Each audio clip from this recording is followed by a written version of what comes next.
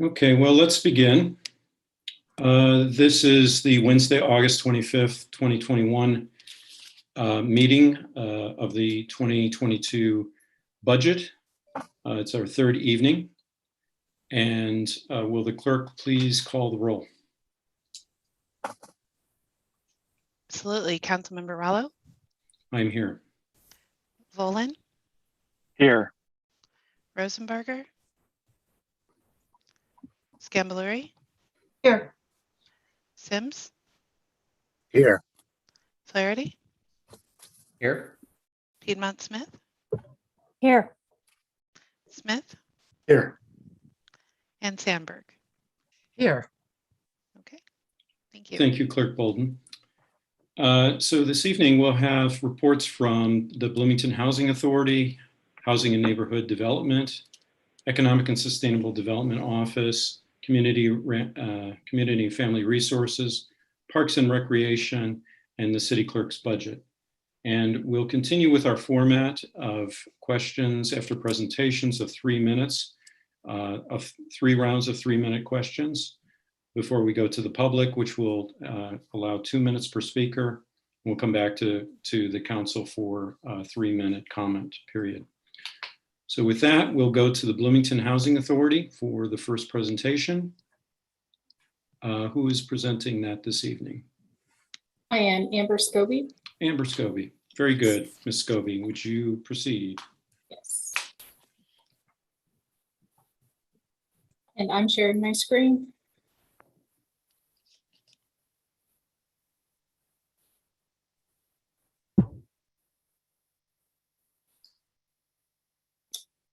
Okay. So, good evening. I'm Amber Scobie, the Executive Director of the Bloomington Housing Authority, and excited to present our fiscal year 2022 budget. Just a reminder of the mission: the Housing Authority exists to strengthen opportunity, beginning but not ending with housing. Yes, we provide affordable housing programs, but also a lot of supportive services and partnerships within the community for our residents. I'll also note a majority of our funding comes from the U.S. Department of Housing and Urban Development. So I'll talk a little bit about that with the budget and also some ways that we're diversifying our revenue in the future. A quick snapshot of our portfolio. So we have public housing. Right now it's the Crestmont community. It's 196 units. In the future, we will have near future, 2 months or so, we'll have a separate owner budget, and the fiscal year will be the calendar year next year. So when we get to the public housing portion, you'll see that the numbers are much lower than previously because it's been prorated just to be 2 months out of the fiscal year. We also operate some RAD, project-based voucher units, at Reverend Butler in Walnut Woods. This is a separate ownership entity and a separate budget and fiscal year. Those are 116 units. We have 1,284 housing choice vouchers. We help with a single room occupancy program in partnership with Centerstone. That is 12 units. We doubled the size of our project-based vouchers this last year to 91. Veterans Affairs supportive housing, we have 80 vouchers, 28 new emergency housing vouchers, and or supportive services and self-sufficiency. We have 80 participants in our family self-sufficiency, a home ownership program with 12 homeowners, and about 99 households in our resident opportunity and self-sufficiency program. Also a reminder, we have a Head Start facility at Walnut Woods and our active community building here in Crestmont.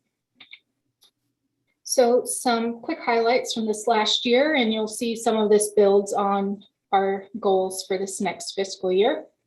We increased our housing choice voucher housing assistance payments by $550,000. Most of this was thanks to the CARES Act, and we also had some increased expenses. Of course, some of our clients had lost income or their jobs temporarily due to the pandemic, but we were able to get some CARES Act money for that. We added 28 emergency housing vouchers to our portfolio.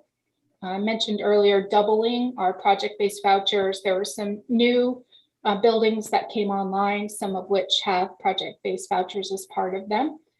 We began pre-development activities for the Crestmont Rental Assistance Demonstration Program.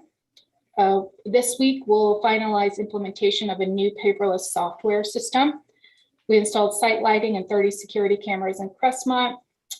We turned over the natural gas line operation in Crestmont over to Vectron and Centerpoint. As our first year with the low-income housing tax credit compliance work for Reverend Butler and Walnut Woods, and we were successful and had a good audit. We attended the Indiana Supportive Housing Institute with Centerstone, and 29% of the construction dollars that we spent renovating Reverend Butler and Walnut Woods went to Section 3 businesses or women minority business enterprises. Okay, there's a typo on this one. It should be our fiscal year 2022 budget goals. And those are, we're shifting from public housing asset management to operating our properties under the RAD model and low-income housing tax credit, which basically is sort of streamlining some of the operations, different fiscal years, et cetera. So that will be a priority. We want to increase success of our voucher holders in our Section 8 program. And we're doing that through initiatives like a landlord risk mitigation fund, also prioritizing the lease up and success of those emergency housing vouchers, which are designated for those experiencing homelessness from the coordinated entry wait list. We want to continue to increase our real estate development capacity at the Housing Authority and through our nonprofit development arm, Summit Hill Community Development Corporation. And we want to focus on efforts that build residents and community partners empowerment for community-wide safety and youth engagement. Okay, so we'll start with the public housing budget. That's made up of rents collected and also operating subsidy. We also receive a few other grants for resident services. Reminder, this is just 2 months out of the fiscal year because we are preparing to convert Crestmont through the RAD program, which it will then have a calendar year fiscal year and a different budget given all of those influx of money for the renovation and ongoing operations. So I will also note this shows a vacancy loss that's pretty high. We are holding some units vacant into the next few months in order to prepare for those renovations. So yes, quite a significant loss in some rental income. But the largest, as you see, the operating subsidy from HUD at $142,000. So in total, rental and operating income is about $217,000, and expenses, again, administrative for staffing, tenant services, utilities, maintenance operations, insurance, and some collection losses, and total expenses about $215,000. This is the Housing Choice Voucher Section 8 budget. This is by far our largest in terms of dollar amount. It's also a huge economic boost to property owners that are receiving these housing assistance payments on behalf of the families that we serve. I mentioned we are seeing about a $500,000 increase in housing assistance payments, estimating about $9.2 million going into this next fiscal year. We have funding for our family self-sufficiency program. Another large chunk of income is administrative fees that helps to fund staffing costs, benefits, office overhead, supplies, those types of things. That's $776,000. You'll see some income for the landlord risk mitigation program, about $75,000 to match an existing $75,000 that we have in a fund. And other kind of miscellaneous fraud recovery is money that we get back from tenants who may owe. So total income about $10.2 million, and expenses, we pretty much expense out all of the HAP payments income equals expenses. We do expect to spend all of that. Administrative is 824,000, of which there are some expenses in the landlord risk mitigation fund. Our FSS program, insurance, those types of things. So pretty close for expenses equaling income. Expenses about 10,169,000. I also put our single room occupancy budget on here. Income equals expenses. Even what we don't spend, we have to reimburse HUD. All right, the central office cost center is the business unit of the Housing Authority. It earns its income from fees from all of the programs, public housing, RAD, the voucher program. We also have some American Rescue Plan grants, about 375,000 here, thanks to about the 250,000 from supporting the efforts of our development and community land trust establishing, and also some help with the landlord risk mitigation fund. So total operating income, 1.4 million, and expenses, again, administrative, we do some tenant services work. We've really increased that by about 10,000 this year to help with some of the community safety and youth engagement initiatives. Utility, office maintenance, and insurance operating expenses, $977,472.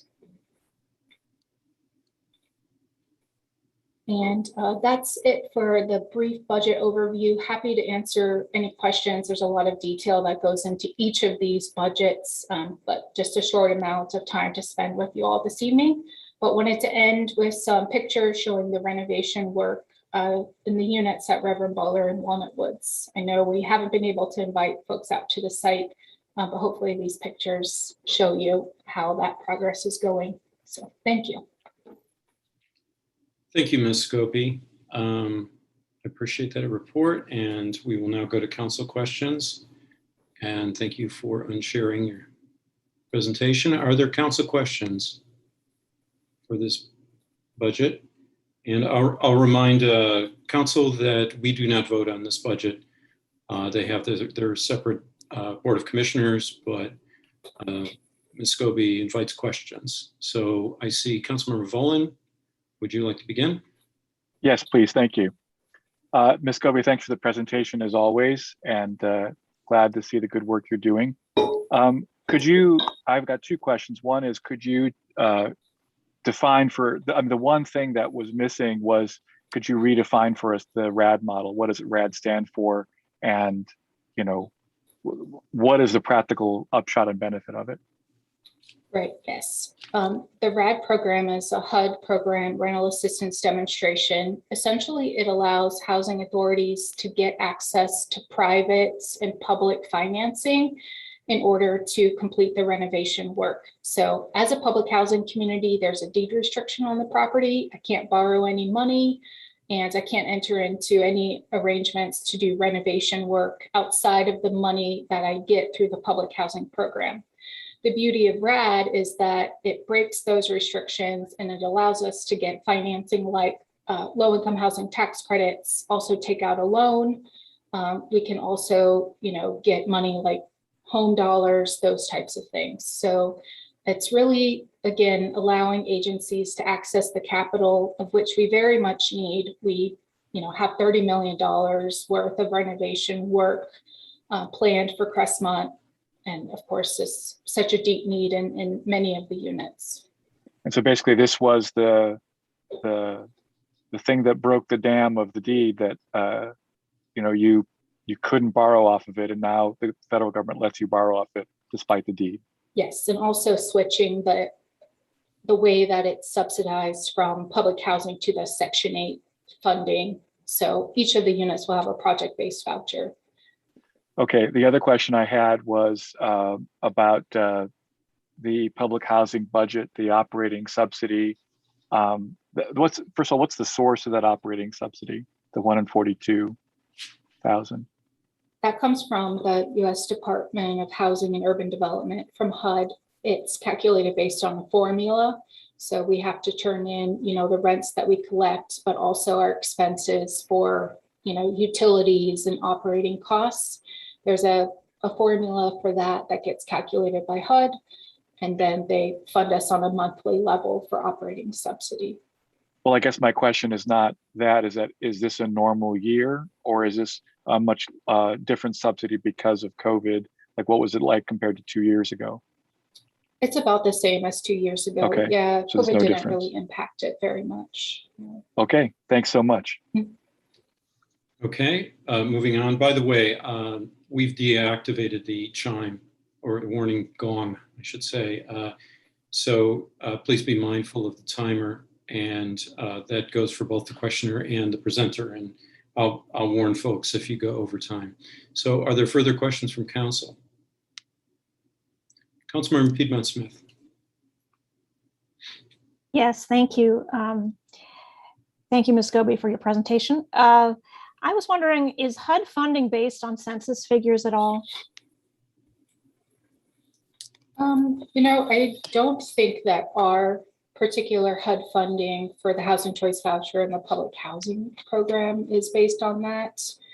Ours are kind of set by some appropriation standards that Congress has. I do think there are other HUD programs. I'm pretty sure that some of the homelessness services programs are based on census data, maybe even CDBG and home. But of course, the HUD umbrella is large, and we're just one little part of that. So I don't think that our census numbers would impact some of our specific HUD funding at the Housing Authority. Okay, thank you for that. Mm-hmm. Further questions from council for the Bloomington Housing Authority budget? Ms. Goby. Councilmember Smith. Thank you. Thanks for the presentation, Ms. Goby. That was great. Will you say a little bit about community land trust and how that works? Okay. So the way that I think about how the Housing Authority and Summit Hill can contribute to community land trusts is we already have a nonprofit development arm that's mission is to promote housing affordability in Monroe County. So one way that we already do land trust type things is ground leases. So for Reverend Butler, the Housing Authority owns the land, and then the owner of the units, the tax credit investor and our nonprofit pay a ground lease. And so that ground lease holds the land for permanent affordability and earns a little bit of income from those that own the buildings and improvements. There's also like deed restrictions. A new way, and we're looking forward to partnering with the city on this, is some land that's already under city control or owned or will be, like the hospital site.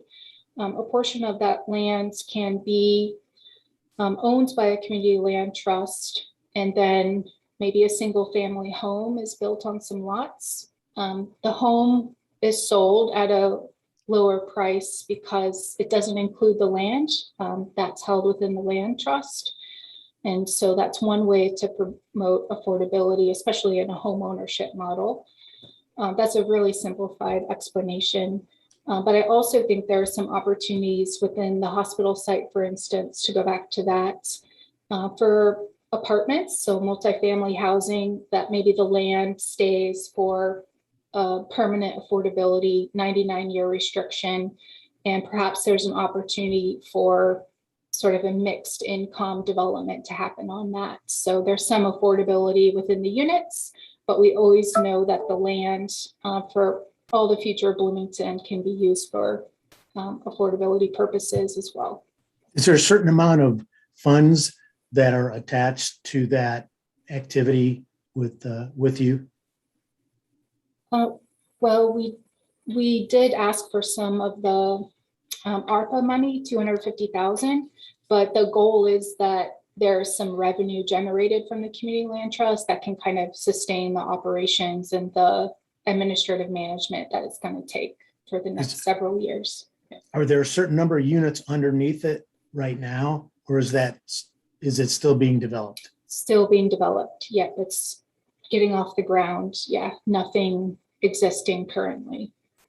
Very good. Thank you very much. Additional questions from council? Council President Sims. Thank you. Thank you for the presentation, Ms. Scobie. And Kit May always takes such great photos, so He please does, yeah. give him our thanks on those apartment photos.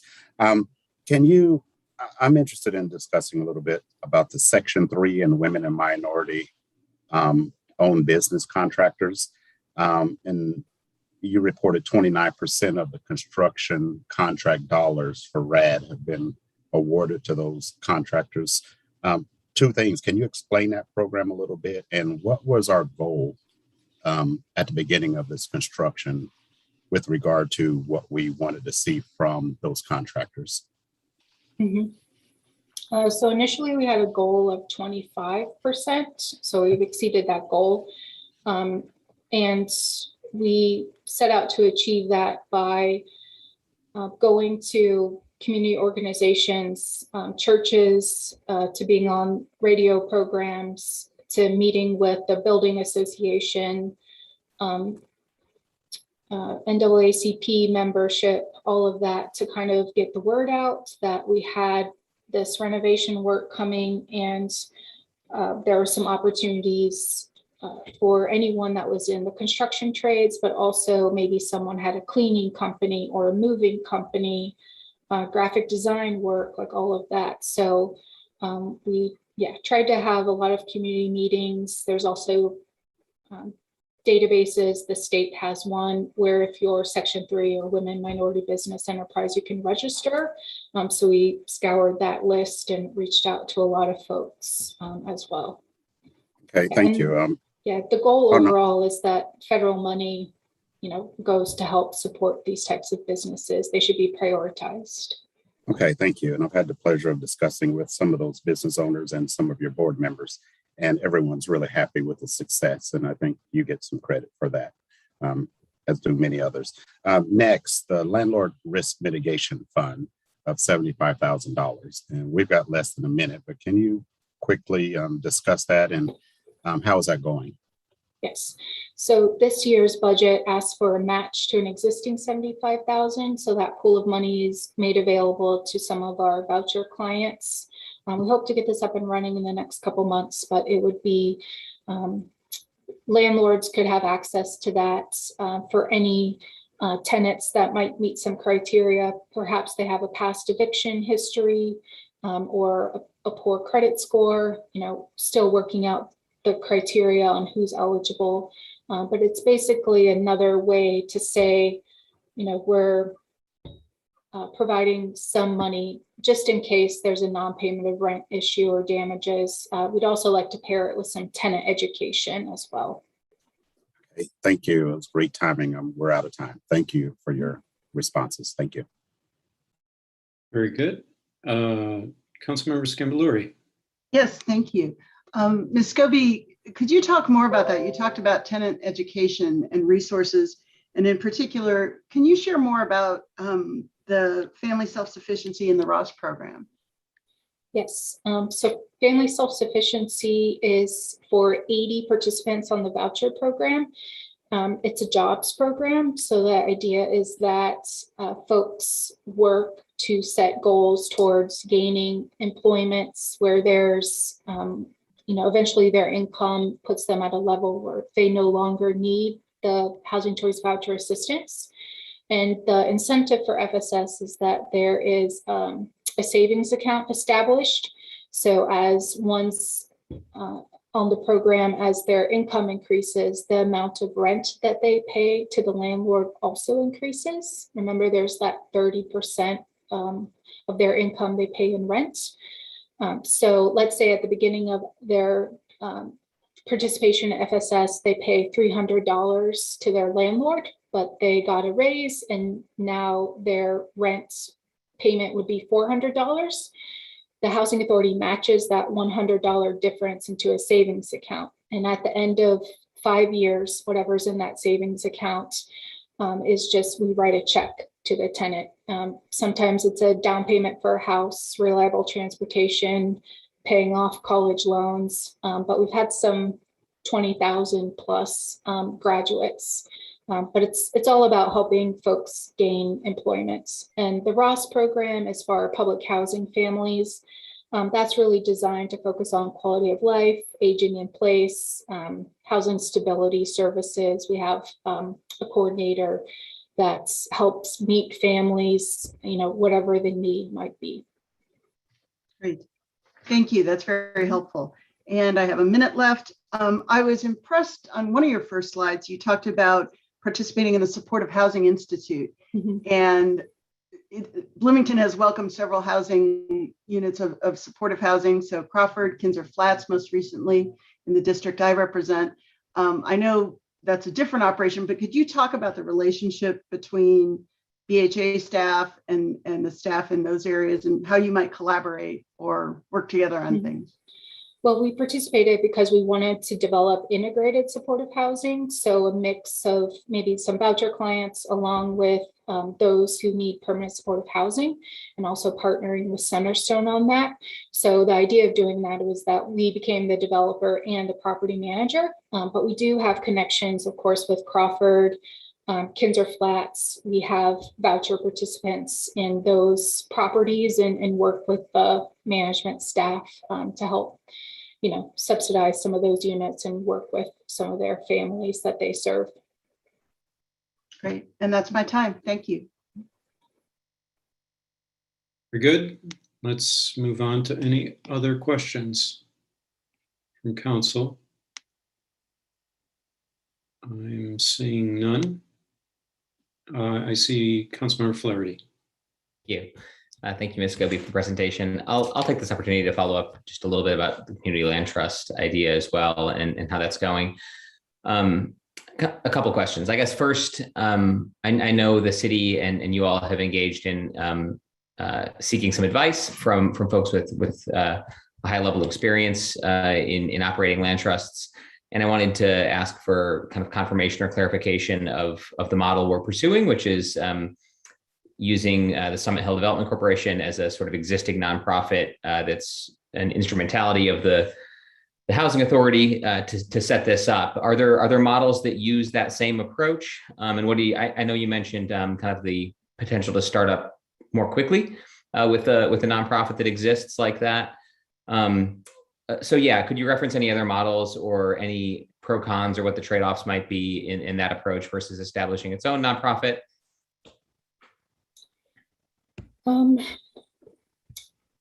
Well, I know there are models that work with like city nonprofits or other partnerships. I think I'm also really interested in that those living on properties in the community land trust govern the land trust themselves. So I think there's a little bit of a hybrid here where, perhaps Summit Hill can help get this going, and then eventually they're actually governed and overseen by those living on the land trust property.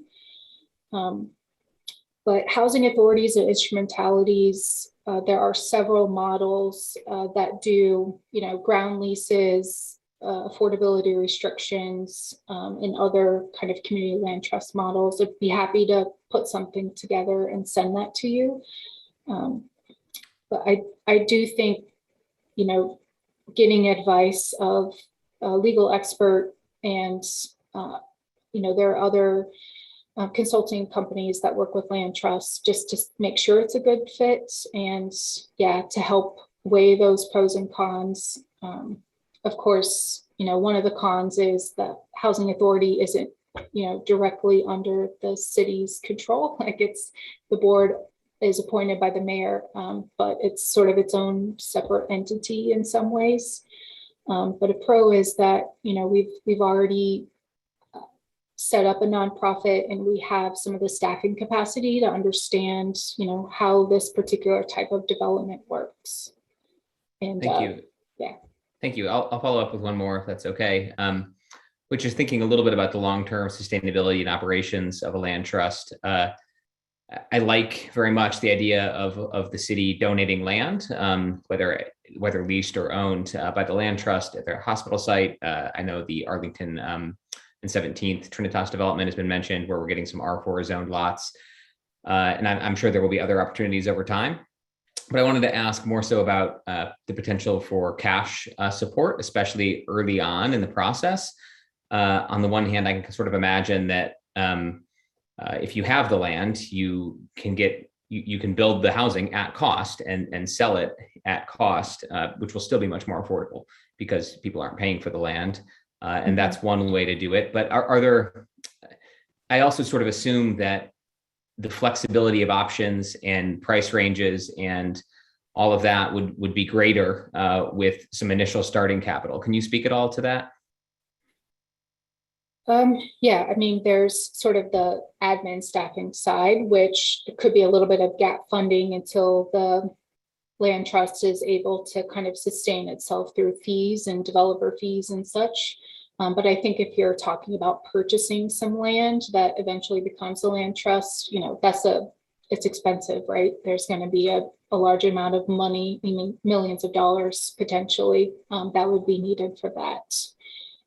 But right now we're just really focusing on some of the setup in terms of deciding on the structure and the governance piece of it. And the staffing piece of it until we can be self-sustaining, which should be 2 to 3 years. Thank you. Appreciate it. Okay, we've had a little timer problems, but I think those have been resolved. So we're continuing on questions. I guess we're in second round now, or if anyone would like to continue questioning. Council President Sims. Thank you. Just one more thing I'd like to hear about. Ms. Kobe, you mentioned $11,166 of collection losses in the public housing budget. Can you just expound on that a bit? Is that non-payment of rents mainly? Yeah. And are there any consequences for that? I guess, for lack of a better word. Yes, so collection losses are non-payment of rent or damages to units after a move out that after 6 months we label as most, uncollectible, probably highly likely that we're not going to collect that. So of course there's consequences for non-payment of rent. That could be an eviction. Right now we have the eviction moratorium, but if you don't pay your rent, then we try to set up a payment plan or kind of figure out if there needs to be a rent adjustment. But in some cases that could mean an eviction. And tenant damages, sometimes after move out, those get recorded. And the consequence is that you have to pay that back before you'd be eligible for any of our programs again. So we write them off of our books because HUD actually scores us on our tenant rents collected. And if we show a lot of losses, it messes up that collection versus what we charge versus what we collect, that ratio, and it minimizes a score. So that's why it's on the budget. We write it off the books. Okay, and I know you're in the process of changing how you budget, at least the fiscal year, but this reported collection losses, where does that fit in past years? Is it higher, lower, right about normal? It's 2 months worth of what we would typically write off. I think I actually put 2 months worth and then a little bit more because I was expecting, perhaps there's some last minute write-offs that are needed before we convert. But it's a good amount of money, maybe 60 to 80,000 that we write off some years. I was going to suggest maybe more like 60 just to get an idea. So, okay, thank you very much.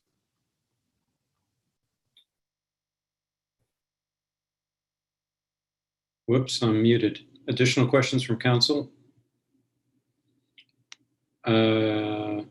I'll take one. Ms. Scobie, you showed us some pictures at the end of the Reverend Butler apartments that are being renovated.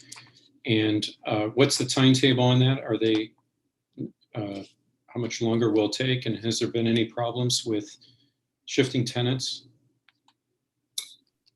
It is slated to be finished by the end of this year. So we just started the last phase, phase 5, last week. And so that will go until early December.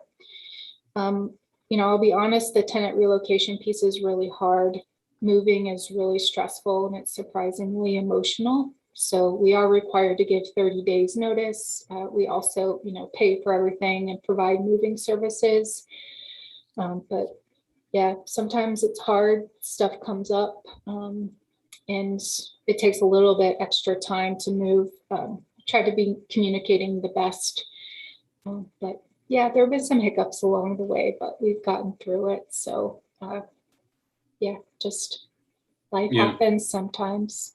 People are attached to their homes and it's not it's, easy to uproot and move. Exactly. It's probably the hardest part of all of this. Yeah.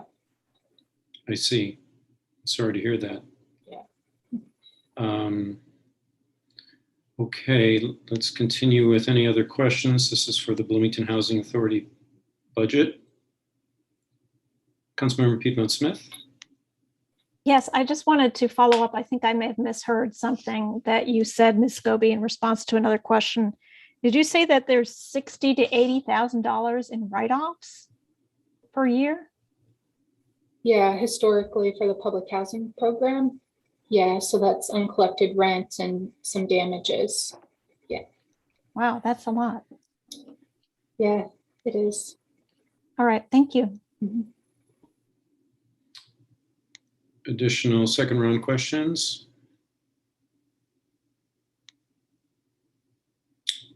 Going once, twice.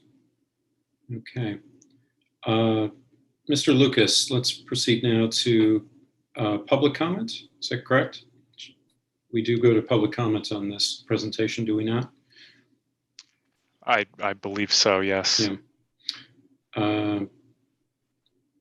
So one could indicate through the chat function, raised hand.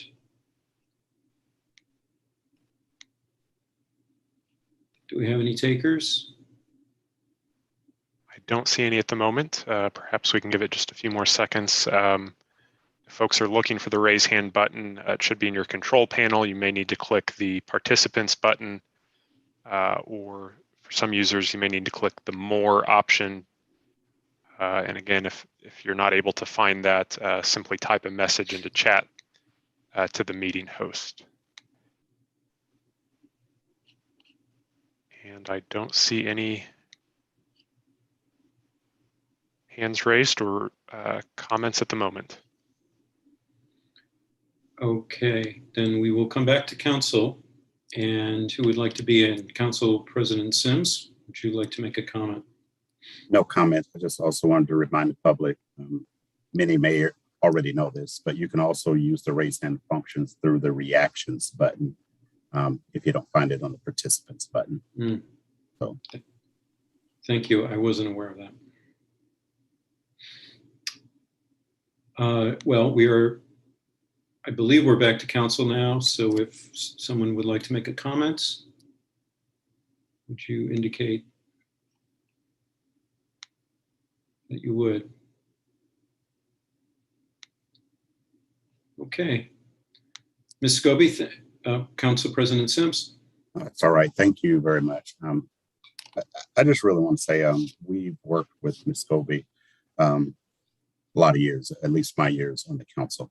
And I just want to thank you for all the progress and all the work that we're doing in order to work on some of our lower income housing issues. And I think with the beginning of this project, with the Section 3 and women and minority owned businesses portion that we included in part of that contract, where we were actually having local people and allowing them to work and earn income and learn some skills along the way that could help them later on in their lives and career. I personally think that's big. And I just want to thank you all for doing that, and the participants and your board. And I just wanted to say that. So thank you. Thank you. Additional comments? Well then, Ms. Scobie, thank you for the work that you do, and thank you for your presentation of your budget for the Bloomington Housing Authority. We appreciate you coming. Yes, you're welcome. Have a good evening. You too. Thank you. Our next budget item is the Housing and Neighborhood Development budget. And Mr. Zodi, are you prepared to begin? Yes, sir. Let me get my screen shared, and in just 1 minute. May I ask members, are you seeing that? I believe we are. Okay. I'm seeing your desktop with a swimmer. Oh, you are? Yes, I saw your presentation momentarily, and now it's okay. your desktop. Thank you for saying that, Councilmember Rollo. I am trying to get my, give me just a second here, council members. I apologize. Trying to make sure I'm looking at the camera, and I have multiple monitors here. So if you'll forgive me, I may be looking a little bit off to the side during the presentation to make sure the monitors are where they need to be. So good. Yeah. So forgive me for that, but I'll go ahead and start if you're ready. Good evening, councilors. My name is John Zodi. I'm the director of the Housing and Neighborhood Development Department here at the city. It's a pleasure to bring our budget 2022. Mr. Zodi, we're not seeing any slides yet. Are you attempting to show them? Well, I thought it was. Okay. There it is. How about that? You see it? Yes. Now it's there. There you go, Mr. Zodi. Yep. Okay. Everybody, give me just a second here because my transition isn't operating as it should. So let's do this and put you all.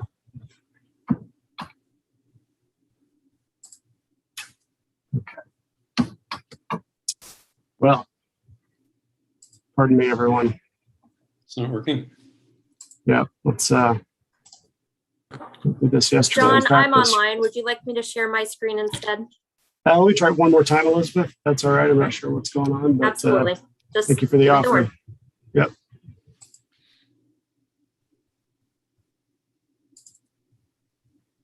Okay, council members, do you see this? Yes. Okay. Here we go. Apologies, and thank you again, Elizabeth, for the help there.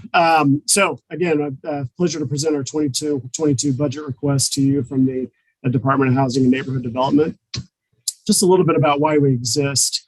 Really some main functions here that we state as part of our mission, which is to enhance the quality of life for Bloomington residents by developing programs, services, and partnerships with the public and organizations here in the community to preserve that character, to promote safe and affordable housing, and to protect neighborhood vitality. You'll see here a picture of a neighborhood cleanup that was done last year. The department also provides, as many of you know, staff support and assistance for 4 boards and commissions. The first is the Redevelopment Commission. Then there's the Historic Preservation Commission, the Board of Housing Quality Appeals, and the Citizen Advisory Committee for the distribution of community development block grants. And that is a committee, for those of you that may not know, or members of the public, that is a citizen group that comes together each year to decide allocations of our community development block grant dollars from the Department of Housing and Urban Development. Background on the department, we have 17 great full-time employees. I want to take this opportunity to thank the staff at hand. I am new, I'm just about 6 months in the job here, and we've got a really hardworking, dedicated group of people who worked through the pandemic, figured out a way to do home inspections, figured out a way to do a lot of things during a really difficult time, and I've relied on them very heavily during my time with the department, and it's a fun group to work with, and people who are truly public servants. So I want to thank the hand staff. Among their duties is a number of major initiatives. The rental inspection program, as I mentioned, neighborhood compliance, neighborhood services, historic preservation, community development block grant dollars, home investment partnership funds, which are also known as home dollars from HUD, our housing counseling and homeownership assistance programs from HUD, and then the goal of affordable housing, which is obviously a large initiative within the department. I also want to point out the organizational assessment that was done. We've heard about some of those already this week in presentations, but this is was a great assessment done for our department. It had about 11 recommendations for what we might do in our department. I think all of them are good, and would like to get going on those. We've already started some, but that's something that we're really focused on here in the department before the end of the year. Update on our 2021 budget goals.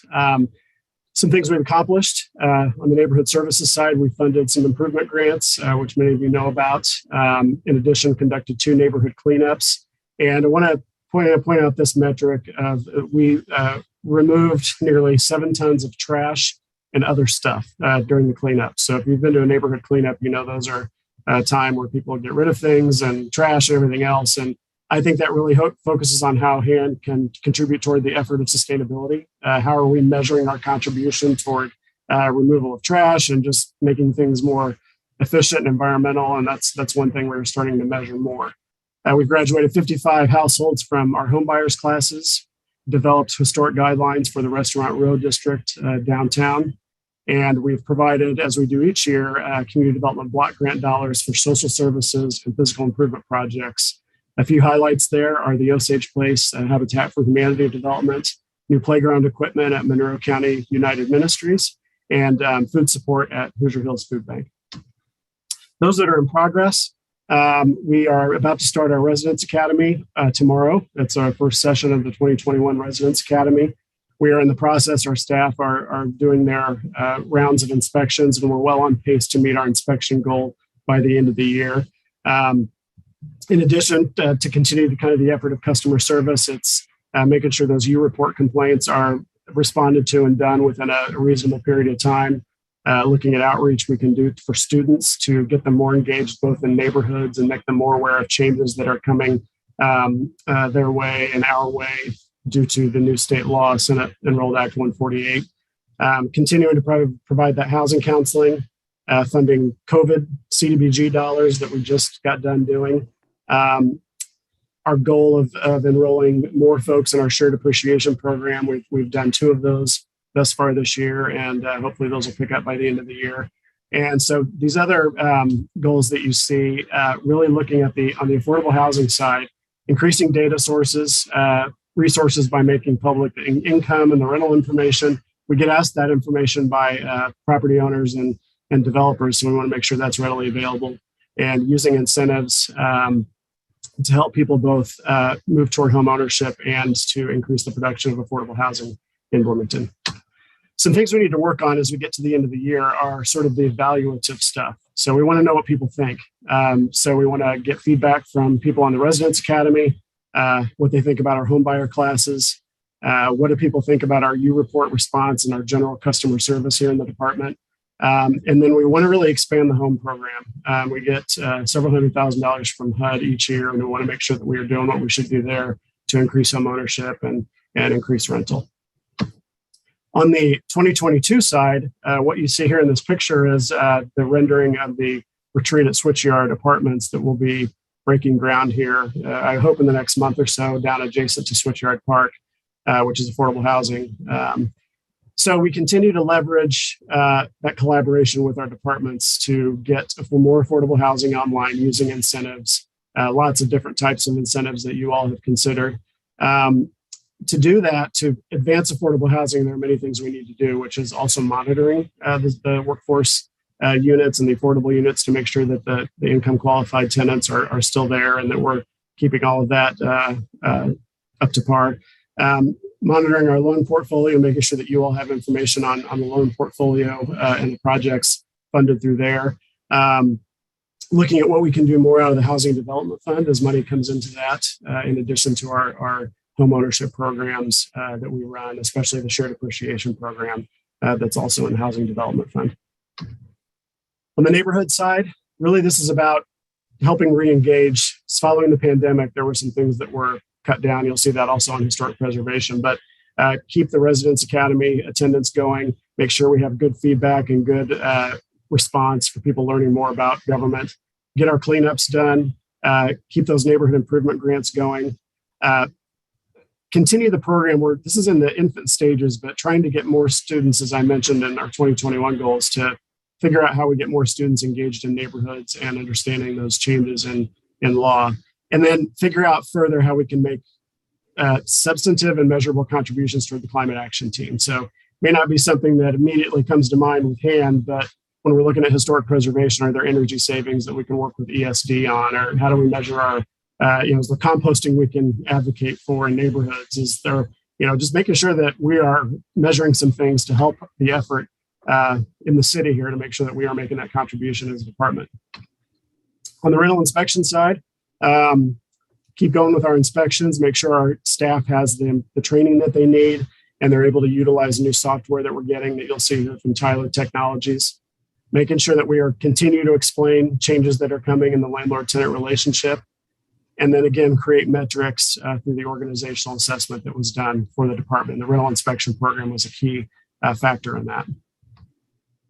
Historic preservation, I'll summarize this slide by welcoming our new program manager. And you see the Thomas Smith House there that you all are considering for local designation. But really, this is about getting some of the outreach back online with historic preservation. We were unable to do our seminars and our education outreach and things like that during the pandemic. So we want to get a lot of that back online and look at how we need to update the sites and structures list as a big sort of community-wide thing that we need to be creating a plan for. So a lot of activity in the historic preservation side. And on our HUD programming, continue that housing counseling, making sure that we are getting people through that program and that we're educating them in the way that can get them into home ownership. Look at how we are strategically using our community development block grants here in the community, and then continue to expand the home program, as I mentioned, utilizing those home dollars, and the calendar for that is something we're getting more used to and trying to get more projects online through home. So American Rescue Plan, here in the last few minutes here, I want to make sure we spent time on this. There are 3 buckets. You had allocated or appropriated money rather for the landlord risk mitigation and for the Summit Hill development, which you spoke to Ms. Scobie about during her presentation. And making sure that we're working together on that is important, and looking at how we first put all this into sort of 3 buckets that you saw in your memo, and I'm presenting to you now, which is how we assist the unhoused and those who are housing insecure with the evolution of the housing insecurity working group and the Heading Home initiative. It's the intention. I think we'd want to see another large contribution go to the United Way and the folks that are engaged in that activity to make sure that they are utilizing the strategies put together from the Heading Home initiative and able to well fund and staff and do everything they need to do to stand up those initiatives and those programs. And the city wants to help with that. There are also some things that here within the city could be done, which looking at how we provide more resources. So how do we reduce those housing barriers? How do we support housing first? So we've done a lot of things to support, for instance, Crawford and Kinzer Flats, but the ongoing support of that is very, very important. And we want to make sure that we are doing what we can to support those efforts. So that is the first bucket of assisting the unhoused and those who are housing insecure, who have housing insecurity. The second bucket here in developing rental housing, we feel like we can do this to sort of summarize. This is a big topic, a big initiative, and looking at how we can do it in a number of ways. Looking at how incentives can be used through Housing Development Fund, through the UDO, through tax abatements, providing rental assistance outreach. There was an article in the New York Times today about 89% of the money for rental assistance has not yet been distributed nationwide. And so I will tell you quickly and briefly that I believe it's an awareness issue, not a money issue. The money's there. We just have to make more people aware of it. And I'm happy to share some other numbers with you on why I think that's important here in Monroe County and Bloomington. But rental assistance outreach is really, really important to get people aware of the resources and to keep them in their homes.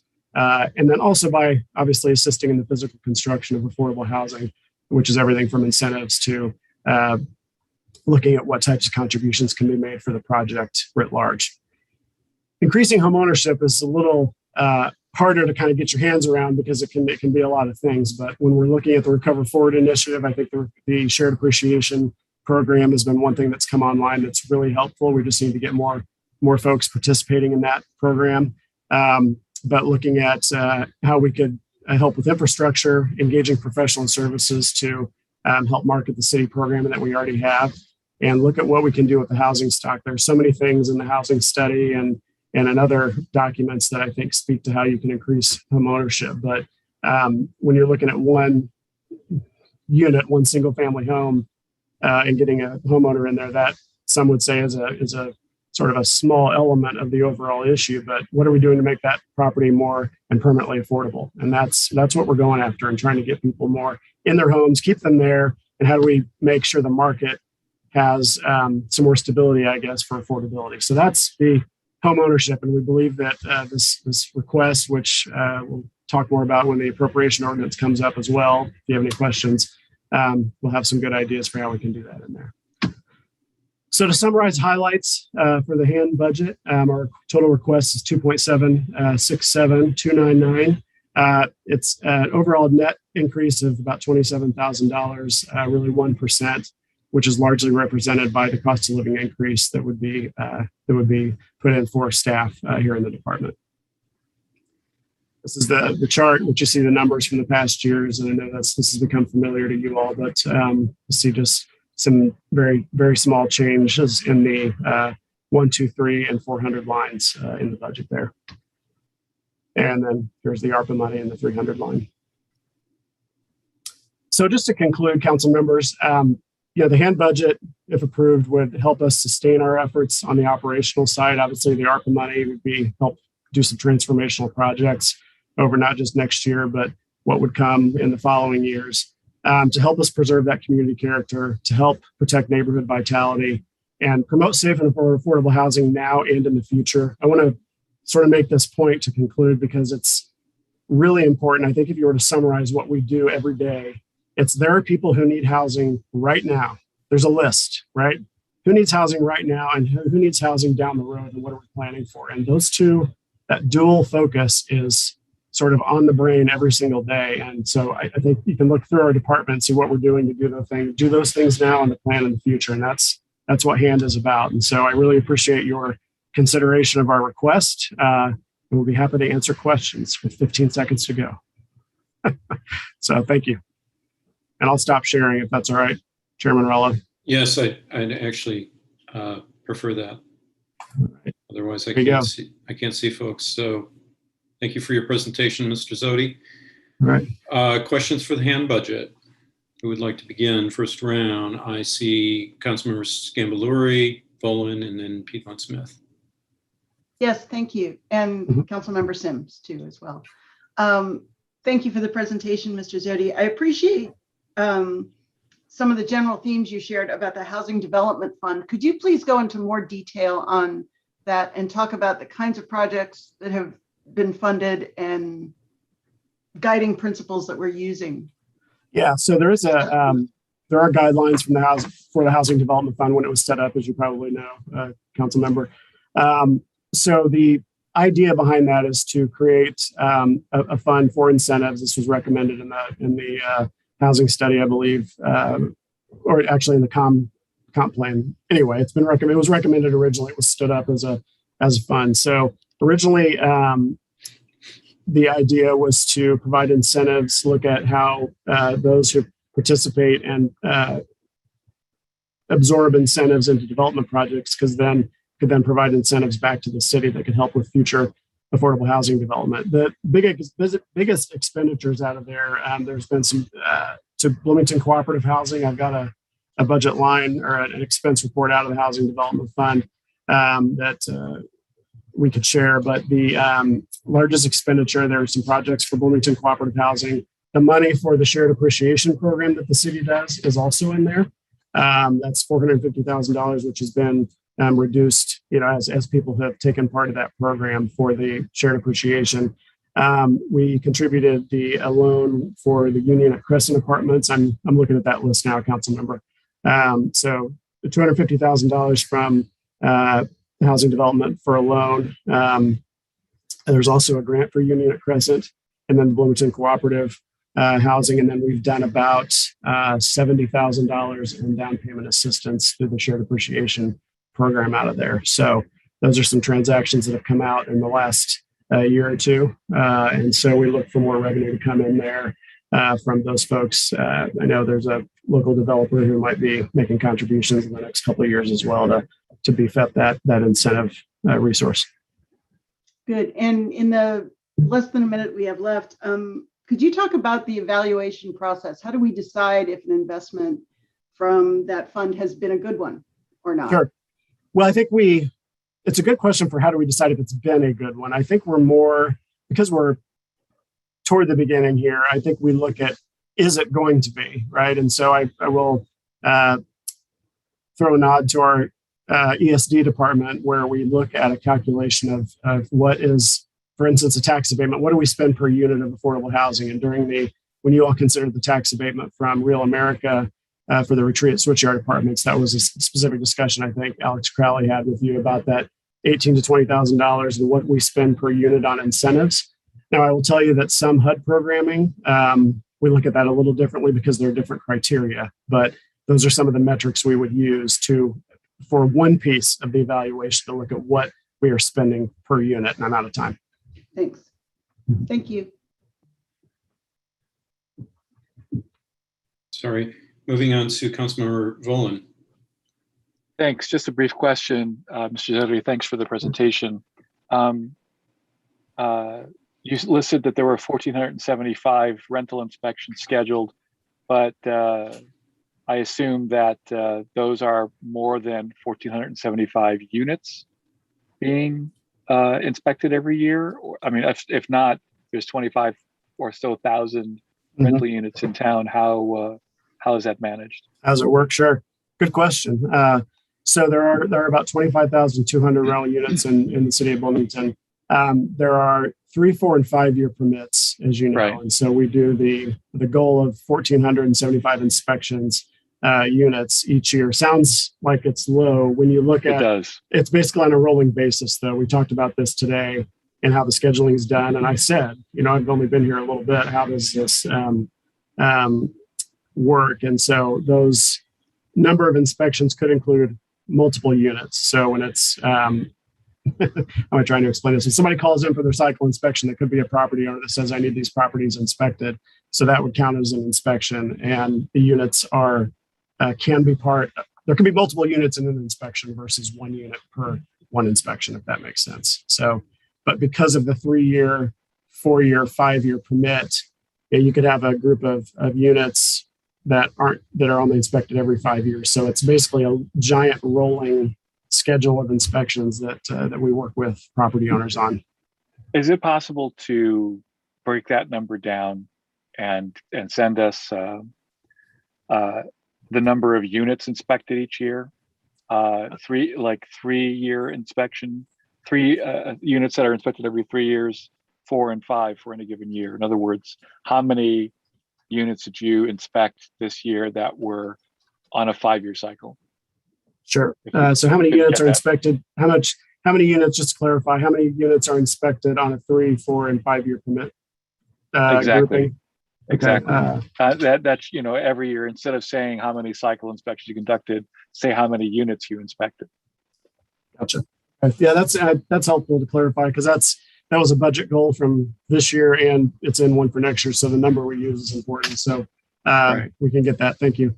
But I mean, is that actually a goal? I mean, isn't it really more just of a requirement because you have to inspect apartments on a 5-year basis at the minimum? It is. I would say that it's a goal because, number one, it's a big function of what the department does. We are one of the few. We are one of the few cities that has a rental inspection program in the state, as you know. But also, there are times where people cancel, where they don't show up. We have to do. There's quite a bit of effort. There can be quite a bit of effort to make sure a unit is inspected. And that's my time. All right. Okay. Thanks, Mr. Zedri. There you go. Yep. Thank you for keeping to time. Councilmember Piedmont Smith. Yes, thank you very much. what is the comprehensive strategic plan for providing housing in Bloomington to fulfill current and future needs, say 10, 20 years? Is there such a strategic plan? What is it? Where is it? Sure. Thanks for asking. I would say, if I can go back to the conversations and the questions I've heard previously this week, we've got the comprehensive plan that you all have mentioned. I think page 64 mentions the need to develop a comprehensive strategic plan for housing. The mayor had a document, a 5-page document or so from 2018. Looking at that, there are a number of deliverables that have been done on that document. But then last year, we commissioned, as all of you know, a housing study for Bloomington. So I would tell you, and I think your question earlier in the week, Councilmember Piedmont Smith, was, is the housing study the city's strategic plan for housing? I would say it's a part of it. But I think all of those documents together, in addition to what the Housing Insecurity Working Group has done, in addition to, I understand the BEDC is going to be coming up with an economic development plan that will have housing in it. I would say that we need to look at all of those, and it's more about a status check on where we are with those things. There are plenty of strategies. There are lots of strategies in those documents. And I would say, being newer to the department with 6 months in here, that it would be good to go through with council members and anyone else to see where we are on those things. There are, for instance, you take the hospital site's mentioned in those documents, and what's a deliverable? How are we approaching the goal orientation for affordable housing on the hospital site? And there's a fiscal study of the site that's been commissioned, if you will. It's in draft form, but it will make recommendations sort of based on metrics and the entire master plan about what we could look for on affordable housing there.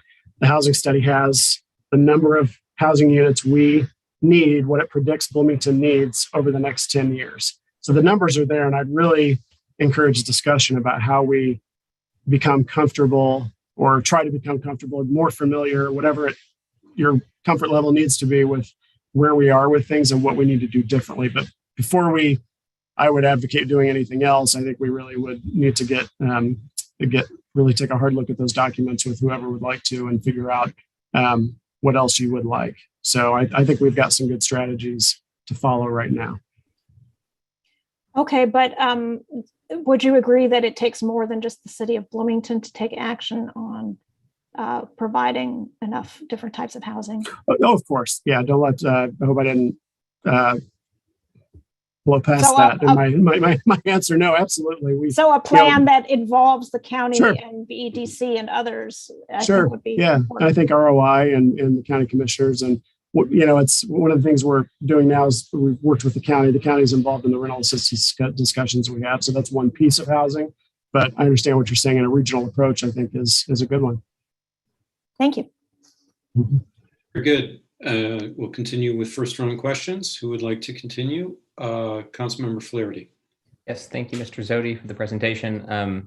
I'll follow up just a bit on the points Councilmember Piedmont Smith was making. Mm-hmm. I would say that I think there would be value if the city's position is that our housing strategy is complete or near complete, to aggregating and collecting those strategies in a report of some kind that is accessible to us as council members and to the public. I think our discussions earlier this year with the UDO in the context of housing and housing affordability, a lot of community members were unaware of things like the housing study or other things where we have strategies pointed out, climate action plan, comprehensive plan. But I think unifying those things might be good.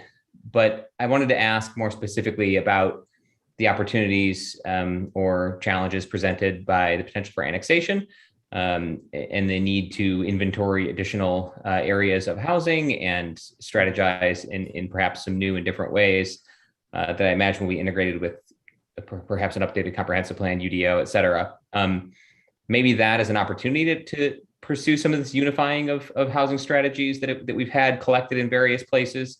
What are your thoughts about sort of both of those things, the idea of trying to unify and make clearer the strategy piece, and then also how annexation may affect that, and depending on what happens there? Sure. Well, look, I think the consolidation, unification of what is out there is great. I think the more people can look at one or a few documents or whatever form they take to be on the same page is always better, right? So if we all can say, we need to do X, Y, and Z, I believe that's a strong approach. And I think we can do that by looking at the numbers and the metrics and how are we approaching. And I really feel, having been, and I've got 1 minute here, but having been in the department for 6 months and knowing immediately what projects needed to happen. So what do we need to do to get those 64 units down at Retreat at Switchyard Park? What do we need to be doing on the hospital site right now? I want to make sure that we are not reinventing any wheels on our end and making sure that we can consolidate as much. So I agree with you. On the annexation side, there are two areas of the department that would be most impacted by annexation, which is the rental inspection program. It looks like I think we would add about 1,500 to 2,000 more rental units, I should say. And then our neighborhood services program, there were about 24 new potential neighborhoods that were identified in the areas intended for annexation. So those are two areas of focus in the department that we would really hone in on with respect to annexation. Okay, thank you. Yep. Council President Sims. Thank you. Thank you for President, Director Zodi. And I'll just piggyback a little bit on Councilmember Scamboluri. Not exactly, but I do know when we were talking about measurables with regard to success or a goal meeting, we'll just look forward to looking at those successes and those measurements moving forward. So it's not a warning. Just want to let you know we'll be talking about that. I'll be glad to. Any conversations welcome. Yes, thank you. But a couple comments. And the one thing, in your presentation, you mentioned that in the neighborhood cleanups, 7 tons of trash was collected, and you mentioned how this was aiding in sustainability efforts. I didn't misspeak, did I? No, I was just maybe clarify a little bit, Mr. President, that the trash included sort of other things. So furniture, wood chips, anything people got that was gotten rid of. Well, that's to my next real comment. How much, if you can share with that, how much of that material were recyclable or how much was reused of those 7 tons and how much went to the landfill?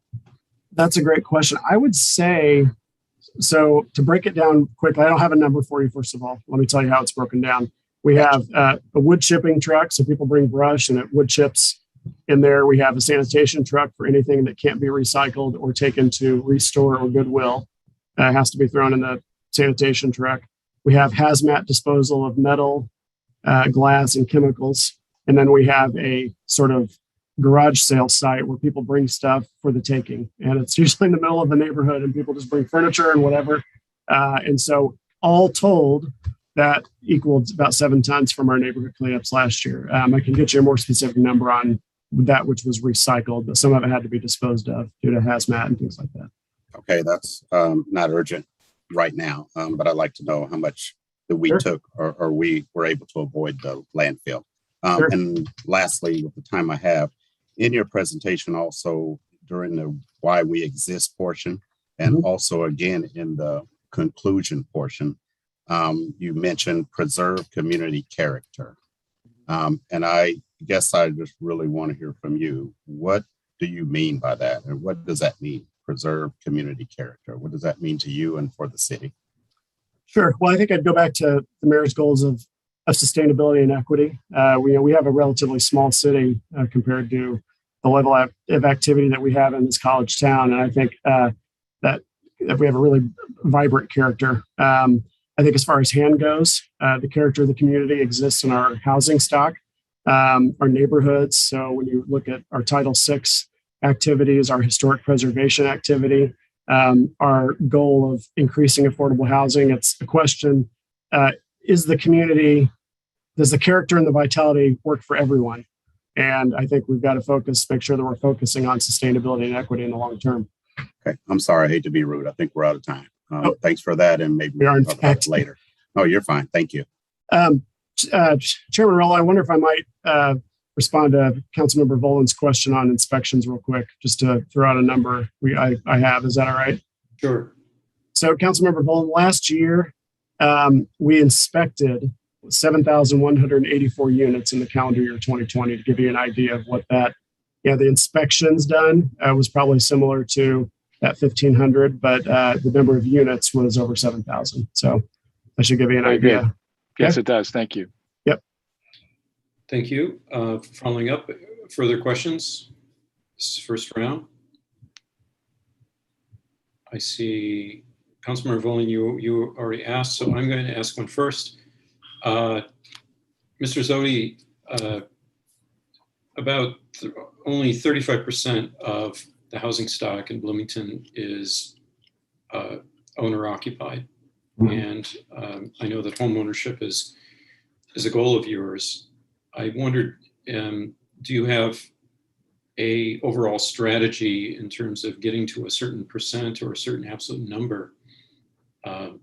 Or is it just a matter of adding units when you can, or adding home ownership, assisting with home ownership when you're able?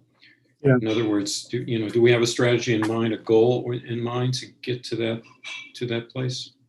Sure. I would say we do have a goal. Councilman Morello, the housing study in 2020 indicates I think we need to have 800 more units, or 800 more single family homes, 800 more people in home ownership status over the next 10 years when you look at that with rental housing. So that came out of the Bloomington housing study. And I will tell you two parts. We don't want to make it incidental, right? It's really tough to tackle what does one person need versus what another person needs. It can take a while to get someone in the pipeline. They have very different financial situations. But I think it is doing what we can to amp up and make sure as many people as possible know about the home ownership programs that the city has: down payment assistance, shared equity.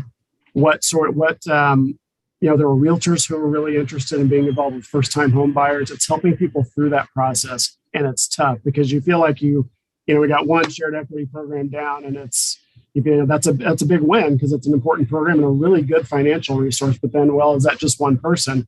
Then you have to look at the long-term affordability. So it can't be incidental. It has to be very strategic, and we have a number goal. How we get there is going to be quite varied in what resources we use. So it's just something we have to tackle every day.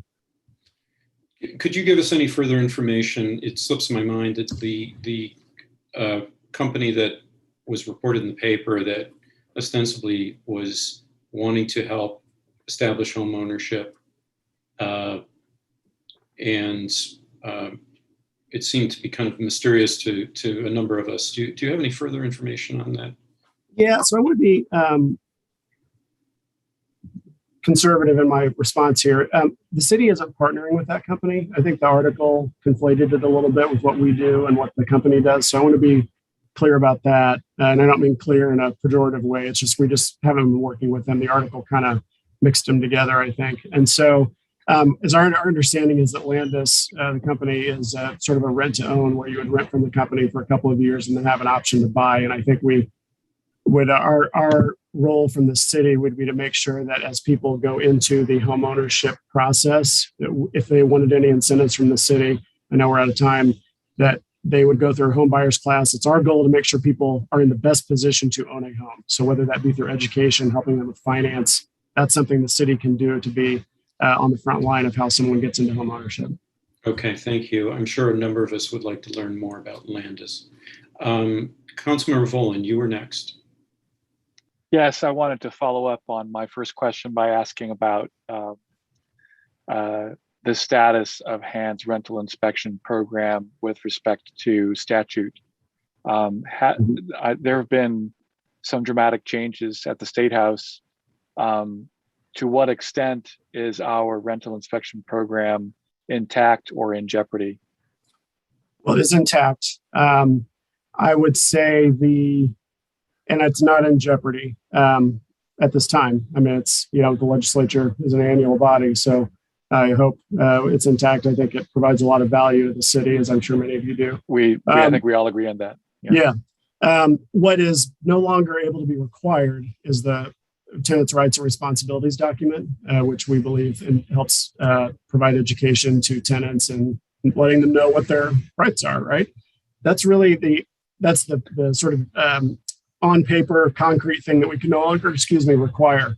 The inspection side hasn't changed a lot. There are just we need to be careful about how much we engage in the landlord-tenant relationship and telling landlords what you can and can't do. That's where we start to creep toward a line that we've always got to be mindful of, and we have frequent conversations with our legal department about.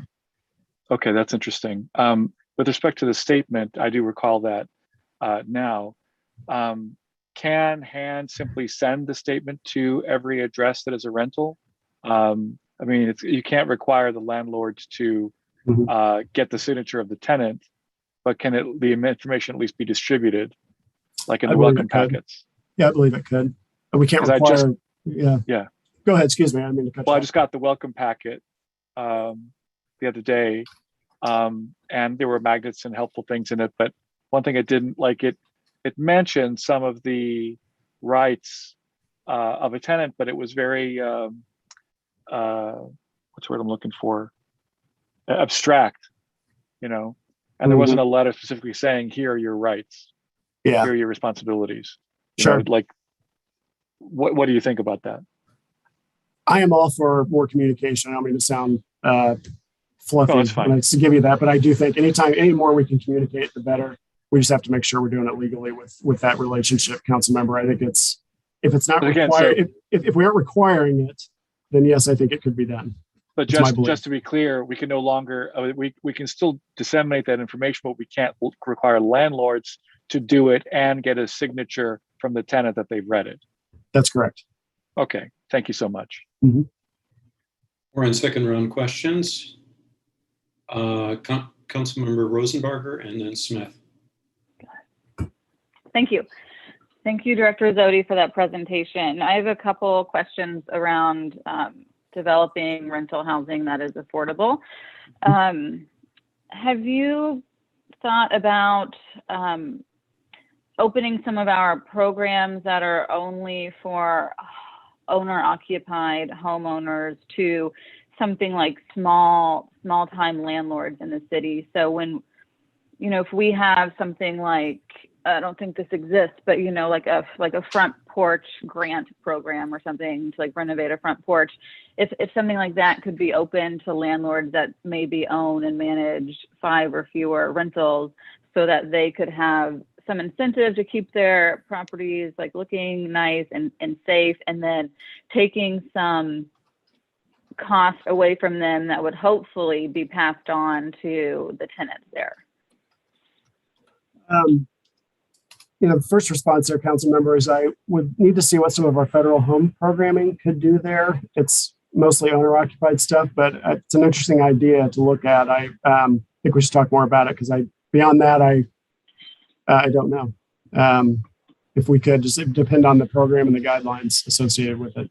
So be glad to talk to you more about it, though. It's an interesting concept. Great, thank you. And then a second question, a little in the same realm. I think there was a time when the city funded Kona a little bit, and I could be wrong about that, but wondering about helping develop a tenants association in Bloomington to, give tenants a place for resources and sort of working together, just so we have some tenants can have a more common voice. I think it is a little more difficult just because tenants can be transient, so it might not be such a big association, but something that could be useful. Yeah, I know there's a group that in town that is sort of headed in that direction, with kind of being a collective place for tenants.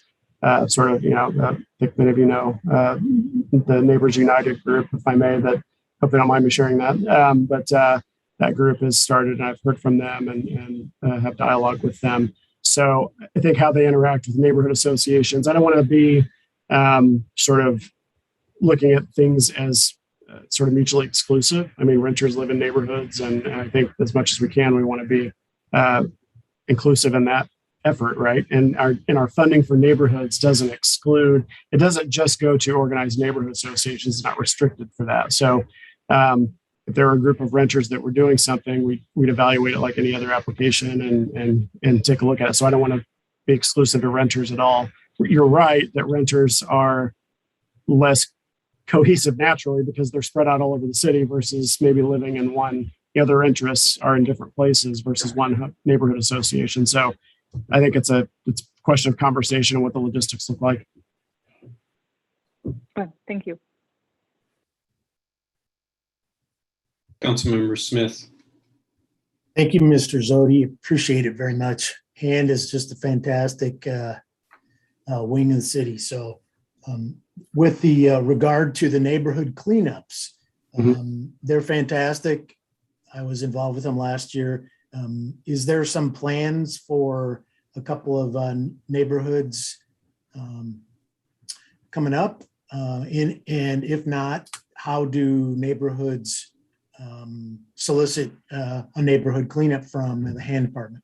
Sure. Well, we're done with our 2 this year. We do 2 a year right now. So we did those in May and June. And if a neighborhood is interested, they should just contact the department. They can call 349-3420 or reach out to Angela Van Roy, who is our neighborhood services program manager. And you can find her email on the city website. Or I can put it in the chat maybe if I can figure out how to do that.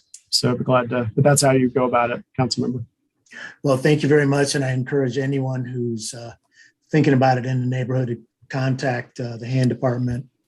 It's a fantastic service that the city does in hand. So thank you. Thank you. Additional council questions? We're in second round, and I see Councilmember Piedmont Smith. Yes, Mr. Zodi, I'm going to ask you the same question that I asked Ms. Scobie, and that is whether the census figures that may be quite inaccurate for Bloomington are used to determine funding from HUD for the programs that you administer.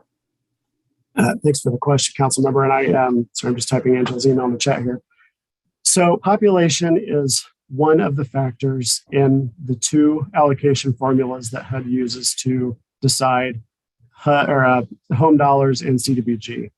The formulas are quite complicated, as you might suspect, but population is a factor. We have not heard from HUD anything about the census and what might change, as I think I heard Amber say. Funding is, it's based on an appropriation from Congress and it has to go, it's a puzzle, right? So if one community has to get more, then somebody may have to get less, but we've gotten no information from HUD on that at all. So, but I will tell you that it is a factor in the formula. I can't tell you just because I have not been able to decipher the formula enough, to be quite honest, about how much it weights the formula. It's a very long statute and has about 7 steps and everything else. So, but it is a factor. And we are very much aware of that implication if it were to come down. So, but those are the two ways in which it could be impacted. I will tell you also, we are well out of the risk of this, but we are an entitlement community from HUD. So that means we have a 50,000 population or higher, which means we get our funds directly from the federal government. And we're, of course, in no danger of losing our entitlement status, but that is a population factor that, from a very basic level, determines how we get our federal money from HUD. All right, we'll have to keep an eye on the figures. Thank you. Yep, thank you. Who would like to go next?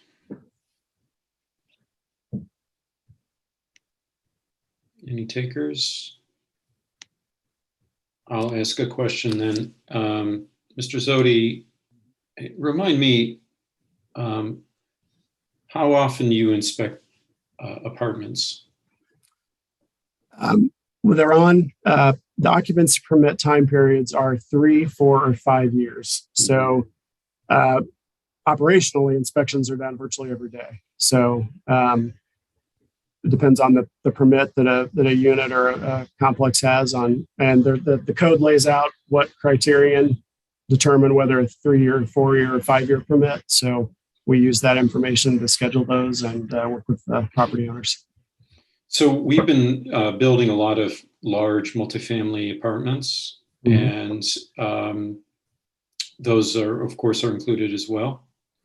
and your staff, I'm just envisioning needing more staff in the future. We've been adding so many units. Like, are you keeping pace?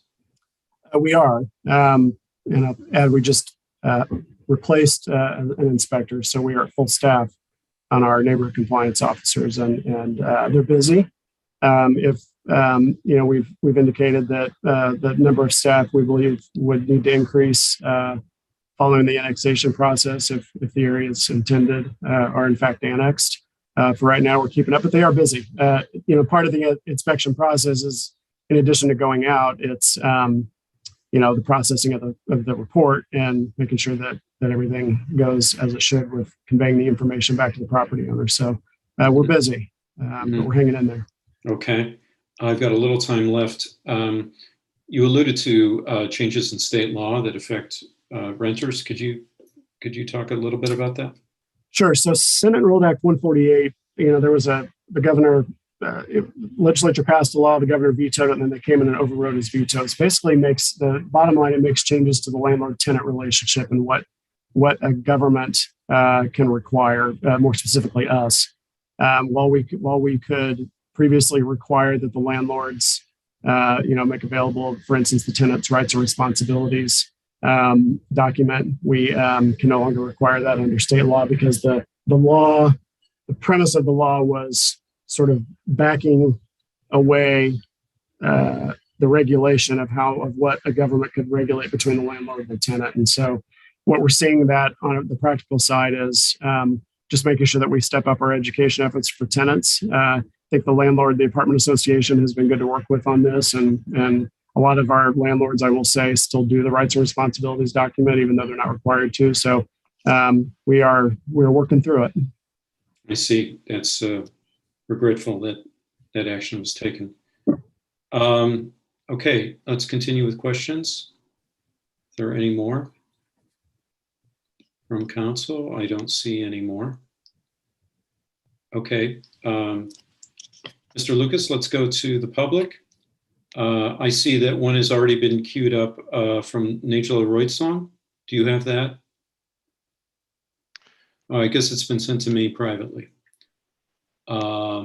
So here's a question, Mr. Zodi.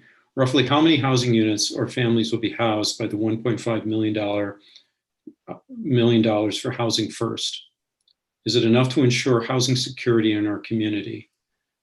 What is the timeline to achieve total housing security, otherwise known as eliminate long-term homelessness in our community? And then it concludes by saying, is he aware that the Bloomington Commission on Sustainability passed a Housing First resolution? And is there any plans by hand to seek to achieve the requests set out in that resolution? So it's a multi-part question. I don't know if you got most of it. I could repeat it if you need it. I'll do my best. Okay. First, I'm not prepared to Point of say. order. Oh, sure. Yeah. Thank you. Sorry, just if that was a public comment that was being read aloud pertaining to our normal rules and processes for that, we should move on to the next public comment. Perhaps a council member may take up the question, but I just want to make sure we're treating everyone the same. Oh, that's right. That's right. I'm sorry. Yes. That is comment, and we don't address comments, but we could do it during returning back. And I apologize for that, Mr. Zodi. I conflated that with council comments. So let's go to, and Ms. Royston will try to address that when we come back to council. So let's go to additional public comment. Mr. Lucas, what do we have? Yes, I see Greg Alexander would like to comment and should now be able to do so. Thank you.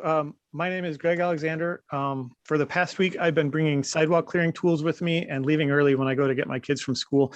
I put in about 5 hours of labor so far at more than a dozen problem spots. And yesterday, for the first time in 5 years, as a Fairview Elementary parent, we took the neighborhood route home without being forced off of the sidewalk into the street. No thanks to hand. In some sense, it felt amazing. The come down today was hard, though. On my way to the school, I found that one of the neighbors had parked their car on the sidewalk just 6 feet from where I had just cleared it the day before. All of my work undone, just like that. I knocked on their front door and yelled, "Get your car off the sidewalk." And you won't believe this, but when I came back 10 minutes later, their car was gone. Wow. 2 days without being forced into the street out of 5 years. No thanks to Hand. In another sense, it feels absolutely awful. I have little spots of poison ivy all over my body. I hate poison ivy. You know, when I bought my house 15 years ago, I decided to transform the ugly, sterile lawn into something a little more lively, and I had to fight Hand constantly for the first 4 years. Under pretense of law, they tried to enforce a purely aesthetic standard. They couldn't appreciate all the hard work I was doing, and I'm telling you this because every time I have seen poison ivy in my yard, I have immediately and completely destroyed it. There hasn't been one poison ivy plant in my yard in 5 years, and here I am today, itchy. I have not once known Hand to effectively clear a sidewalk through enforcement. Once I told them about a sidewalk that was half blocked with poison ivy. That one time, I actually received a response explaining their non-enforcement. They said, "You're wrong, it's euonymus." I wasn't wrong, it's euonymus and poison ivy, and it's blocking half the sidewalk. It's still there today. Hand has an absolutely huge responsibility. I don't think it makes any sense that pedestrian transportation is part of that burden. But since that's where it's at, I wish the Hand director could tell you directly that task is not being completed. Maybe it should be assigned to a different department. I've got about another 3 hours of work ahead of me before I'd say that route is done. It sure would be awesome if someone else would take care of the 2 properties where poison ivy still grows onto the sidewalk. I am so itchy. Thank you for your time.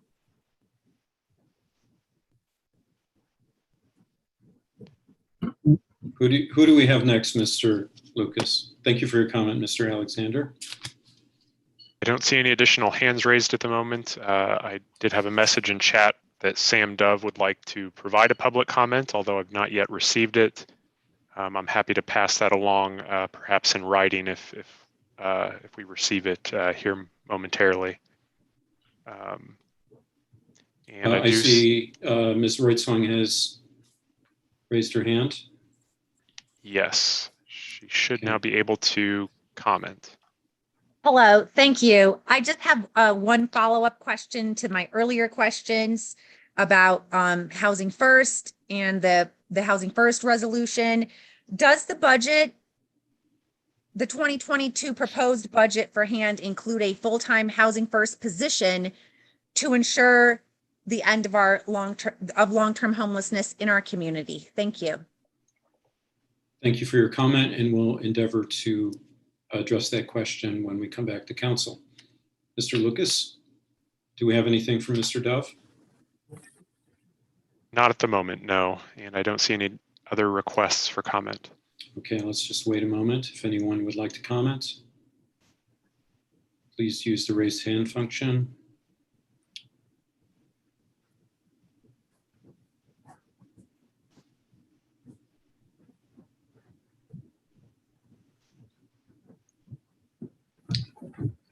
Okay.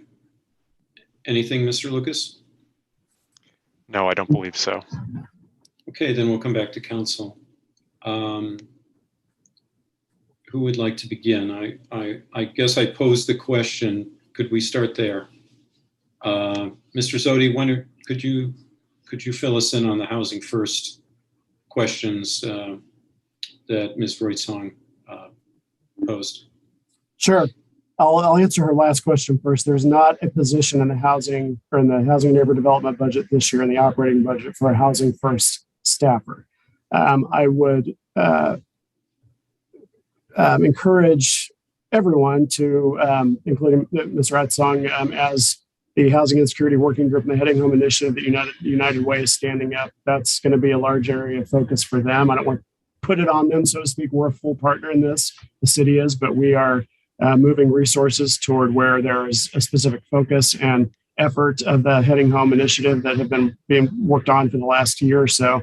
As far as the Housing First issue and whether the ARPA money that is requested is going to solve that issue, no, it won't. And I'm not prepared to say when that will be solved. I don't think not comfortable giving you a hard deadline on when we'll no longer need a Housing First strategy or resources for that, just because I think I don't believe that's how the housing process works. You're hopefully have as few at-risk people as possible, but I don't know that there hasn't been at-risk folks in our city, state, country at any point in time. There's always somebody that needs resources, and that's why we do what we do. The Housing First model, I will say, requires not just the house or the roof, but it requires sustained and as comprehensive as possible wraparound services to make that successful. And so that's something that personally I'm very passionate about, because I want to see places like Kinzer Flats and Crawford succeed. And so I don't think that there's ever a punctuation on that. As long as there are people in there who need housing and who are at-risk populations or vulnerable populations, we need to be there to do our best to help. And so I'm not prepared to say when the end date on that is, because I don't, I can't give you one. But the challenge is there, and we need to be prepared to address it. The city, Heading Home, United Way, everybody on this call, we're all part of this community. So hope that answers your question. Okay, I should direct that to you, Councilmember Rallo. I apologize. No, that's quite all right. And are you aware of the BCOS resolution? I am not, Okay, and that may just be a miss on my part, and I can check it out. Okay, so, we should send that to you then. Okay, yeah. Very good. So, Mr. Lucas, did you received a comment from Mr. Dove? Is that correct? I have, yes, thank you. Sam says that police can't give tickets to people on the street when they park a car. And that's the end of the comment. And I also apologize, I neglected to start the timer during that last question, so. Okay, all right. Further council questions? Councilmember Flaherty. Thank you. I actually did have a question that was sort of on my mind and was spurred further by some of the questions from Mr. Outsong. And sort of following really on Mr. Zodi, your final point about the urgency of housing insecurity in Bloomington and the need to get people into housing now, and how we've got, a list of folks who can't use vouchers and that sort of thing. I think the Landlord Risk Mitigation Fund that BHA is establishing is a really promising move on that front. We've also talked about the idea of folks who need that support, whom a Landlord Risk Mitigation Fund could support, who are not Section 8 housing choice voucher holders, who might have rapid rehousing payment available of some kind, whether through Beacon or trustees, or maybe tenants that are perceived to be high risk due to credit history or a felony background or something like that are discriminated against currently, who could be backed up by a program like a Landlord Risk Mitigation Fund that is more expansive than what's currently supplied. And I guess my opinion is that that need is pretty urgent based on what I've learned from folks in social services and housing in our community. And I feel like it's pretty well demonstrated in other places. I know we're sort of getting the first step off the ground, but I feel like maybe it's time to move on step 2 as well. What can you tell us about the department or the administration's orientation towards a more expansive and broader Landlord Risk Mitigation Fund? And if we're going to see that, when we might see that? Yeah, I think we want to, and I will tell you, Councilmember Flaherty, in the previous discussion that you and I were on with the mayor, who does believe that risk mitigation fund is more expansive than just voucher holders. So I think we need to tackle that. I do want to work with the Housing Authority first, just to get some best practices down on how we go about it. But I think it's working with the Apartment Association, and I don't want to always say we need a list of names. It's just we need to know there's a population out there, and where is the targeted population. I will take a little bit, if I may, Counselor, to talk about the rental assistance issue too, because it goes into that, right? What is the most immediate need of a landlord right now, and thus a tenant? Is it rent-backed rent? And are they weary of renewing a lease of a tenant because of backed rent or because of some other issue? And what risk are they willing to assume to keep that tenant in their house? And I think that comes with looking at a risk mitigation effort. But I will tell you the most urgent thing right now today, and I can give you more detail, is the rental assistance issue and how we can alleviate the risk that a landlord might need to assume by helping a tenant get their back rent paid and helping them with forward-facing rent. So I think it's a two-pronged sort of deal. But to not sidestep your question, I want to work with the Housing Authority on that landlord mitigation and figure out how I don't want to duplicate efforts, right? So I want to make sure we're coordinating that as best as possible. Thank you. Just to follow up on that, Mr. Zodi, you stated, I think you said 89% of money for rental assistance is unused. Is that correct? Yes. And that's a staggering amount. Is that the case here as well in Monroe County or in Bloomington? No, it's, I might characterize it differently, Councilmember Rella. So 89% of the money that was appropriated for this at the federal level, right? We had a call with Indiana Housing and Community Development Agency this morning because we're sort of tackling the rental assistance issue as a group. Council members Rosenbarger and Sims were on that call a couple of weeks ago. I will tell you these quick numbers. There have been 340 households assisted in Monroe County from the state's rental assistance program. There are 220 applications in progress, and they know that 114 households are in the queue to get assistance at this as of today. Okay, so if you compare that with another, we need some more outreach here. West Lafayette, our fierce competitor, they've had 769 households assisted through the state's rental assistance program, to give you an idea of another college town. What we believe, and I don't want to speak for anybody on that group, is that this is a communication issue. We are getting some resources from IHCDA to get the word out better about rental assistance. We're working with the trustees. The county, thankfully, has appropriated money to the trustees that did this last year to get rental assistance out the door. That money is not all used yet. And so we need to get people in the pipeline to apply, and they need to be aware of what they can do. There's a piece of that outreach is also focused on landlords to make sure that they have the resources out there. The money is there. We just have to get it in people's hands if they qualify. So we got to get the money out the door, and that's the state. The state program is robust. There's a lot of issues with why the city hasn't appropriated money. I don't want to say a lot of issues with the city, but it's federal money, so we have to be careful about duplicating efforts with federal money. But the city has awarded, we just are in the process of awarding Beacon over $100,000 to help with rental assistance through CDBG money. Jack Hopkins money has helped St. Vincent de Paul help with rental assistance. So there is money being awarded locally, either through the city or, well, all through the city in this case, to help with rental assistance. And you have a list of all landlords, so you could contact them and say it's in everyone's interest to get this money. It seems right. to me. Yep. Right? Yep. So you're doing that too. We are in the process of that. Yeah, okay, good. We're convening this group next week, and we're going to talk sort of logistics about where do we need to make computers available for applications? Do we need to get some flyers out? We've got a PowerPoint presentation specifically focused on landlords, and I'm going to share with the apartment association. All that kind of stuff. It's about the outreach needs to be there. And I'm out of time. I want to say one more thing. Well, thanks for following up on that. Yeah. So, any other questions from council before we go to final comment? Councilmember Piedmont-Smith. Yes, Mr. Zodi, what is HAN's responsibility as far as making sure sidewalks are clear of vegetation and other obstructions?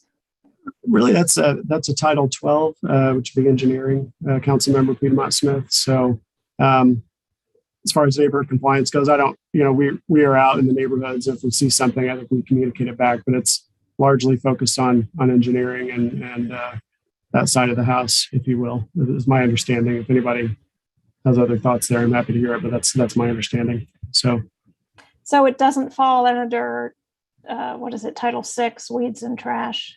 Right. It's under Title 12 is my understanding. I need to look to verify that, but I think it's Title 12. All right. Thank you. Mm-hmm. Any other questions? Seeing none, let's go to comment. Would anyone care to make a comment on HAN's budget?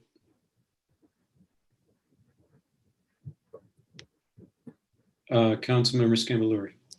Yes, thank you. Thank you for the good work you do every single day. Thank you for the efforts you've put into this budget. I also wanted to sing the praises of some of your staff members. In the district I represent, several neighborhoods applied to the neighborhood grant program and were successful in that regard. And to a person, they raved about HAN staff and their experience in getting walked through that. So thank you. Please extend our thanks to your to your staff. Ditto everyone who's working on Residence Academy. I have several residents who are participating in that and were accepted for it. So again, those are sometimes the less visible programs that you do, but they're very important. So thank you for that. Thank you. Further comments? Okay, Councilmember Piedmont Smith. Yes, Citizens Academy about 20 years ago is actually one of the first ways I became involved with the city of Bloomington. So it's a great program. But tonight I'm going to abstain on this budget because I do have concerns that we do not have a comprehensive housing strategy. Like Mr. Zodi said, we have various documents with various recommendations for what we can do to increase the housing and especially affordable housing in our community, but we do not have a document that says, here's what we're going to do, here's who we're going to work with, here's how it's going to get done, and here's the timeline. And on an issue that's as important here in Bloomington as housing, I think we really need that. So I'm disappointed that that is not in the plans for next year. I can reach out and talk with Mr. Zodi about that after this week, but that's the reason why I will pass this evening. Thank you. Thank you. Councilmember Volan, did you have a comment? Yes, just briefly, I wanted to thank Mr. Zodi for the presentation, and I wanted to echo the praise for hand staff, especially Angela Van Roy, whose new effort to reach out to students to make them better neighbors, to teach them, the neighboring project is most welcome. So I just wanted to commend them for that. Thank you. Thank you. Additional comment? Mr. Zodi, thank you so much for your presentation and your work. And we'll now entertain a do pass recommendation. Would someone like to make it? Point of order, Mr. Chair. Yes. My understanding is that there's no, that's never been in order in committee of the whole, that you can just simply call for the vote, that there's no need to ask for the recommendation. Am I correct, Mr. Lucas?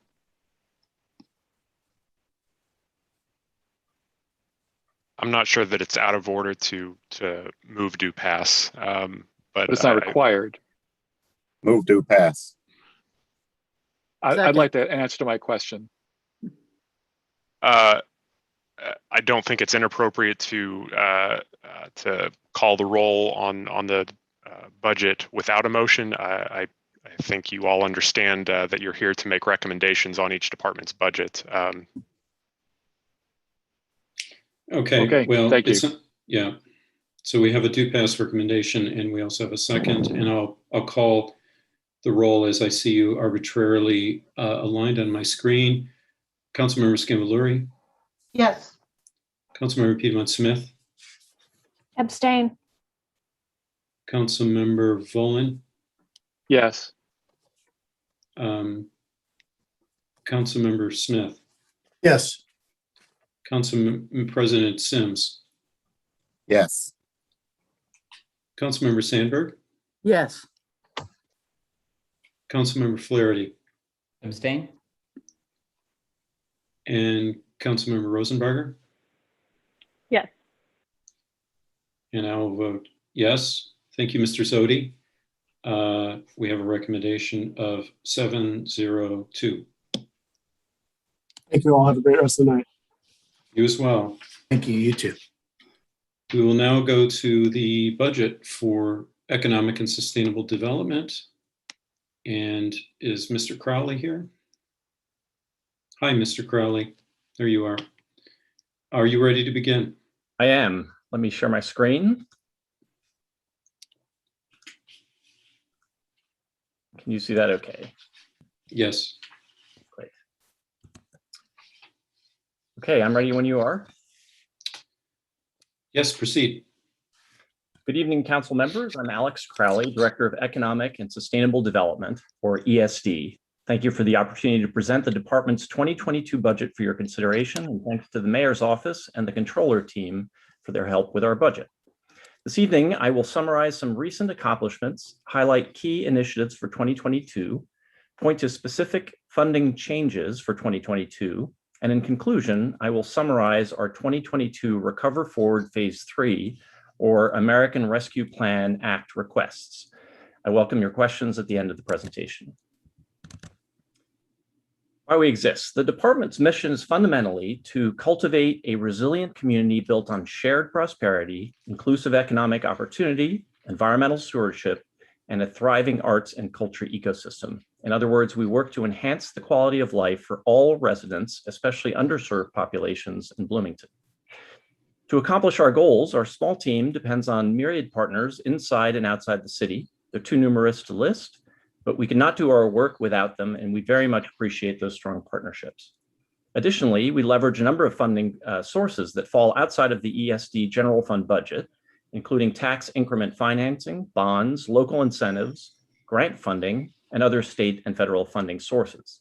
The funding request you'll see this evening includes the 2022 ESD general fund budget and the 2022 American Rescue Plan Act, or ARPA, proposal. My colleagues in ESD include 5 highly capable, motivated, and talented individuals, each with their distinct role supporting ESDs and the administration's priorities. They are Rachel Byer, local food coordinator, a 3-year USDA grant position that ends this year. Lauren Clemens, formerly Lauren Travis, now married, assistant director of sustainability. Kaisa Goodman, special projects manager. Jane Cooper Smith, assistant director for small business development. And Marnina Patrick, customer relations representative. In addition to this group, we have 2 vacancies in the department. The first is the assistant director for the arts. We expect this position to be filled September 7, and we will introduce Sean Starowitz's replacement to you at that time. And the transportation demand management position, for which a second search is currently underway and that we expect to fill by early November. Our areas of concentration are sustainability, including environmental sustainability, economic sustainability and equity, support for arts and culture, entrepreneurship and small business support, as well as more extensive economic development projects.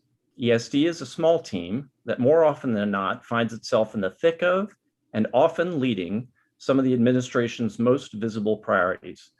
It's my distinct honor to serve alongside these remarkable individuals. Before I get into the details of our 2021 accomplishments and our proposed 2022 budgets, I'd like to frame the moment we're in as a community, country, and world, and how that informs not just what ESD has been doing in 2020 and 2021, but also how we've designed our plans for 2022 and beyond. First, to state the obvious, we are pleased to find ourselves in a national political environment that is substantially different and largely better than when I presented to you last year. While we are still somewhat uncertain about the trajectory of the pandemic, the arrival of vaccines, many of them incidentally made right here in Bloomington, and substantial state and federal funding support, both for the local public sector and the local private sector, have helped stabilize what was a chaotic and uncertain moment a year ago. Having said this, however, the pandemic, climate impacts, and continued disparities in access to economic, educational, and quality of life opportunities among certain populations continue to have a significant impact on the people of Bloomington. These problems are real, they are hurting a lot of our people, and they are holding back our community. So as we review a sample of our recent accomplishments and our 2022 budget proposals, it should be no surprise that we've continued to spend our time and resources with your critical support, focused on the impact of COVID, while at the same time delivering key 2021 goals to help our community advance itself well into the future. I'll start with some arts and culture accomplishments. As you know, late last year, the city reacquired the John Waldron's Art Center from Ivy Tech. Mayor Hamilton convened a task force to lead a public engagement strategy, including a request for proposals for ongoing management of the facility. While a lot of work remains to be done to prepare the facility for its opening in January, we are largely done with the short-term public engagement process. In addition, We continue to deliver multiple public art projects, including the State Road 46 Paper Pavilions project and 4 significant 1% for the Arts projects. And working with the Bloomington Arts Commission, we advanced Bloomington's public art master plan. We've been ushering through a number of arts grant programs, including both Bloomington Arts Commission and Bloomington Urban Enterprise Association grants covering both operating and programming support to help our arts community stabilize and reemerge following a devastating 18 months. Thank you for your significant ongoing support of the arts community through incremental Recover Forward and BAC grant funding.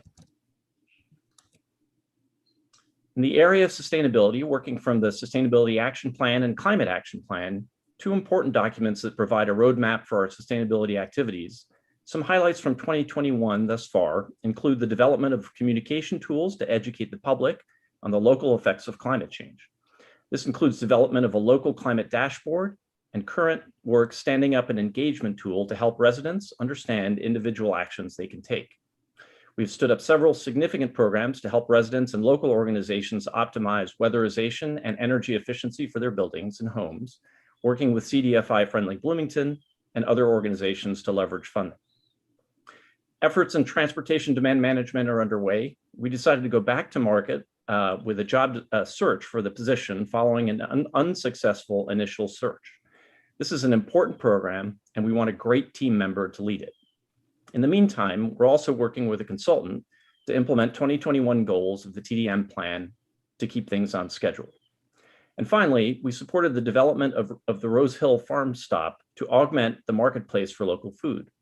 This is an important additional resource to achieve the long-term goal of increasing the market share of local food, and it adds another point of sale to the growing number of farmers markets and farm-to-table programs already helping Bloomington access locally produced food. In the area of business relations and development, and with Council's substantial support, we've continued our work to help the local business community muscle through the negative impacts of the pandemic, including funding of a number of skills training programs, leveraging partnerships with the Mill and Ivy Tech, among others.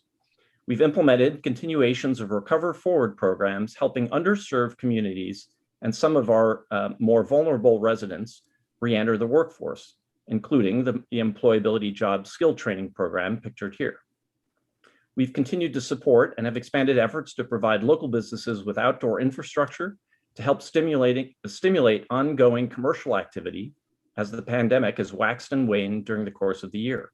And all the while, we're working to improve the platforms through which businesses can access ESD and city services, including licensing and other programs, to improve our ability to support their success. Finally, ESD has helped lead some important long-term economic development projects. These include working on a potential Economic Development Administration grant to fund a Trades District Technology Center to build on the success of the Mill and support companies as they commercialize their next generation products. If awarded, this would be a significant federal investment in the future of Bloomington. ESD continues to support the development of critically important affordable housing initiatives, one of Mayor Hamilton's top priorities. We're helping to restart momentum at the Trades District following the disruption of commercial office space during the pandemic, and are making important strides to activate private investment in that innovation district. And we're deeply immersed in preparations for the redevelopment of the current 24-acre IU Health Hospital site, a once-in-a-century project that will create significant housing and other opportunities in Bloomington for decades to come. So as you see, while certainly COVID continues to consume some of our resources, we remain as focused as possible on long-term goals as we progress through 2021. Turning now to 2022 and some key budget initiatives detailed in your budget memo. Starting with arts and culture support, Bloomington's rich landscape of cultural assets has been put to an extreme test over the past year and a half, underscoring the fact that many of these cultural assets are living hand to mouth even under normal circumstances. Our department proposes to redouble our efforts to buttress these many organizations directly and indirectly, whether through the arts facilities we support or grants and direct commissions to our local artists and to the many organizations that work each day to make our lives better. Our focus in 2022 includes direct support for the Waldron and the Buskirk Chumley Theater 2 critical arts facilities supporting the community. As I mentioned earlier, we intend to reopen the Waldron in January 2022. 2022, and help support its ongoing viability. We're excited to work with the BCT to help them celebrate their centennial, and which will hopefully thrive as it is reactivated for local, regional, and national programming. We will focus on the Bloomington Entertainment and Arts District, or BEAD, including helping to cultivate festivals and cultural events within it, many of which were canceled last year due to health concerns. Our growing portfolio of public art will require the establishment of a formal maintenance program to establish its long-term sustainability. And not unrelated to that, we intend to update the 1% for the Arts program, the first in the state of Indiana when originally established, to keep it fresh and deliver important arts infrastructure to the community. Finally, we've proposed to support ongoing and significant grant funding in 2022 as the arts community continues to rebuild its capabilities. Our focus on sustainability, with particular emphasis on the risks of climate change to our most vulnerable populations, carries forward significant 2021 funding into 2022, especially with ARPA investments. The pandemic has exposed in stark relief the long-term impacts of climate change, especially how exposed the most vulnerable populations are. Our 2022 budget, therefore, further focuses our efforts to support them and the community as a whole, with an emphasis on underserved and vulnerable populations in managing climate hazards, finding efficiencies and diversification of energy sources, increasing access to food, especially locally grown food, and supporting alternative means of transportation. Our guiding document will be the Climate Action Plan, the first such document developed by and for Bloomington, which, thanks to the stewardship of Lauren Clemens, was created during the pandemic. As you know, the document is a 10-year plan that prioritizes actions and helps us organize to leverage resources for the greatest return. Because the built environment and energy use is one of the most significant contributors to our greenhouse gas footprint, we will be focused in 2022 on that important sector and are proposing significant effort behind energy efficiency and solar projects. We will also address city fleet replacements and composting support for some of the community's larger generators of organic waste. Our plan for 2022 will also include continuing efforts in support of local growers and the local food artisan economy, as well as TDM program development and investment as proposed in the TDM plan. It should be noted, what you see represented in ESD's budget only scratches the surface of the sustainability investments the ESD team and our city colleagues make across city operations and the community. We look forward to providing you a thorough review of city investments and actions during our sustainability and climate action plan update presentations currently scheduled for October. COVID has shown a light on the frailty of our local small and mid-sized business ecosystem, including our dependence on students and the university community to fuel many of our downtown businesses. With your help, which the community very much appreciates, we've been nimble and responsive thus far to address some of the weaknesses, but significant work remains to be done. In 2022, this will include continued programs to support workforce development, especially among underemployed and more vulnerable community members, and continuing to shepherd local incentives and other funding toward building up critically important workforce and affordable housing stock. It will include developing a long-term plan for Kirkwood and other parts of the downtown to build upon the current momentum of outdoor commercial opportunities, and it will include further supporting entrepreneurship and small business development, which will both help to reposition Bloomington for the new economy, while also creating employment opportunities for future generations. And we will work with local partners to help further direct community purchasing toward local businesses. And finally, we'll be supporting, in some cases leading, major economic development investments to position Bloomington for economic strength for the next decade. These include leveraging external funds, including ARPA and the state's $500 million Regional Economic Acceleration and Development Initiative, or READY. We will also work closely with Bloomington Economic Development Corporation to help them develop a comprehensive economic development strategy to align the community on a common vision for the future of Bloomington's economy. We also feel we can have a significant role, whether through the Trades District or other projects, to deliberately attract traded sector employers of a meaningful size that align with our community's interests and needs bringing capital into our market from the outside. We set a goal to attract at least one such company in 2022.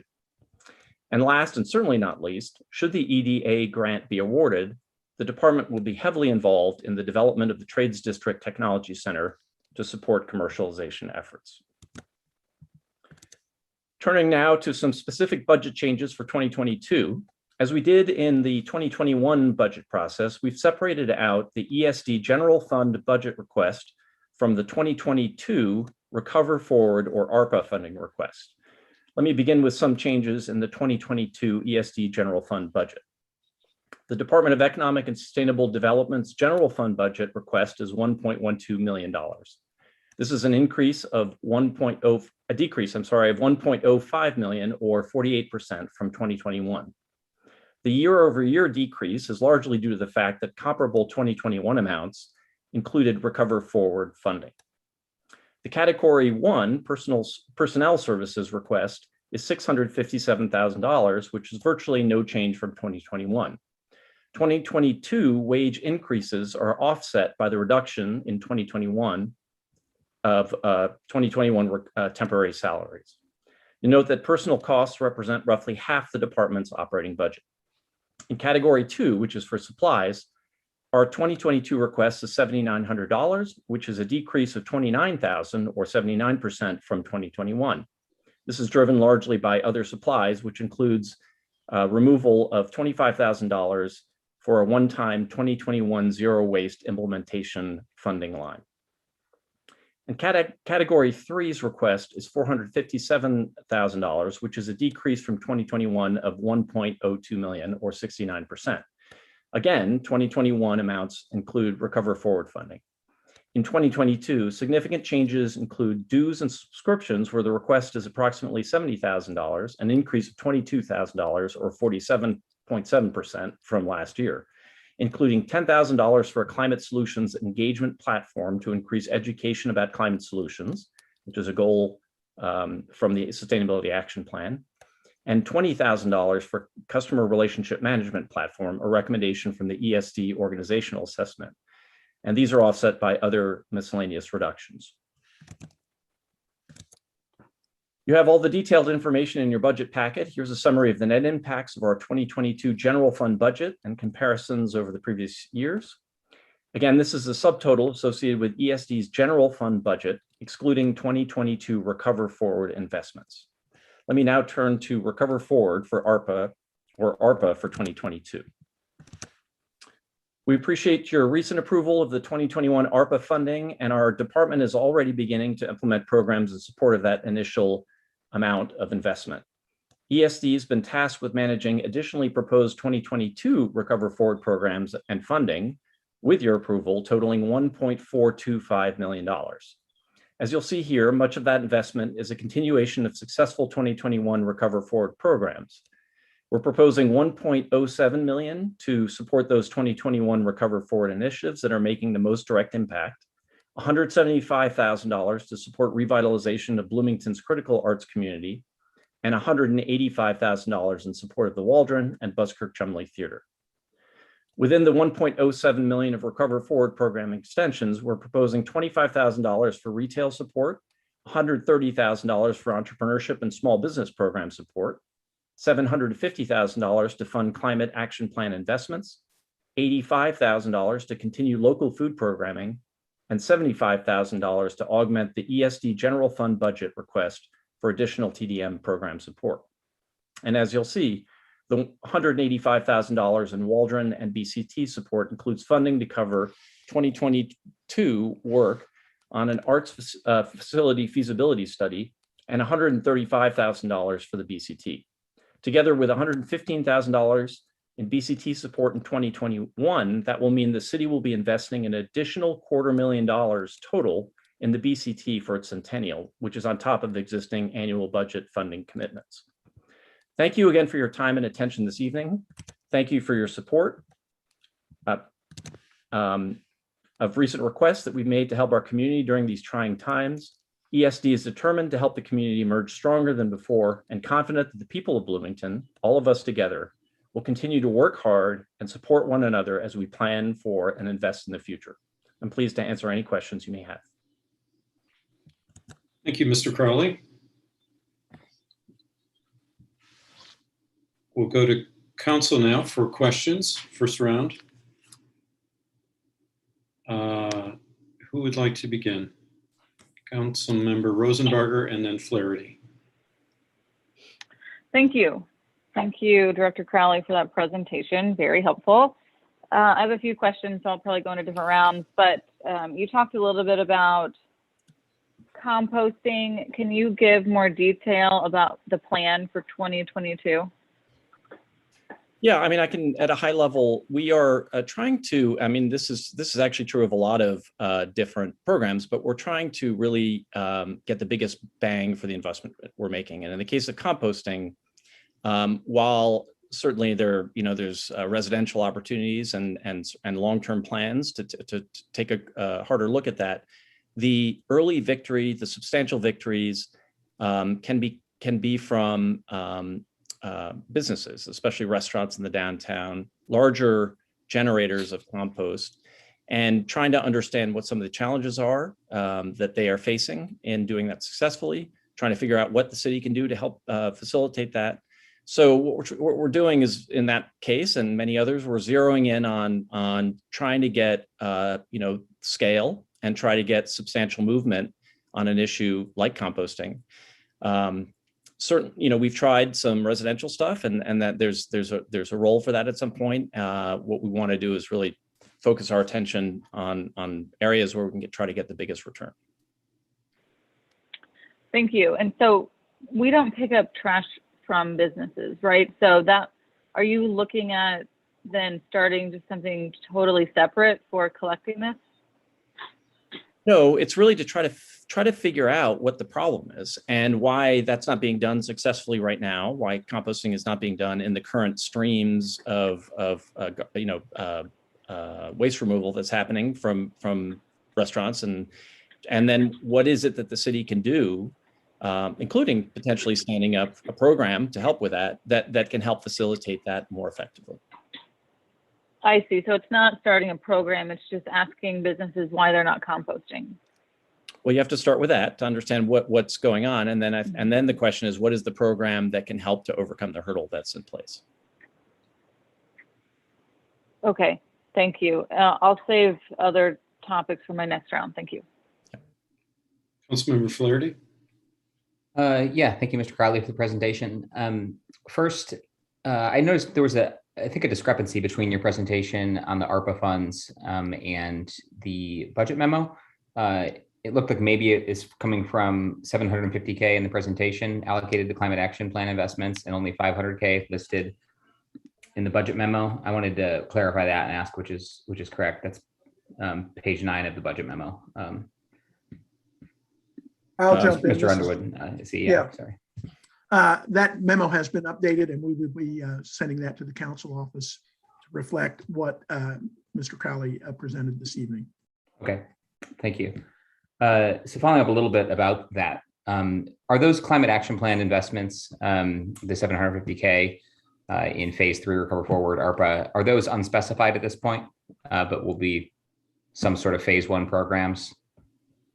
Well, we have some detail underlying what it is that we want to be doing and how we want to invest some of the Recover Forward category of funding, right? So in the case of climate related investments, we have, as you probably know, 3 existing SEAL programs, which is solar energy and efficiency loan programs, one for nonprofits, one for residential, and then there's multifamily, and we want to expand that to the commercial, to the business world. So there's some amount investment that we want to put against those efforts.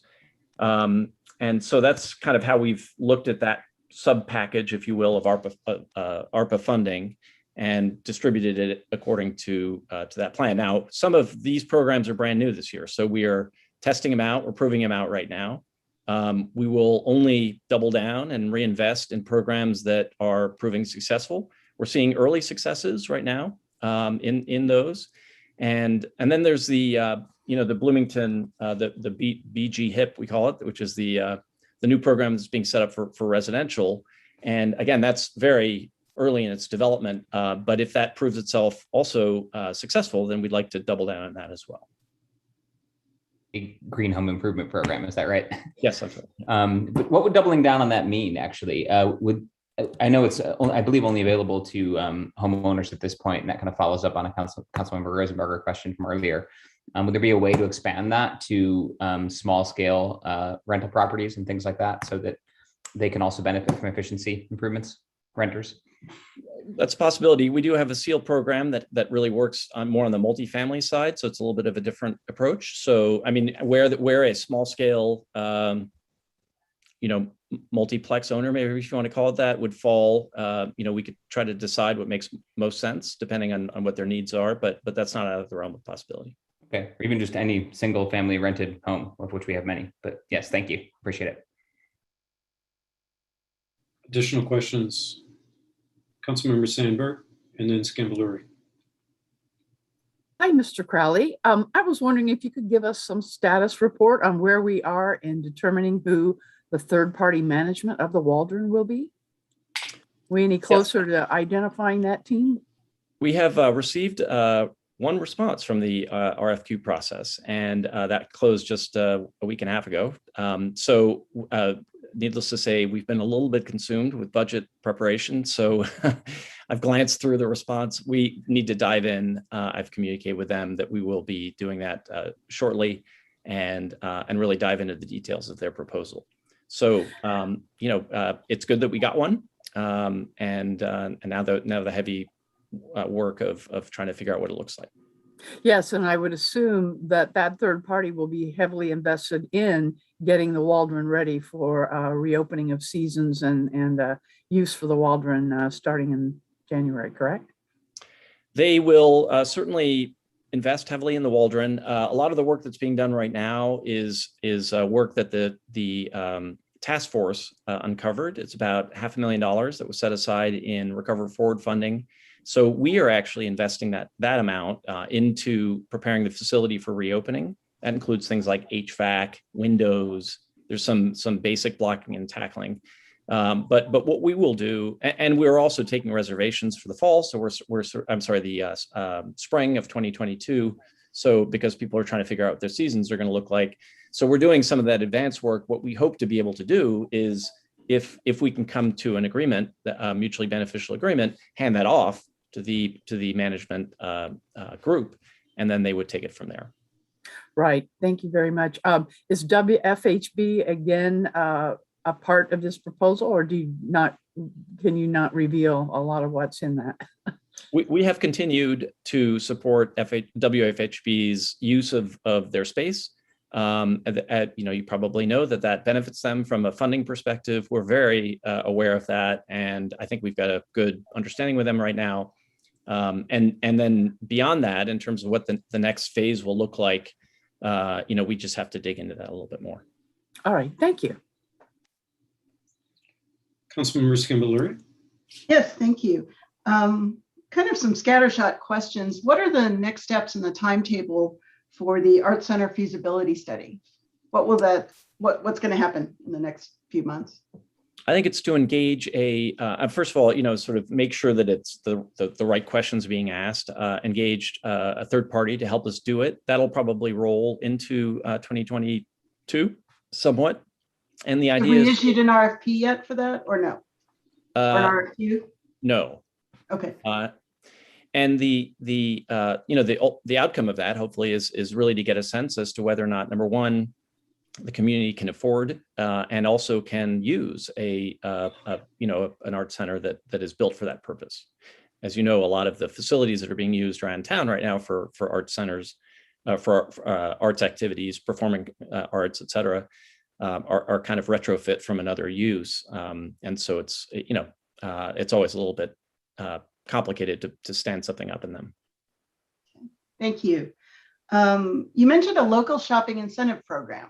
How does that work? That's an interesting idea. What does that look like? Well, there are a lot of different ways to do that. There are third parties that do it. There are software products. There are, more kind of purchase card approaches. There are and other incentive structures that really, you can gamify that. So we've been looking at a couple of them, and we are working closely with some of our partners to understand what's the best one, what's going to yield the best results. And there's a balance between, there's a complication to the retailer or the restaurant or whomever, and we're sensitive to that. So we want to impose something on them that is onerous, and then sort of eliminate the benefit that they would get from it. So it's a little bit trying to thread a needle here, but we think that there's certainly a lot of models out there we can tap into. Well, and it sounds like it's worth asking the questions anyway. So the return to work program, could you talk more about how that's going and what kind of numbers we're seeing and what kind of placement rates?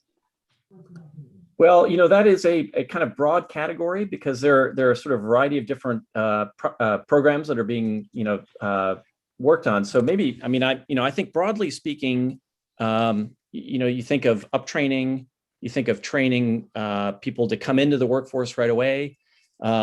And maybe the simplest thing, given some of the time constraints here, is to we can publish for you and for everybody, the updated data related to those. I think some early data was published recently as part of the Recover Forward update document. I think that's probably needs a little refreshing because it's been probably a month or two since then. But why don't I follow up with you and send through our latest information for that? Great. And I have one more on Kirkwood Avenue, but I'll hold that. So thank you. Okay, we're on first round questions for economic and sustainable development budget. Who would like to go next? Councilmember Piedmont Smith. Yes, I wanted to ask about implementation of the Transportation Demand Management Plan. I know it's been delayed because the TDM position has not been fulfilled yet, but I assume it'll move forward in 22. And one recommendation from that plan is a parking cash out program for major employers. And of course, City of Bloomington is a major employer. So once again, I ask, why do we not have a parking cash out plan in our budget for 2022? So let me address a couple of points there. We on the position that we've been trying to fill, I think I mentioned, we really want to get a strong person in there, and so it's important for us to work hard to do that. The plan has actually not really fallen that far behind. One of the challenges with TDM is the landscape has changed dramatically since the plan was published, and I think the industry as a whole is trying to figure out what the implications are moving forward. So one of the first steps in the plan is to really go out and do some surveying to try to figure out what is the new landscape. Are we going to kind of snap back to what we were before, or is there a new normal? And we have to establish that baseline rather than sort of blindly following a plan that predated the pandemic. So that's really the first important step that we have to do. Regarding the cash out program, as you know, significant implications from a cost perspective, and also fundamentally, it's kind of an HR benefit question as much as anything, right? It's certainly something worth exploring, but in the end, it's a challenge to make sure that it's designed correctly, that it fits within what the benefits structures for employees at the city would be, seeing, and so. It's on our horizon. It's definitely something that we want to look at and work with our fellow departments on. But I don't think it's as easy as just kind of saying, well, it was in the plan, let's go do it. I think it just needs a lot of due diligence before we implement something like that. Thank you. We've been asking for it for years, so there's been plenty of time for that, but getting it to comment here. So thank you for your response. Okay, we're on first round questions, and I think some of you haven't asked any. Would you like to take a bite? Not yet. Okay, I'll do that. I've got a couple, but let's start with Mr. Crowley. Very enthused. We were talking about local food economy for a long time, and stuff is really moving forward. I'm really happy to see the farm stop we had in mind a food hub initially, and we weren't quite ready to take that plunge, but it looks like the farm stop is up and running. And this is a great place to shore up options for farmers and customers. How is that going? Could you tell us a little bit about it? Well, it's just opened, right? It's sort of not even officially open because they're working through kind of the processes and there's a fair amount of work to do there. I think on the whole, it's poised for success. There are definitely some challenges that are both directly, startup related. As anybody who's started up a business knows, it's an incredibly heavy lift. And in this case, it was done by a volunteer board and of growers in the midst of a growing season. Not to mention the fact that they were running into supply chain issues that were tied to the pandemic. Refrigeration was backed up. There was just a whole bunch of, it's just a very complicated thing, which is what in effect delayed it a little bit longer than we would have liked, and had it kind of open its doors in the midst of the peak growing season. I think there's work that the group can do to reach out more aggressively and engage more aggressively with different parts of the community that may or may not fully understand the mission that they have. And so I think that kind of work lies ahead and is really important work, both in its own right and also for the success of the farm stop. And so I think that the benefit hopefully is pretty clear, which is it creates an additional marketplace that is actually open, 7 days a week for a little bit more continuity and predictability of demand from the grower community, and then you mentioned the food hub. What it also can evolve into is working on wholesaling to institutional buyers and preparing growers to be able to do that in a controlled environment. I would encourage everybody to go stop by and check it out. See if you can get yourself a tour of the facility. The back room has a little commercial kitchen area that can be used by different parties. So there's just a lot of good stuff happening. It just needs, a little time to settle in and get some momentum. Great. Thank you for that. The commercial buyers are the big step. And I was just going to say, maybe downtown compost, you could have farmers arrive with product and leave with compost. Something to consider. Let's see, we're on second round questions now. And Councilmember Flaherty, then Scambaluri, then Piedmont Smith. Sure, thank you. I wanted to bring up some more specific details from the Climate Action Plan. So as you know well, of course, the plan has implementation phases, including implementation phase 1, which is correlated with a lot of actions associated with. That's a 1 to 2 year initiation timeline from when the plan's approved, which was, I believe, April of 2021. So end of 2022 takes us through most of that 2 year implementation phase timeline. Just 2 of the programs that are phase 1 programs include create a pilot food scraps bag pilot program to test food scraps, composting, collecting across restaurant, commercial, and residential customer base. Another is establish a City of Bloomington employee parking cash out benefit program to promote alternate commute modes.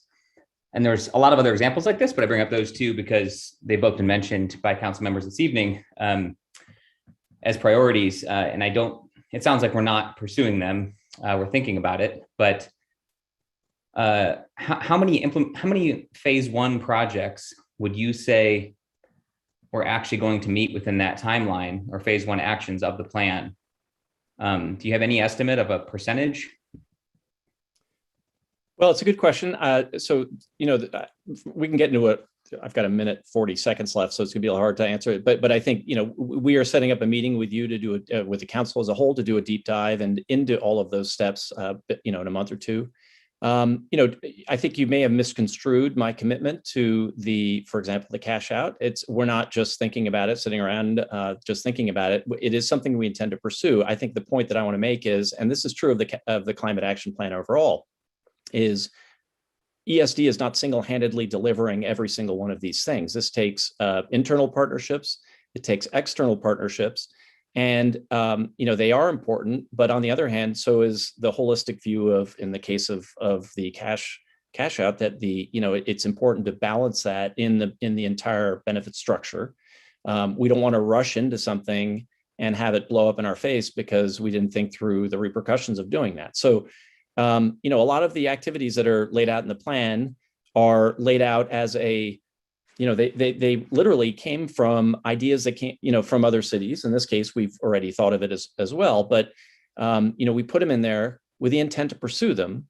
But the plan also needs to be flexible. I think one of the risks is that, people say, wait a minute, page 7 said you would do X. Well, things change. I mean, examples that the TDM situation completely turned on its head. So I think we need to be flexible. We need to understand. We need to be very clear with all of you and with the community what it is that we intend to pursue and how we intend to pursue it, and fully vet it.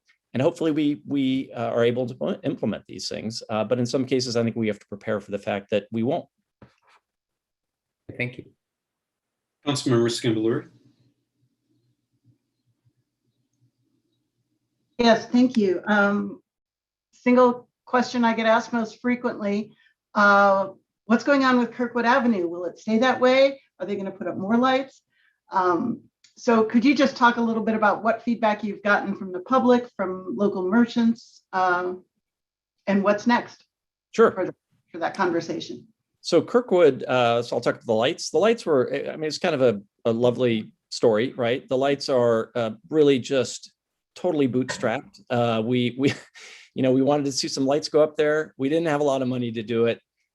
We asked Cassidy Electric to come up with a creative idea, and they did. And we were literally, stealing stones from CBU and a pipe from, Cassidy, and the whole thing was just kind of crazy. But it turned out okay. And so I think generally speaking, people really like those. We've just added lights on the west side of Kirk, right at Walnut over that half block. So now we've got it on 1.5 blocks, and that's the end of the plan for this year. In terms of Kirkwood overall, one of the things I mentioned in the presentation is that we really want to take a hard look at what does it look like for Kirkwood to be closed in the future, and it's very appealing. I think if we had suggested that a couple of years ago, people might have freaked out. But now that they can visualize it and are able to go out and eat out there, I think people are sort of understanding that vision, and that there's a real possibility of doing it. So obviously it's a lot of change, and we have to work through everything from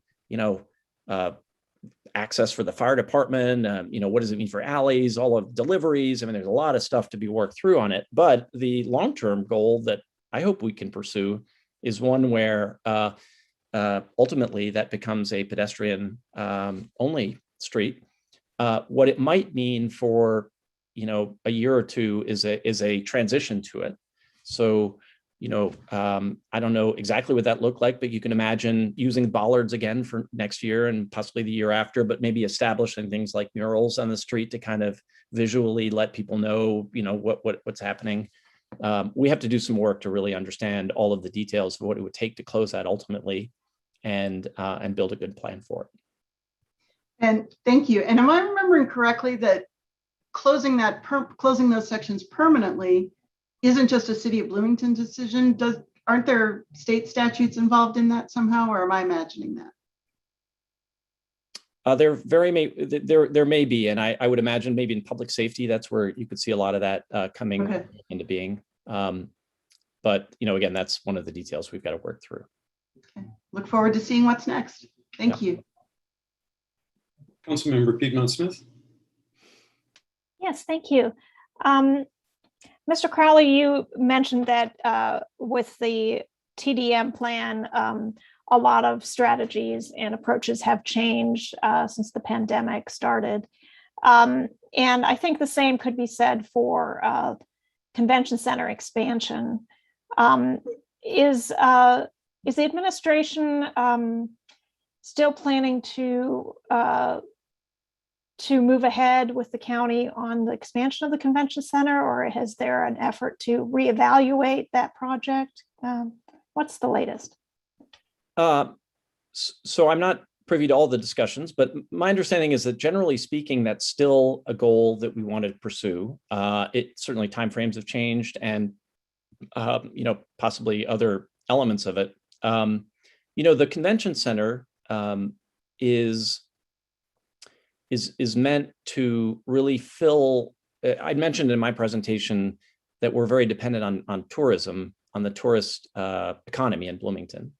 And what that means literally is hotel rooms are packed over the weekends on football weekends, and then there's almost nobody in them during the week. And you've got these weird peaks and valleys that happen, and then you've got seasonal peaks and valleys.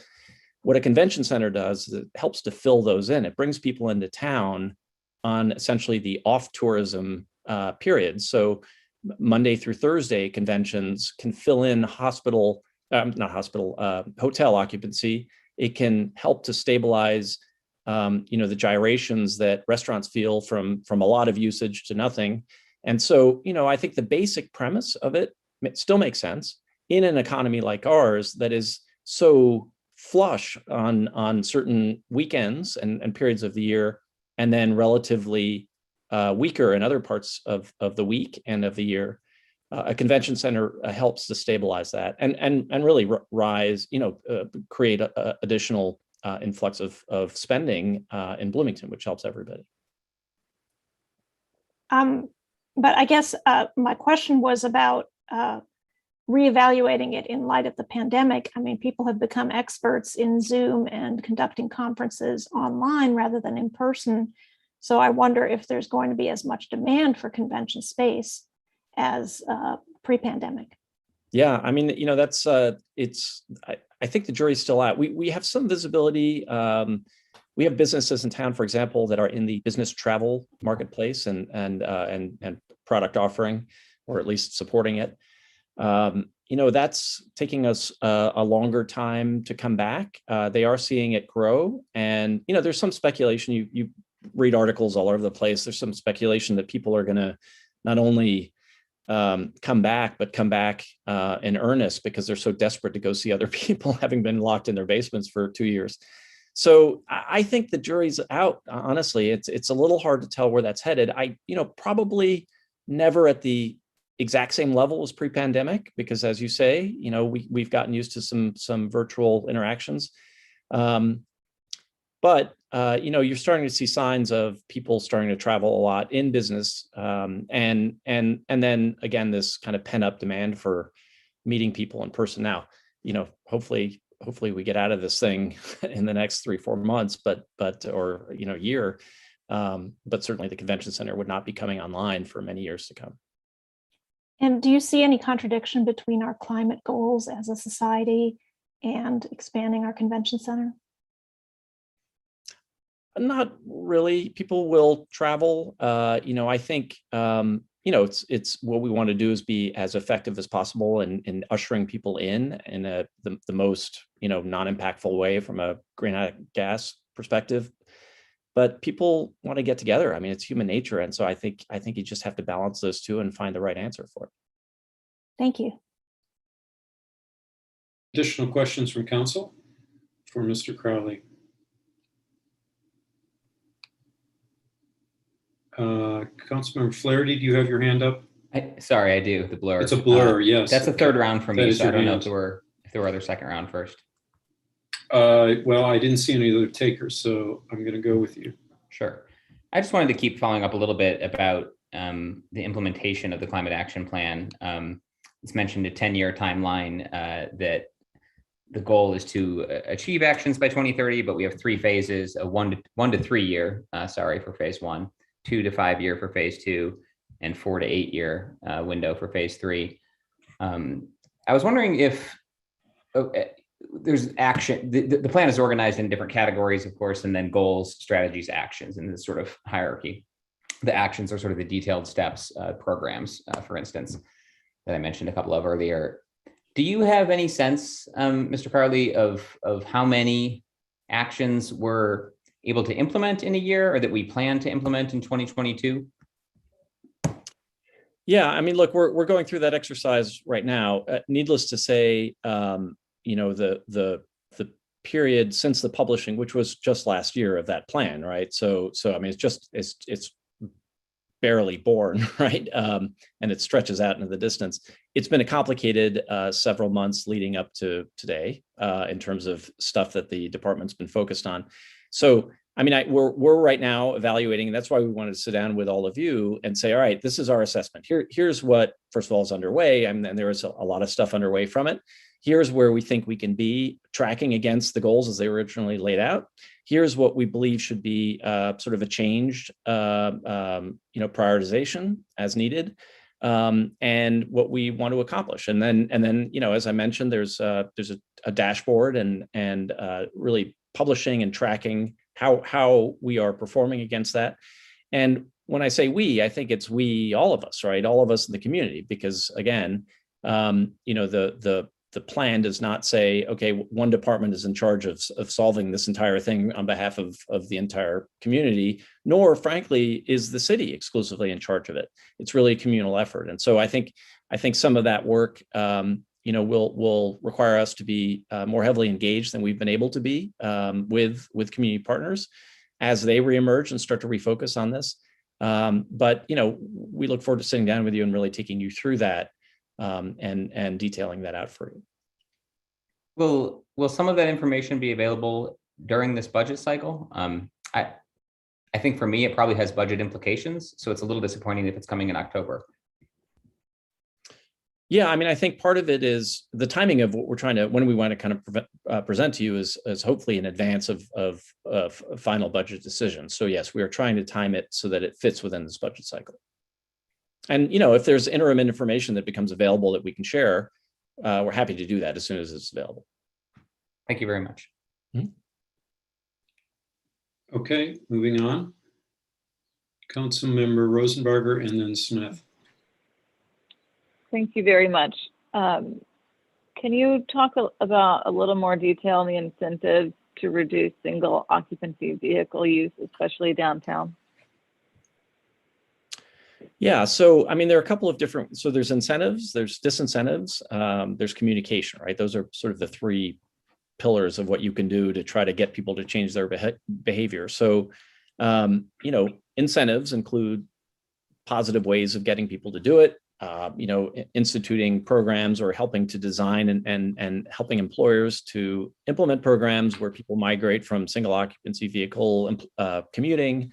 We're seeing this at the city. Telework is actually has a positive effect on single occupancy commuting.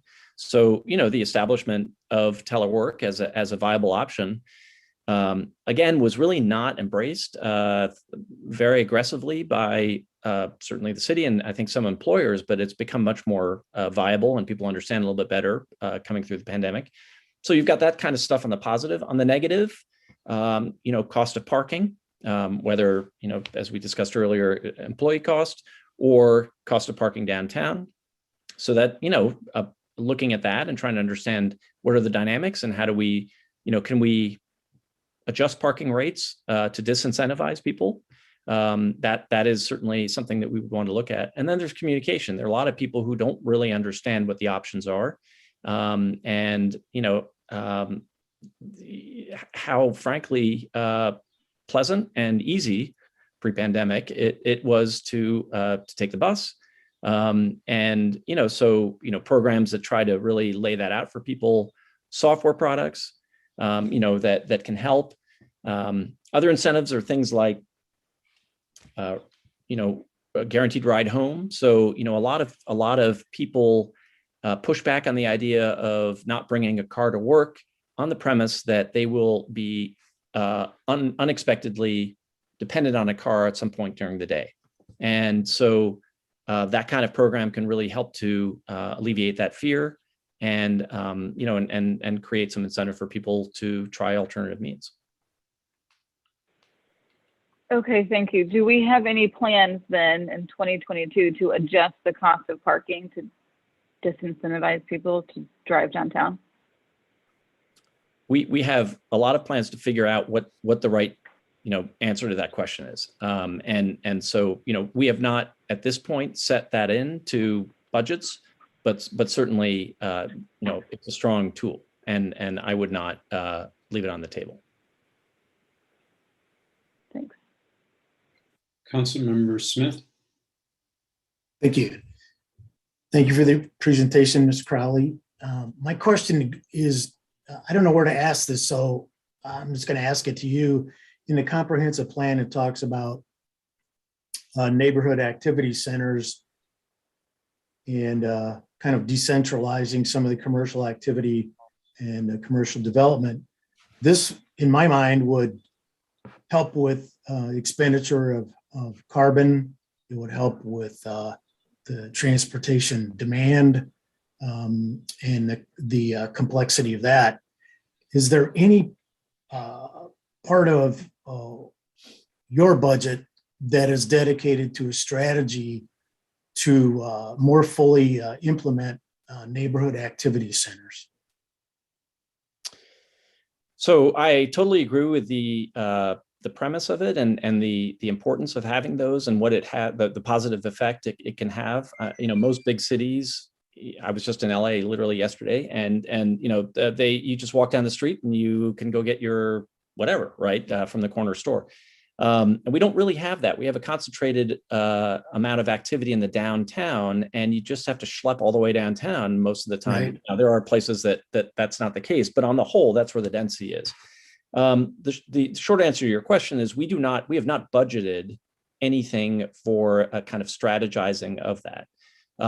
What I think one of the big opportunities in 2022 is the work that's being done on the hospital site, and that in effect can become a future place for that kind of more localized commercial activity. Right now, everything's concentrated so densely in the downtown. If you can start to kind of disperse it that way, you can start to derive some benefits. But the short answer is there's nothing no line item in the ESD budget that says X thousands of dollars will be set up to deliver against that particular element in the comp plan. Is that part of the transportation demand management position for them to look at that? Not really. TDM is not about building infrastructure. It's about leveraging infrastructure and optimizing infrastructure that is being built by, whether it's engineering or designed by planning. So the TDM effort is not meant to invest into physical things that yield an outcome. It's meant to look around and say, what are the assets that are in place, and how do we get those assets to work harder for us and to eliminate some of this commuting that's going on at a fundamental level. So I'm oversimplifying, but that's basically how to think about TDM. So, TDM could be looking at maybe planning constraints on some of that development, but they would not be involved in, facilitating infrastructure that would deliver it. Thank you, Mr. Crowley. Okay, we're on round 2 of questions for the Economic and Sustainable Development Department's budget for 2022. Are there further questions? Councilmember Volin. Thank you. Mr. Crowley, we just heard an announcement from Indianapolis that Indigo has just gotten funding for its second BRT line, the Purple Line, to the tune of $80 million. Is something like a BRT line in Bloomington the kind of thing that would be your jurisdiction, or do you see it as purely Bloomington Transit's jurisdiction? Well, as I was saying before, by my jurisdiction, I think your department's bailiwick. I mean, only insofar as, if it is a helpful and an important investment, we will certainly be advocating for it. We'll be supporting it. It's not something that we would deliver by any means. And it's not infrastructure it's not within our bailiwick at all to set up transit lines. But on the other hand, we do get heavily involved in decisions that are being made by other departments. We advocate for them. And I personally think it'd be really interesting to take a look at what that might do for us. And Okay. Oh, go ahead. no, go ahead. Well, so a similar question is, we were just hearing Councilmember Rosenberger asked about setting parking prices. I would ask, whose jurisdiction do you think it is? But first, let me say, do you think that that belongs in ESD? If not, what other department do you think it belongs in? And if not, among which departments do you think the price of parking in various modes should be set? Who should be setting parking prices among you? So I think ultimately, am I allowed to talk here? Are you? Deputy Mayor Griffin, would you like to say something in response? Yeah, we're getting kind of in the weeds. You're asking him questions on other departments and where things should lie. Why don't we stick to what ESD and what they do? With all due respect, Mr. Griffin, I think that my question is relevant, and I would appreciate an answer from either you or him. Mm-hmm. Well, yes, let's keep it to the topic at hand. So, Councilmember Volin, can you? The question stands. Who should be setting parking prices if not ESD? You have a TDM coordinator in your department. Yeah, so I think the answer would be this, and Deputy Mayor Griffin, jump in. Ultimately, it is set by the parking services group, right? That they are the ones who set parking prices. Now, they're not doing it in isolation. There's a lot of collaboration within the city between departments. And, we work with them all the time on stuff. And, I would expect the process to involve us advocating and making the case for what that might look like, working with them to figure out how that would play out, and then having them ultimately implement it because it is in their jurisdiction. Thank you. I'll have further questions. Appreciate it. Mm-hmm. Very good. Council President Sims. Thank you. Thank you, Mr. Crowley, for your presentation. I guess first thing I need to say is we were talking about the parking cash out plan or program. Is that under your purview of ESD? It's sort of the same answer as what I just gave Councilmember Volin. Okay, So I think in the end, I see that as being. Okay. No, that's fine. I only have 3 minutes. So I just kind of, but you did mention that that will have to be fully vetted. You wanted to avoid any negative consequences or unwelcome repercussions. I guess my question is, as part of that plan, has it had to do with anything with surveying or vetting with the employees that this is going to affect most? Well, there was a survey that was done a couple of years ago about commuting patterns. And no. We more recently with how this plan is going to affect the folks that actually use this. Have they been involved, or we resurveyed them within the last couple of years? Yeah, not since I think 2018. So I think one of the first steps, as I mentioned, the TDM plan implementation would be to do surveys. I think it would be worthwhile to do a survey of employees.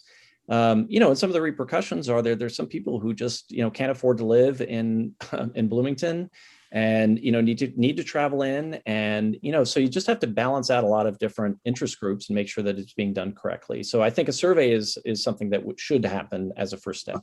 No, I think you're absolutely correct. That was some of the things that I was kind of getting at with some of the things that hadn't been discussed. Moving on to some climate mitigation strategies. And I think Bloomington is forward thinking with some of the things that we're doing. And I agree with him.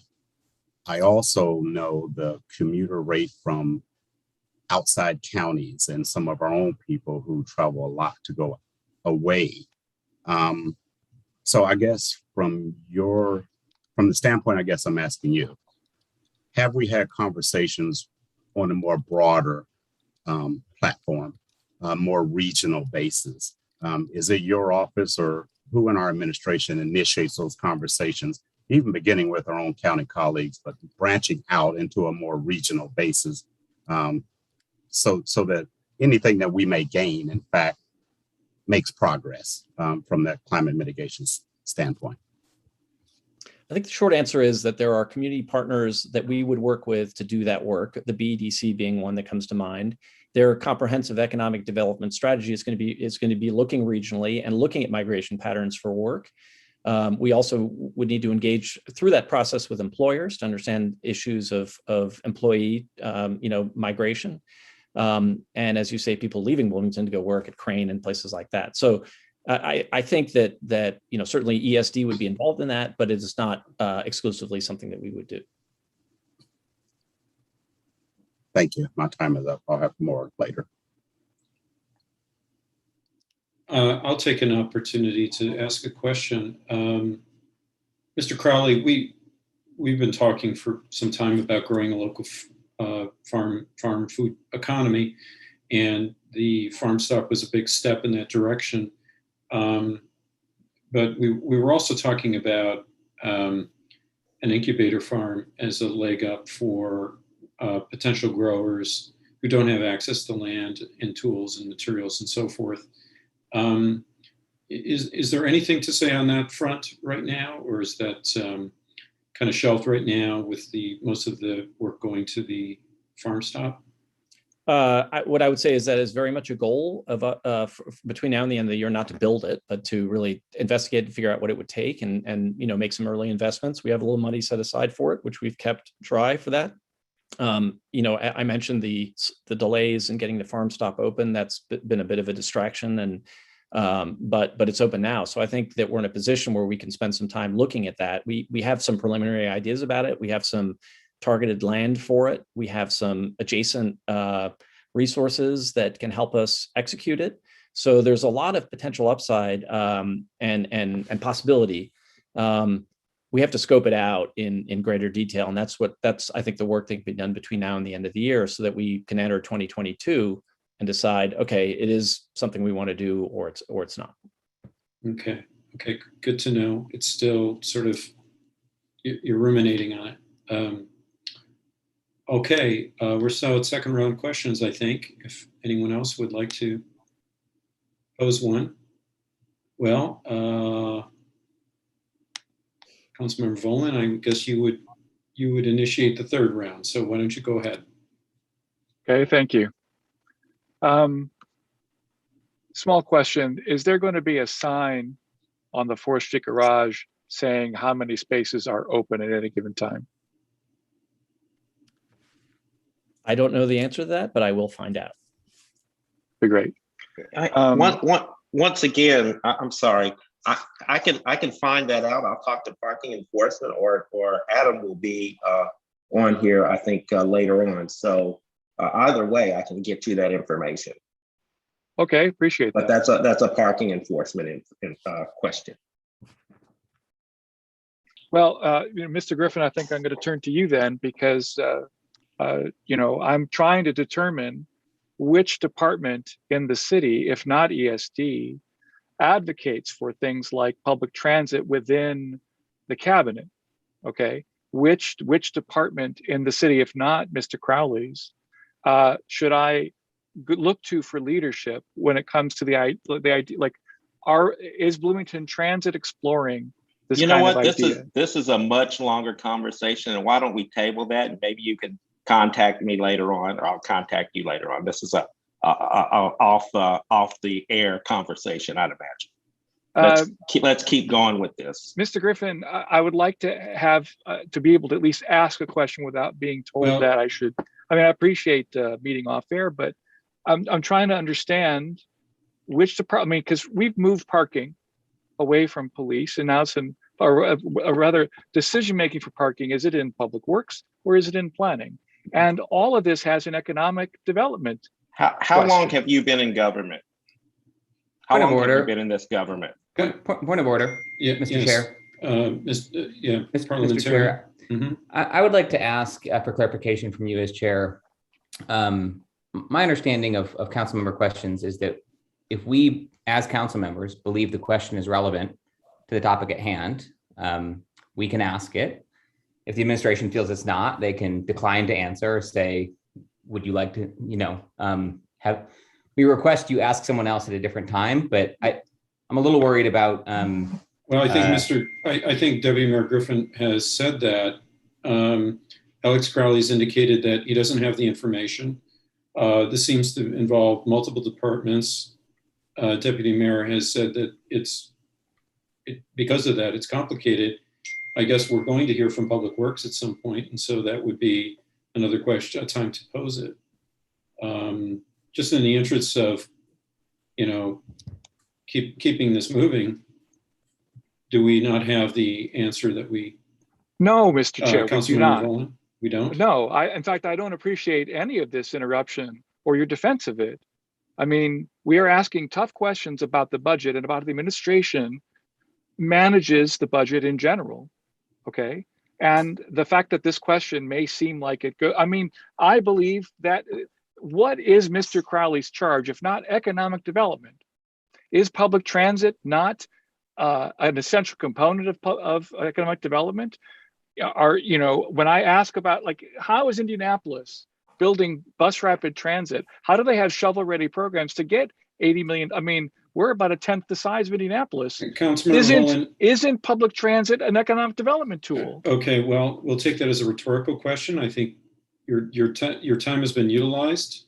My time has been taken by other people, Mr. Chair. I'll appreciate some back. Okay, well, let's move on. I think those answers will be forthcoming. I think the administration has indicated that. So are there other questions? We're on third round now. Councilmember Rosenbarger, and then Councilmember Piedmont Smith. Thank you very much. Director Crowley, thank you for I'm following up on my last question, single occupancy vehicle use. Thank you for the ideas of programs that could be implemented. I would like to focus that question and ask, what programs are we implementing in the 2022 budget? So in normal circumstances, I would say we're following the plan. The plan laid out a sequence of events. It's kind of sequential, it's prioritized, it's in order, right? You sort of follow through it. That would be the way that you would execute. Now, obviously make adjustments along the way, but on the whole, a lot of that work was done as part of the TDM plan development. We are not in normal times in that a lot has changed since that plan was put together. And, in speaking with Wells and Associates, which is the contractor who or the consultant that helped us develop that plan, they are very much trying to figure out what it all means. So they are industry experts in TDM, and they don't have an answer. And they are trying to figure that out, and they're doing surveys, and they're doing research, and they're trying to lay out, okay, what is this next 5 years going to look like based on what we've just gone through? So it's not as simple as me saying, oh, well, just look at the plan and we're going to do X, Y, and Z, because I think that would be short-sighted. It would be short-sighted to just blindly pursue a series of proposed programs, implementations, without going back and taking another look at what the dynamic looks like right now, doing some survey work among our population, and try to figure out, does this still make sense? And if it does, we'll go after them as they've been laid out. Or does it not, in which case we have to either restack, reorder them, or think of, or introduce different programs that were maybe not conceived at the time. So, what we are going to be doing between now and the end of 2021 is establishing what is, what is necessary for 2022. We'll also be hiring someone to be able to manage that. So we are contracting to be able to do some of that survey and research work, and we'll have a much better idea as that work is done, and we get to look at what the landscape now looks like as to what is the right approach for 2022. So it's not very satisfying. I can't give you an answer. Well, we're going to do X, Y, and Z, because again, I don't think that it's as simple based on everything that's changed right now. Councilmember, were you finished? I think you have 25 seconds. I'm sorry. No, I'm okay. I'm finished. Thank you. Okay. Councilmember Piedmont Smith.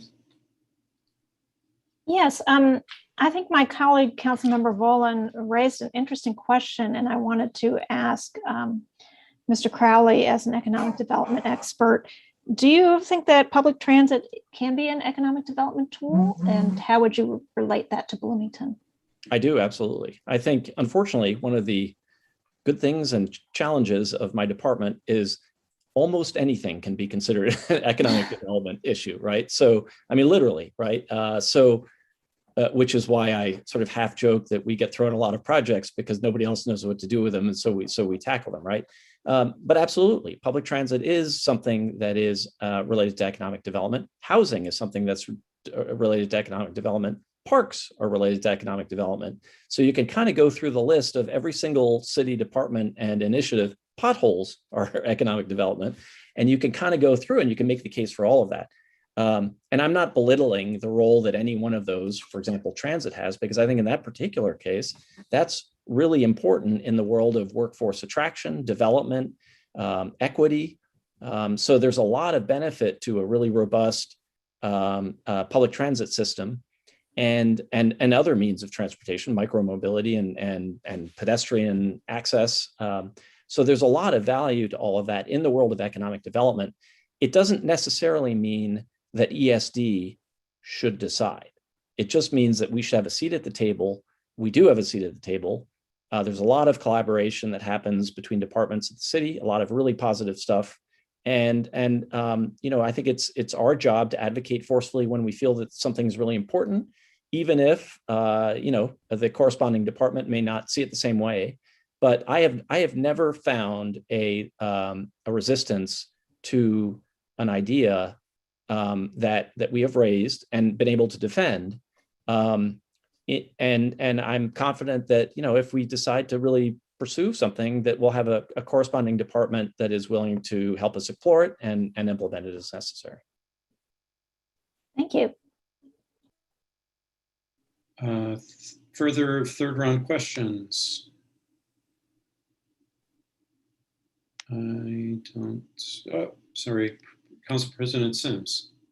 It's okay, thank you very much. Mr. Crowley, I kind of want to get back into the question we were talking about earlier. And I know this may not be the most educated way to look at this, but let's say in my neighborhood, I compost, I use electric mower, electric trippers, and I mean, we do everything. I've got solar on my roof, but every neighbor around me uses 2-cycle equipment, and burn fossil fuel. Now, in posing that picture or painting that picture, that was the vein in which I was looking for a more regional approach with regard to Bloomington and Monroe County, or Bloomington specifically, working with our regional, maybe even contiguous county partners in climate mitigation strategies. So I was simply wondering, where are we as far as communicating? And I don't know if that's your responsibility, but it is a city approach. And I think part of the administration. So are we talking with people in regional areas, other county governments, other folks that have some authority with regard to climate mitigation strategies? I maintain that combining power and funds and these sorts of things will help get to the goals that we're seeking.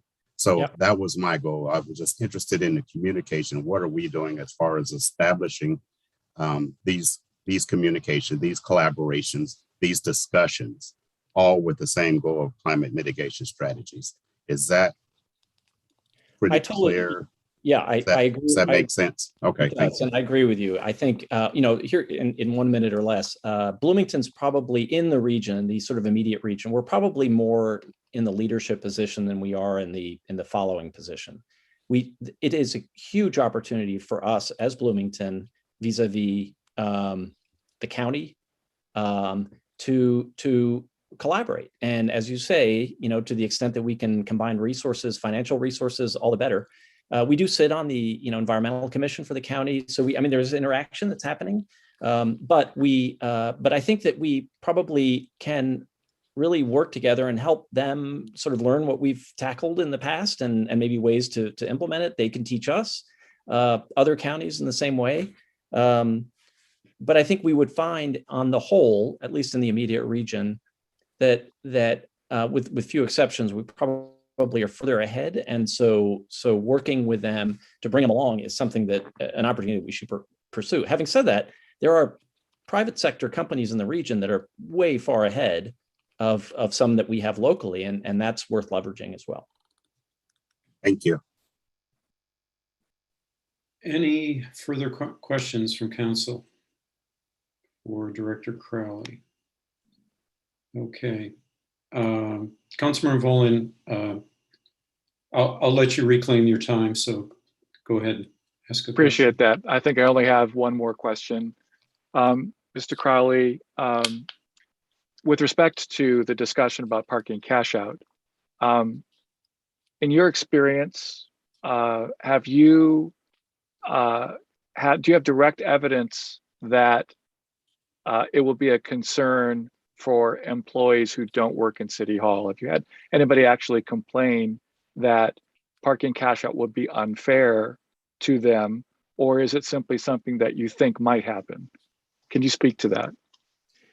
Nobody has come up to me and said that to me directly. So that the short answer is I don't have direct experience of that feedback. I do think that feedback may be something that we need to go find out how real it is, to your point. Is it just rumor or is it actual feedback? I think a quick and dirty sort of survey approach or sort of other way to collect that information would be really helpful. And if we discover, frankly, that it is not a real concern, that's a great discovery. If we find that it is, then I think we need to look at that more closely. And again, by we, I would emphasize that in the end, final implementation, design, decision-making, all of that has to heavily involve human resources, given the nature of how this is perceived as a benefit. Sure, of course. But just to be clear, so the perception of the need to ask whether it would bother employees who don't work at City Hall is one that has come from, either you or Mr. Underwood or other people who are thinking about perhaps Ms. Shaw in HR. Like, you think it might be a problem. The collective you think it might be a problem. It's not that there's no other reason to ask that question, except that you think it might be. Well, so I would just clarify, when you asked me earlier, did I get direct feedback? I myself have not. It could be that others have, and I'm just not aware of that. But I don't, and I think to your bigger point, a good survey doesn't lead the witness, right? So, you need to ask the questions in a way that doesn't necessarily plant a new idea in someone's head to be pissed off if something like this were taking place. So you just need to kind of figure that out. It's not impossible to do well. But it could very well be that corresponding department heads or other members of staff have gotten more direct feedback on that point than I have. Thank you. Thank you. We've concluded our third round of questions, so let's go now to the public for comments on the ESD, Economic and Sustainable Development Budget for 2022. I see that we have a couple of hands raised. Mr. Lucas? Yes, I believe first up is Greg Alexander. Mr. Alexander, you have 2 minutes. Great. Thanks. My name is Greg Alexander. We really do have to be careful not to jump to conclusions because it truly is very difficult to hire people. But this transportation and man management position obviously belongs in planning and transportation. And the administration fought to put it in the wrong department. And then the deputy mayor just said it's unfair to ask ESD about transportation and man management policy. Golly. It's like he agrees with me that it's the wrong department. Anyways, now that progress has stalled in that wrong department, we have a duty to be skeptical. So I think a good way for Director Crowley to allay this skepticism would be to simply use this forum right here, right now, and say what the new employee would be saying, that the city needs to do parking cash out today, or actually yesterday. Yet he was just given exactly that opportunity, and he said we should not be, quote, blindly following a plan that predated the pandemic, unquote. Yet that is exactly what we're doing. And at his direct personal advice, when we spend $30 million on new oversized parking garages that have both come online just this year. We're stuck on that course for decades to come. We will be paying for that rash plan. When it comes to massive public subsidy for cars, Director Crowley has shown that he doesn't hesitate. The first time the 4th Street garage replacement came before the council, this body voted it down. against Director Crowley's advice, specifically saying that we should wait 5 years and find out if it still looks like a good idea. It's now 3 years later, and we can already tell the circumstances have changed, and it's a bad idea. We do know enough about what the next 5 years will bring. If we subsidize parking, then people will use cars more than if we price it at the market rate. Our budget is our priorities. It truly is that simple. To suggest otherwise is dissembling. Director Crowley is correct that we should not blindly follow any plan. We must boldly follow good plans. And now that ESD has taken responsibility for a good plan, all we see is hesitation. Bummer. Mr. Lucas, do we have someone else, or did they? I Let's no see another longer, hand. I'm not sure if they've changed their mind. I don't see any hands raised at the moment. All right, we'll wait another minute or so. Anyone who would like to make a public comment?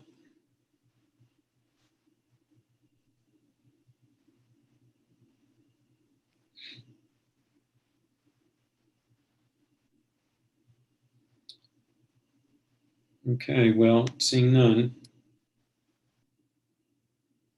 I don't see any, do you?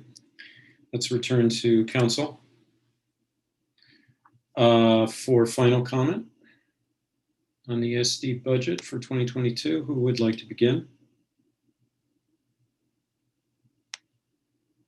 Councilmember Flaherty. Yes, thanks again, Mr. Crowley, for the presentation, and thank you for answering our questions. I've got some pretty serious concerns about a lot of things I've heard in this budget presentation and through the questions. So I'm going to be a no for tonight, and I'll be following up on some of those. Thanks. Thank you. Other comments? I don't see any hands. Okay, Councilmember Volin.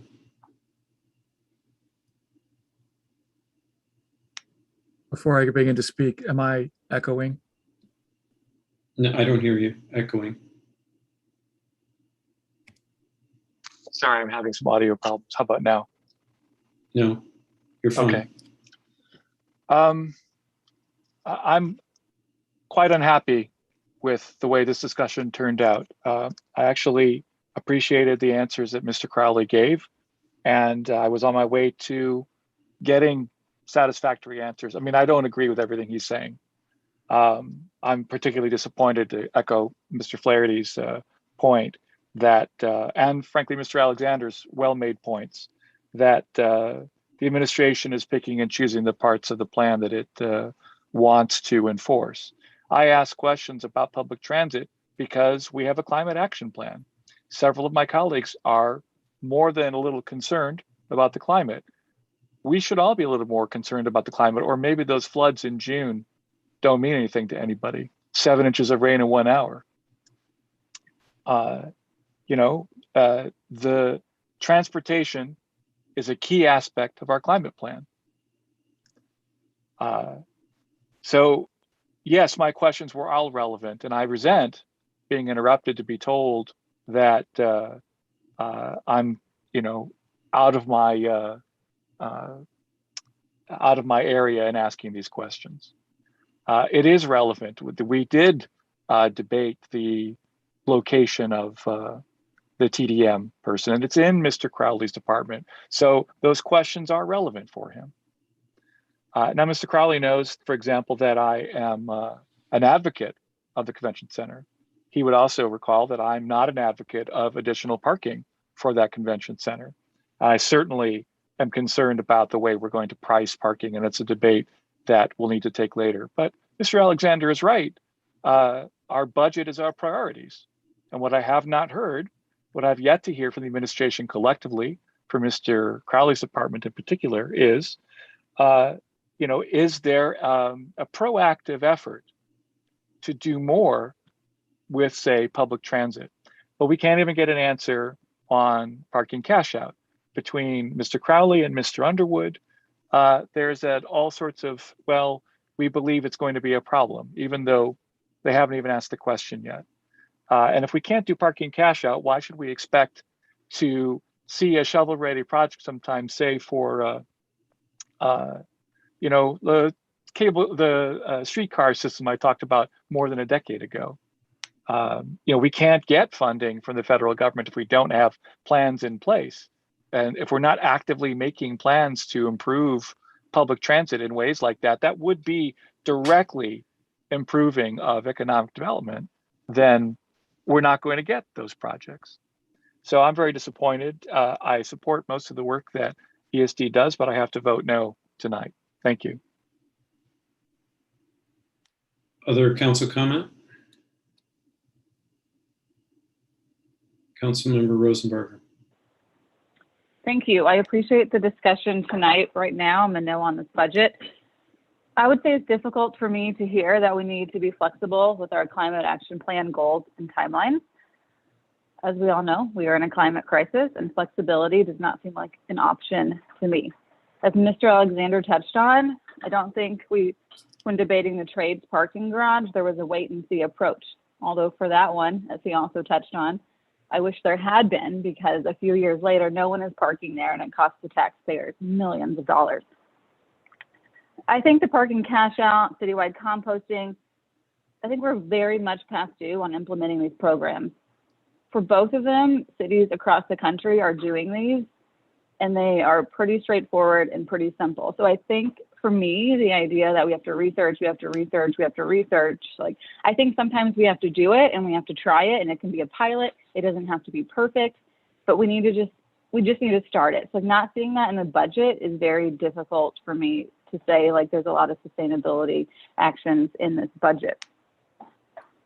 Even if we're talking about economic development and buying local, research shows that the slower a wallet passes a door, the more likely someone is to go in and buy something or sit down at a restaurant and order something. So not having any incentives for bike ped or transit and not having any disincentives for driving downtown and parking is also difficult for me, because I think that's also actually against economic development in a time where folks are struggling, business owners and restaurant owners are struggling because of the pandemic. So for me, this just really misses the mark on the sustainability aspect of the department. And so again, I will be a no vote tonight. Okay, who would like to be next? Councilmember Piedmont Smith. Yes, thank you. I want to thank Mr. Crowley and his colleagues. They've had a very rough 18 months and have done a lot of excellent work to try to keep our businesses afloat during the pandemic. But I also am troubled by this budget, in particular, the lack of details as to what goals in the climate action plan we're going to accomplish in the coming year, because we need to put dollar figures next to those and we need to fund those. As my colleagues have said, it's a climate emergency. Our house is on fire and underwater at the same time. And we need to be steadfast in attaining the goals that are outlined in our sustainability plan and our climate action plan. So given the lack of details and the lack of action on parking cash out, which Councilmember Volin and I have asked for repeatedly for years, I'm going to have to vote no at this point. Thank you. Further council comment? Let me see any. Councilmember Smith, I think I see your hand. Thank you. I'm somewhat troubled by the lack of detail as well. And I think Mr. Crowley and his department have done a fantastic job in the last year and a half, last 2 years. But I would like to know more specifics about some of what the expenditures in the budget are going to be for, and and that they would be more targeted towards some of what my colleagues are advocating for. And so I'm going to be a no tonight as well. Thank you. Other comments? I don't see any. I'll take my turn. Mr. Crowley, I think you're serious about climate change. I think that you're working steadfastly for that goal. I understand my colleagues if they're concerned about parking cash out, for instance. I think that you answered that that's a complex issue that needs to be essentially addressed with city employees in mind, many of whom commute in from the county or even further away. And so I think that's a fair answer, and I think you'll be doing that.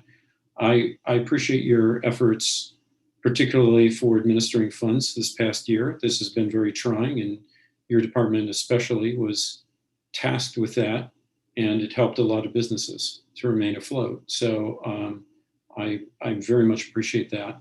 I also appreciate your efforts toward a local food economy, which are really starting to take off. And I think that could be an amazing economic development perspective.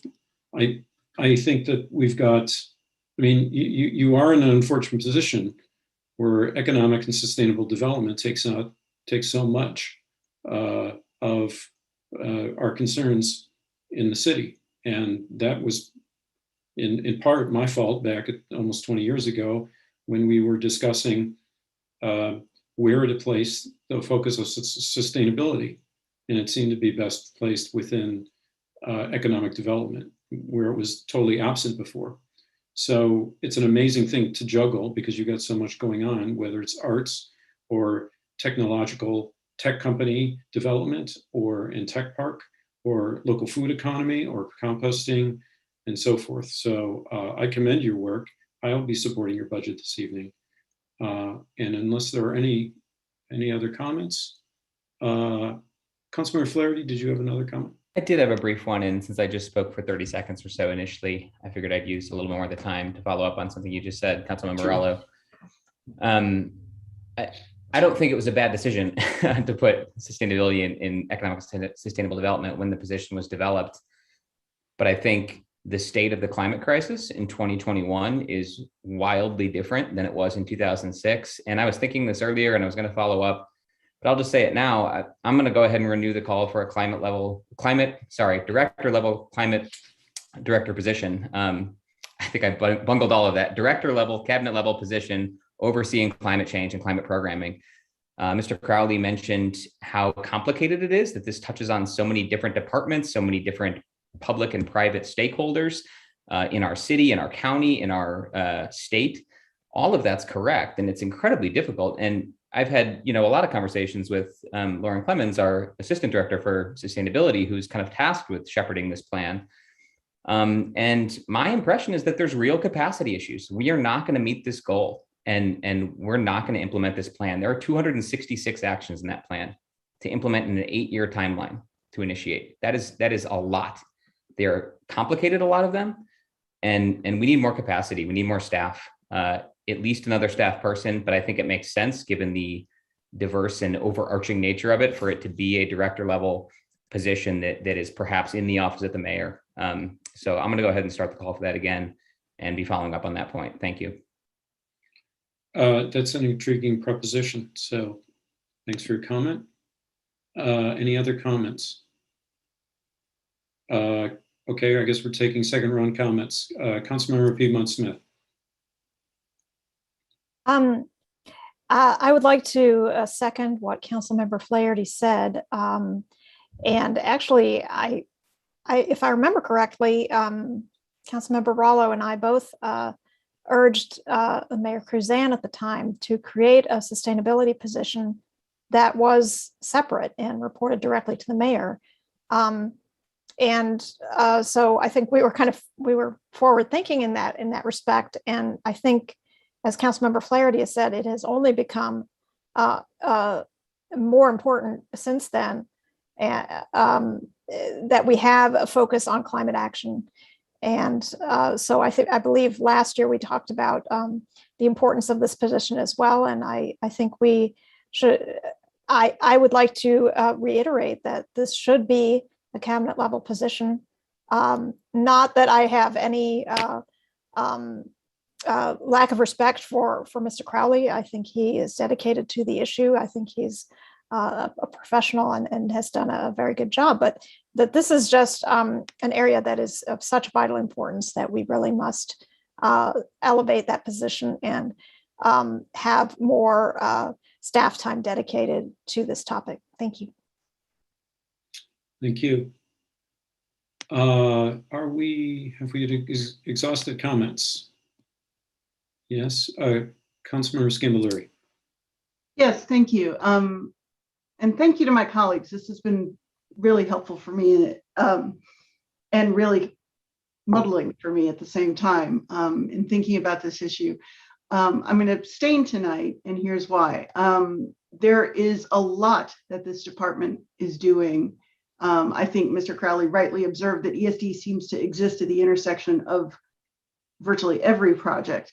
At this stage of budget, to me, I haven't voted no on any budgets, in part because I think this is an opportunity for me to either express support for a budget or to say I have more questions. And that's when I tend to abstain. So that is just the approach I take, and I offer that. I'm going to abstain tonight and applaud the amazing work that this office has done in the last year in responding to a crisis, and acknowledge that I have colleagues who have a lot of questions. So that's just my thinking on this evening. Thanks. Thank you for your comments. Councilmember Volin, did I see your hand up? You did, yes. I want to say three things. First of all, with all due respect, Mr. Chair, unlike the other members who've spoken, you addressed Mr. Crowley directly, making the issue more personal. This, as Councilmember Piedmont Smith said, it's not about Mr. Crowley, who does good work.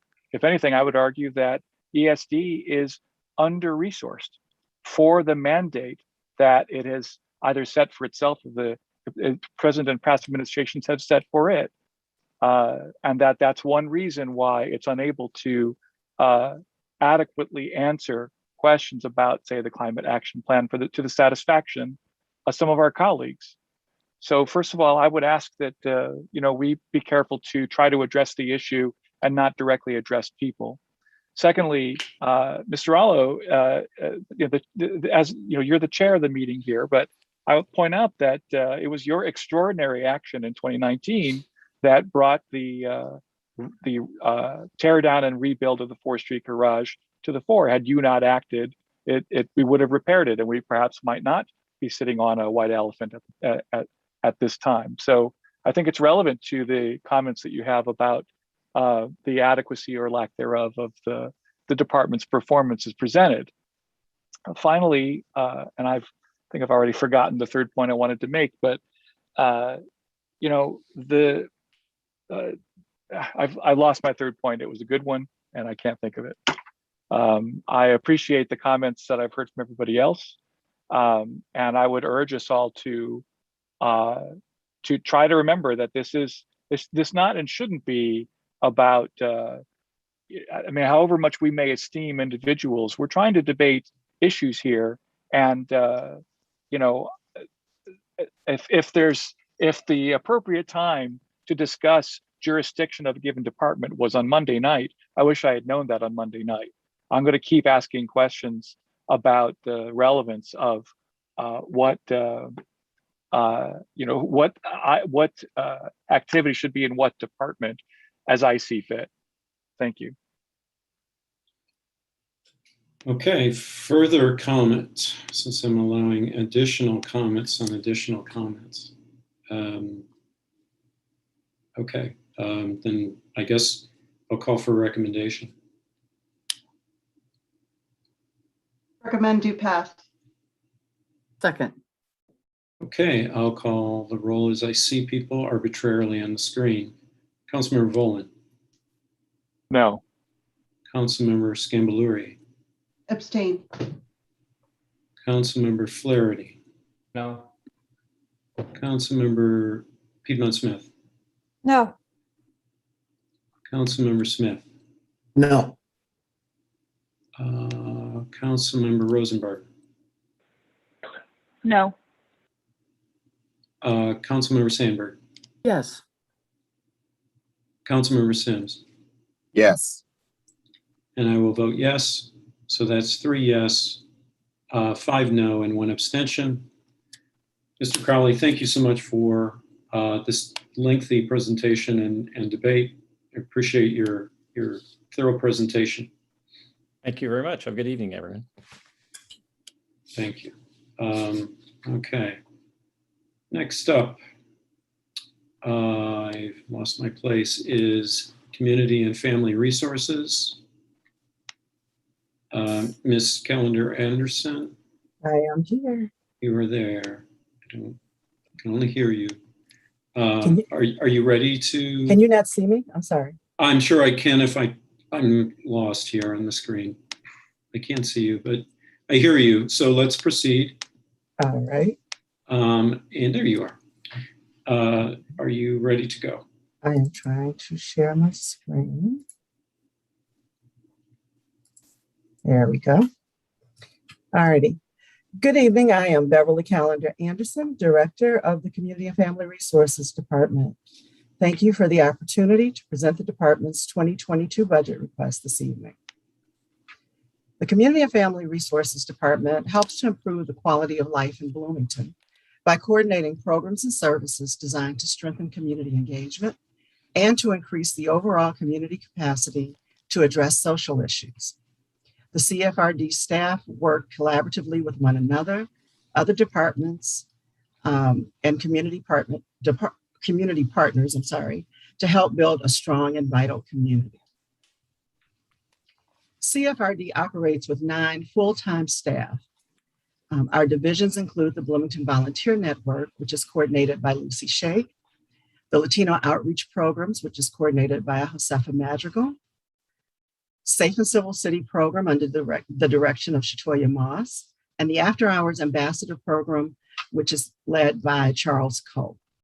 The department provides support to 6 commissions, the Council for Community Accessibility, the Monroe County Domestic Violence Coalition, and the Safety, Civility, and Justice Initiative. Michael Shermis and Sue Owens, along with some of the other previously mentioned staff, serve as liaisons to these commissions, councils, and coalitions. In addition to the staff name, our department is rounded out by 5 interns and our extremely talented office manager, Marissa Parr-Scott, who pulls it all together and helps keep us organized. In addition to the programs mentioned in the past 12 months, CFRD has given leadership to anti-racism, equity, and inclusion initiatives, shelter and housing insecurity coordination, and the Future of Policing Task Force. We've planned and implemented over 39 programs and coordinated the selection and presentation of 22 awards for outstanding community engagement.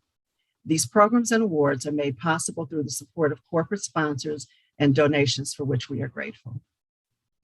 I want to take this opportunity to express my appreciation for the CFRD staff for their creativity and flexibility during this past, I was going to say year, but really 18 months. They have gone above and beyond to make sure that our programs and initiatives continue, although sometimes they are executed in new ways. I'm going to share with you some updates on our 2021 budget goals, beginning with the COVID-19 response. In response to the pandemic, many of you know that Beacon, Wheeler Mission, New Hope for Families, and Middleway House received a grant to create a safe recovery site for unhoused residents who needed to isolate because of COVID exposure. The city served as the fiscal agent for the grant. Beacon staff operated the safe recovery site from June 2020 to June 2021, and we coordinated meetings first daily and ultimately 3 times a week that included shelter providers, city and county staff, BPD, healthcare professionals, and the county health department. These meetings provided opportunities for open and honest communication, increased collaboration, and the sharing of resources. The Safe Recovery site hosted a total of 384 guests throughout that time period it was open. The team found the weekly meetings we were having so beneficial, they requested that we continue after the Safe Recovery site closed in June. And so we continue to meet once a week, continuing to collaborate, communicate, share information, and share resources. In the area of engagement, the Bloomington Volunteer Network provided free training opportunities for nonprofit volunteer staff in multiple areas, including recruiting diverse volunteers, implicit bias, increasing skills in utilizing the Helping Bloomington Monroe resource that assists community residents, and then lastly, re-engaging volunteers post-COVID. You might know that a lot of nonprofit agencies were down for volunteers during COVID because they just couldn't have that many people in and out, and it was too much of a risk. And so getting those people re-engaged has been really important, and even bringing in new volunteers. In the area of diversity, the Latino Outreach Programs continues to provide Spanish to English and English to Spanish translations for city departments, nonprofit agencies, and Spanish-speaking residents, with a goal of doing at least 120 translations annually. Staff also responds to about 30 requests per month for its direct service and or resource referral costs for Spanish-speaking residents.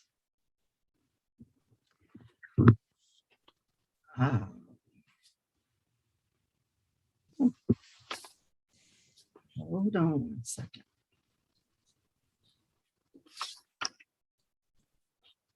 I'm sorry, something is out of order. Oh, well, I'm just going to keep going. In the area of engagement, I said engagement, safety, civility, and justice.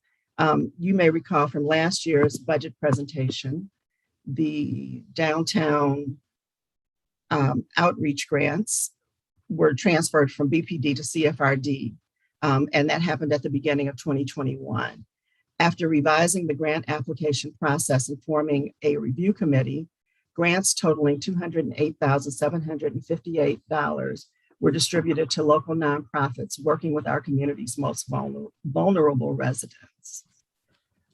In the area of, again, diversity, what I missed before was the Black Male Summit took place in 2021. And that was in the fall with 95 African-American and Latino middle and high school age males in attendance. The Young Women's Leadership Summit, same demographic of African-American, Latina females, took place in the spring. And I wanted to point out that although these summits and this, both of the summits, focus on African-American and Latinas, everyone from the middle and high schools are invited. And so in the past, we have had students from all different demographics, even though that has been the focus. We continue to provide ongoing support to the Future of Policing Task Force, which was formed as a result of the city's work with the Moritz College of Law's Divided Community Project. The task force is currently examining our law enforcement policies and practices, not just BPD, but across the city, across the county, as well as researching best practices around the country.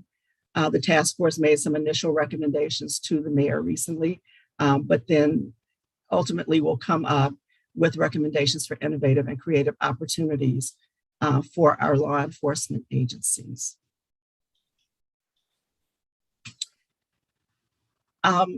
So now I'll move on to our 2022 budget goals.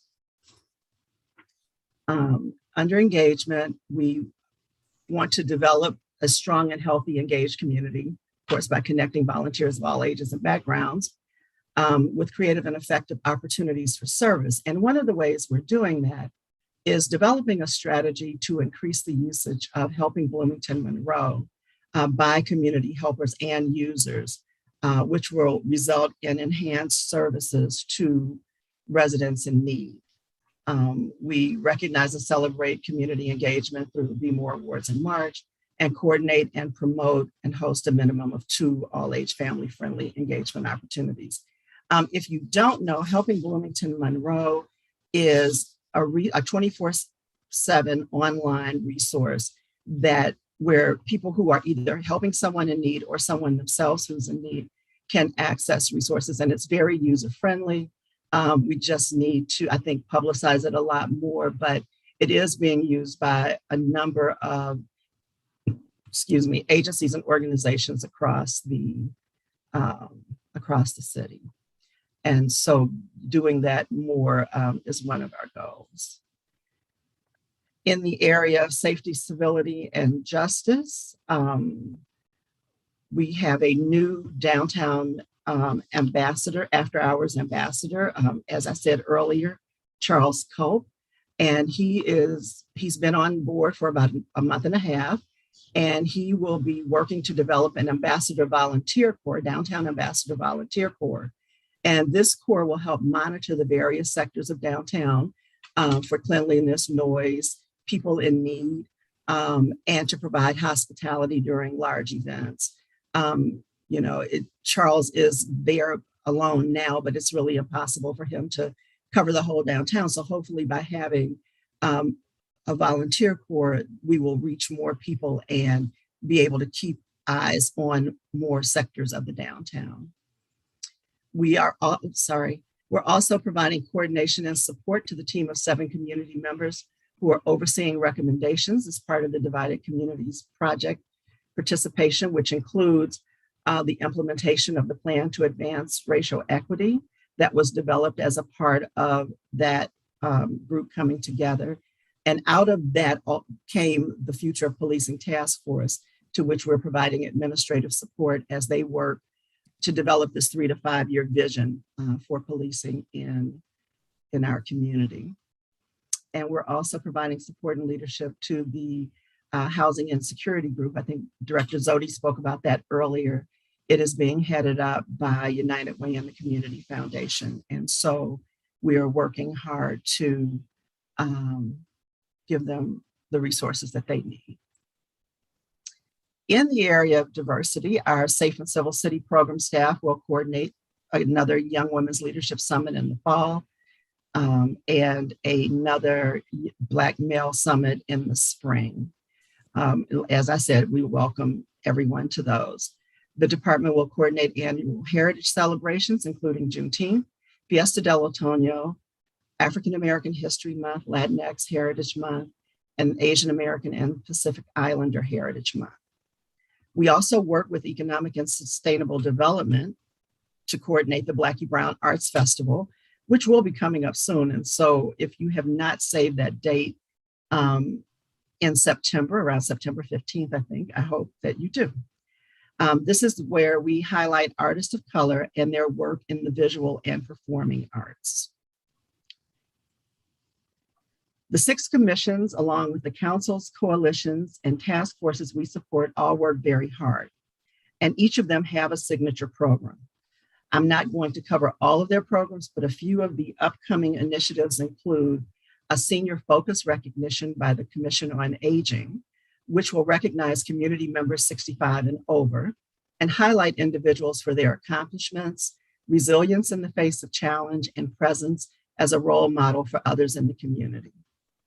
The Commission on the Status of Children and Youth will recognize 4 area students with Swagger Awards. And Swagger stands for Students Who Act Generously, Grow, and Earn Respect. And those awards are in the fall of the year.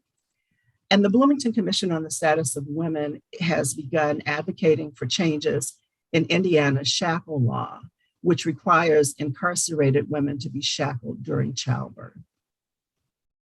So those are just a few of the things that our commissions are working on. Our budget highlights for this request, we're asking for a general fund. Our general fund request is $1,109,087. This is a decrease of $9,985 or less than 1%. The significant changes are in category 1, where the request is $785,447. an increase of $21,095 or about 3%. And as you all are aware, the city is requesting a 2.75 salary increase for non-union staff, and that's reflected in that number. In category 3, which is another significant change, the request is $315,740, which is a decrease of $31,080 or a decrease of 32%. And that's reflected in the reduction of $50,000 that we received last year in the 2021 Recover Forward funding, but increases in the lines of instruction, dues and subscriptions and grants. So it came out to about 32%. And we don't have any capital outlay. And this is our budget summary as I just explained it. In addition to the general fund request, we're requesting approval of $125,000 in Recover Forward Phase 3 funds to help provide job creation opportunities and direct support for some of our community's vulnerable residents and community-wide educational opportunities focused on diversity, equity, and inclusion.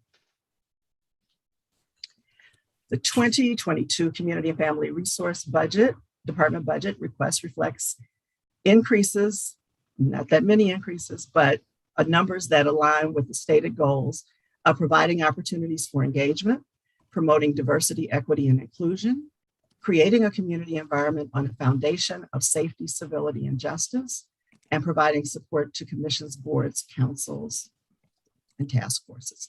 So I thank you for your past support of CFRD programs and initiatives and your consideration of the CFRD 2022 budget request. And I'm happy to entertain comments or answer any questions that you might have. Thank you. Thank you, Director Calendar Anderson.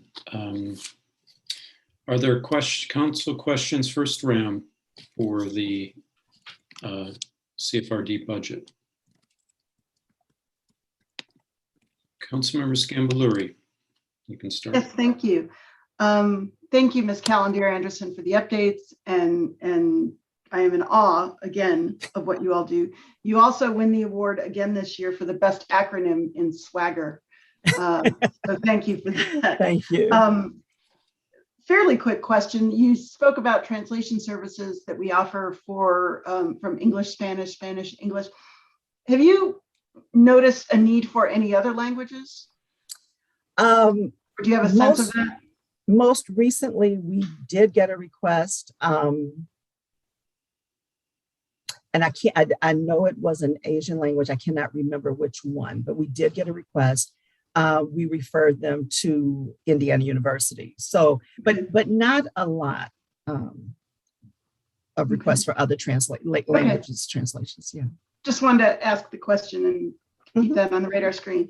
Thank you for your role in selecting the anti-racism training firm that will be joining us. And then kind of the longer question, I think the after hours ambassador position is unfamiliar to many residents. It's unfamiliar to many elected leaders as well.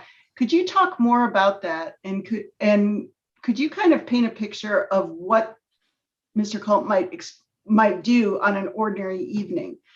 Is it meetings with merchants? Is it walking? You know, what exactly happens in that role? Yes. So the after hours ambassador position is a result of the Safety, Civility, and Justice Initiative from 3-4 years ago. I'm not sure how long ago it was. And Mr. Culp is our second after hours ambassador. Our first one left right as the pandemic was getting started and everything was shutting down. So we recently rehired that position. The purpose of the position is really to be the eyes and ears of City Hall after hours. And so if there is something that people are downtown and in need of, I mean, you can always do a U report, but the U report doesn't come until the next day. And so if there is someone who is down there who is identified, people can sometimes get an instant response or at least know who they should talk to, whether it is the next day or not. The other part is to extend the hospitality of the city. And so when we have large events like Pride Fest or Lotus Fest or 4th Street Art Festival or whatever the event is, there will be someone down there to give direction to people who don't know, or even first day of classes. I guess that's another one, but to give direction to people who don't know the city well, who may be looking for particular venues, but also to be eyes and ears for people in need. Because we do know that there are a lot of people in need that may not be able to get the assistance that they need because either they don't know where it is or they're having, some kind of breakdown or anything could be happening. And so he works very closely with social service agencies, with BPD if needed. He's very familiar with all of the merchants downtown. He attends the downtown Bloomington meetings and has met the restaurant managers and owners and things like that. And so, and that's my time. So, I'm so sorry. I'm sorry. No, that's okay. I'll follow up in the next round, but thank you for that start. Yeah. Okay, moving along. Who would like to ask the next question? I guess Councilmember Flaherty. Thank you, appreciate it. And thank you, Ms. Calendar Anderson, for the presentation. I had two questions or two areas. One was just on the future of policing task force. We heard a bit about some recommendations, I think, in the first night of presentations from Mayor Hamilton. Are those meetings public and available to attend, or what's the status with those? Well, it's not a commission, and so we haven't made them public. We haven't said that people couldn't attend. So it's not a question I've had before, council member. So I'm sure if someone wanted to attend or ask questions, they certainly could. I will tell you though, the way we've been meeting, and we have been meeting once a week throughout the summer. The big group meets 1 week, and then the next week subcommittees meet. So we just need to post those larger meetings so that people could attend and give input. Got it. Okay, thanks. The second one was, I was going to follow up on some things related to accessibility. I believe the Council on Community Accessibility is under your department and staffed by Mr. Shermis. They recently put on a really great event down at the Pavilion at Switchyard Park that Councilmember Smith and I both attended. And that was just terrific, very well done. And a lot of city staff were attending.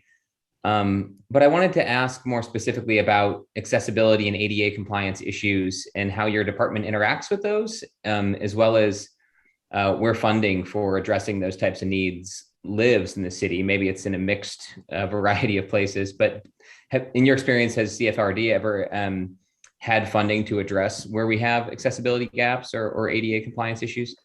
So we will, what CFRD does is to, besides resourcing for the public, if you're talking about internally, we survey locations, so fire departments, police departments, public buildings, all of that. And so we will do the surveys for ADA compliance. And then the department itself is responsible for making any corrections. So we don't have the funding to make corrections, but we act in an advisory capacity. Then the department is responsible. There's a real concern about members being in.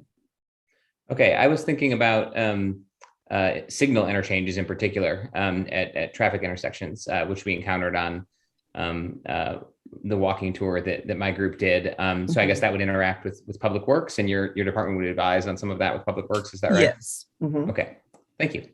You're welcome. Okay, additional questions for Director Calendar Anderson? Councilmember Piedmont Smith. Yes, thank you. I had a question about adding a program specialist position in your budget memo under safety, civility, and justice. It says add program specialist, but I didn't see that was a newly funded position. So it's not a newly funded position. We have a position open right now. So we have 9 funded positions and 8 people on staff currently. And so that was a position that was approved actually earlier this year or late last year, I think, that we have not hired for yet. Okay. Well, I have time left. Let me see if I have another one for you. That's it for now. Thank you. Okay. I'll pose a question. Ms. Calendar Anderson, you were instrumental in working to find a winter shelter last year. Winter's not so many months away. I wonder, what are the prospects for a low barrier winter shelter? So as I said in my presentation, the shelter directors and I and BPD, all that group, are still meeting. We have not talked about a larger winter shelter yet. We are working with Wheeler Mission to keep the women's shelter open through August of 2022. And so that we know that that will be one resource that will remain open, but we haven't had discussions yet about a low barrier shelter. But it's, you're right, winter is not that far away, and it is something we'll be discussing. Okay, thank you. Okay, further questions from council? The CFRD budget. Oh, sorry, Council Member Skimbaluri. Yes, we're in round 2 now, I take it. We apparently are. Okay. Thank you. And Ms. Calendar Anderson, back to our conversation about the after hours ambassador. If I'm an ordinary person coming downtown, where would I find him? Or are there office hours, or so are there yeah. meetings scheduled? So the after hours ambassador is in the office actually Monday, Tuesday and Wednesday. I'm sorry, Tuesday and Wednesday. And then he is downtown after hours Thursday, You Friday. mean at City Hall? At City Hall. Yes, I'm sorry. Okay. Thursday, Friday, and Saturday, and usually on foot. And he is in uniform, and the uniform has after hours ambassador on it. But hopefully by bringing this volunteer corps, you won't have to just look for him, that there will be many after hour ambassadors, and that's the whole point of the volunteer corps, because we know he can't be everywhere. And so he may be, anywhere along Kirkwood or Walnut or College, just where he might be needed at a particular time. Got it. Thank you. Yeah. And I'm sorry, Councilman, I will say that he does carry a cell phone. And so his cell phone number is available, which of course I don't have right now, so I can't put it in the chat. But if anybody wants to have it, and all the downtown businesses have it, they can get that number and call him. And so he's readily available by cell phone. Got it. Thank you. And I also appreciate Councilmember Flaherty's question about the future policing task force. So thank you for bringing that up. So much appreciated. Thanks. Okay, we're on second round questions. Are there any questions remaining? Councilmember Piedmont Smith. Yes, actually, I wanted to follow up on Councilmember Flaherty's question. So it wasn't quite clear to me from your answer. So are the meetings public? I mean, are they posted somewhere? Can people go and observe what the task force discusses? And so I guess they can. I mean, they're not closed meetings. It's just that question just had never come up before. That was what I was saying to Councilmember Flaherty. It's never come up before. And so we can, we'll definitely have, the meetings are posted on I don't know if they're posted on our website, council members. So I will make sure that they are, because they're, and of course there's Zoom meetings. We haven't been meeting in public yet. Yeah, I think that would be very helpful to post those. Thank you. You probably have time remaining, although the timer's not working. Do you have anything else, Councilmember? Okay. Anyone else? Not seeing, I'm seeing shaking heads. So let us now proceed to Mr. Lucas, public comment. Yes, and apologies for the timer. Too many things going on at once. Sure. For members of the public that might wish to comment, please use the raise hand function to indicate that you'd like to speak. You can click on the participants button to find that. Some folks may need to click the more button to find the raise hand. And I believe some users can find that under the reactions tab. If you've called in, I think you can dial *9 to raise your hand. If all of that fails, you can send a message via chat to let us know you'd like to speak.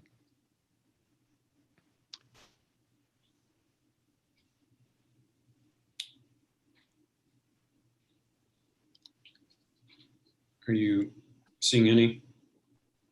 This is public comment on the Community and Family Resources Department 2022 budget.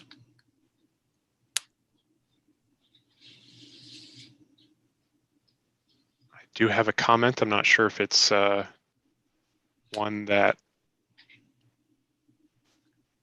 the individual would like me to read. I'll go ahead and assume it is. This is from the screen name B Square. The comment reads, regarding the status of the Future of Policing Task Force when it was formed, I asked the question about its status under the open door law. The response from Philippa Guthrie was, hi Dave, a task force set up by the mayor is not subject to the open door law. It is different from a commission established by the council. These meetings will not be officially noticed and will not be open to the public. The mayor is not a member of the task force and will not attend meetings as this is intended to be a community-led effort. Thanks. And that is the end of the comment. And I do not see any additional requests for comments at the moment. Okay. Then let's return to council for any additional questions or final comment. If I could, Councilmember Barella, I'll say that the after hour ambassador number is in the chat. So it was his number and email address was placed in the chat. Very good. Thank you. Thank you. I see that now. Additional questions or final comments on the CFRD budget? Sorry, Councilmember Sandberg, I missed you. Thank you. I don't have any questions, but I do feel the need to make a comment. As Mr. Crowley led the effort, the Recover Forward effort during the pandemic for the business community, Beverly Callender Anderson led it admirably for the social services community. And I just want to give praise to you, Ms. Callender Anderson, for your just your calming temperament when you are working with individuals in this very, very difficult environment. And when I think of Safe and Civil, I absolutely think of you and just what a bridge builder you are with all the different competing interests and all the different conflicts that we have had over the past 18 months. So as I support your budget, full-throated yes to your budget, I think it is very, very appropriate that we give you credit for working in this area. Thank you. Thank you. I appreciate that. Further council comment?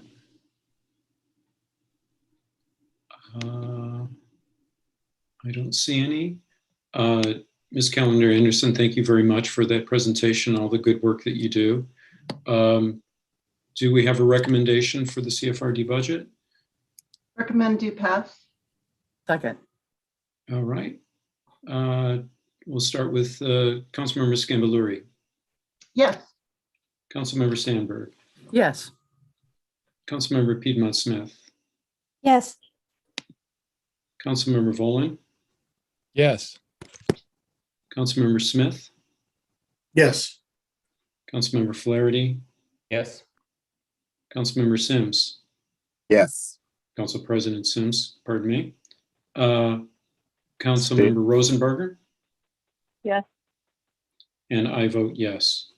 That is a do pass recommendation of 9-0. Thank you again, Director. Thank you.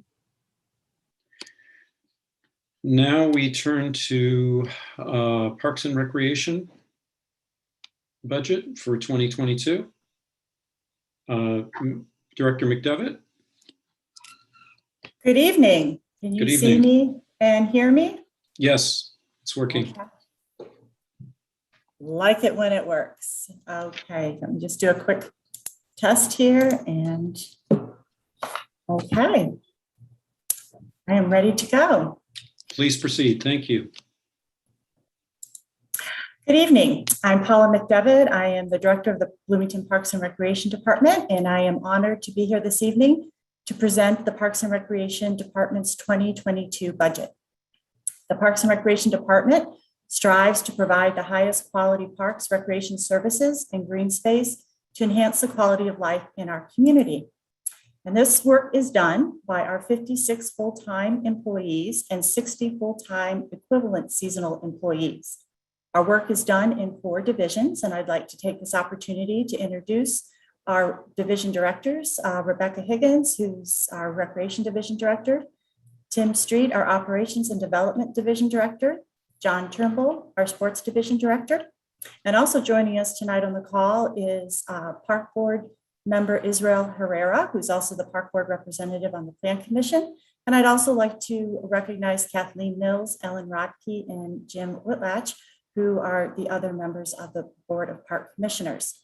I'd also like to thank them for their time and their continual support of the department.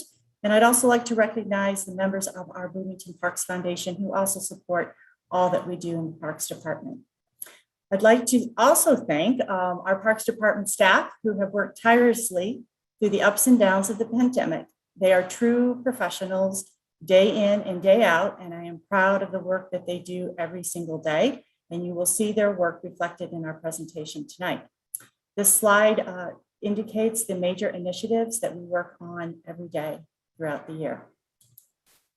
This diorama is a quick look at all of the assets that we manage, and we currently manage just over $84 million in assets. The department has been accredited by the Commission for Accreditation in Parks and Recreation Agencies since 2001. We go through the reaccreditation process every 5 years, and I am very pleased to announce that we successfully completed our reaccreditation process this past June by meeting all 154 standards of operations with a perfect 100% score. Last year, we were the recipients of 2 sizable grants addressing food security and nutrition. And this year, we have been the recipients of 3 awards in our urban forestry area. The master plan process occurs every 5 years, and it's a requirement of our accreditation status. In 2020, it was certainly a challenging time to undertake the master planning process. So we hired a consultant who guided the process virtually. One of the most important tasks of the master plan process was the community interest survey. We had 531 survey responses and 156 paper surveys. We spoke to 87 stakeholders representing 25 different community groups, and we read 557 open comments from the surveys. The results of this input, along with the latest trends in the field and benchmarking against similar communities, results in the master plan goals for 2021 through 2025.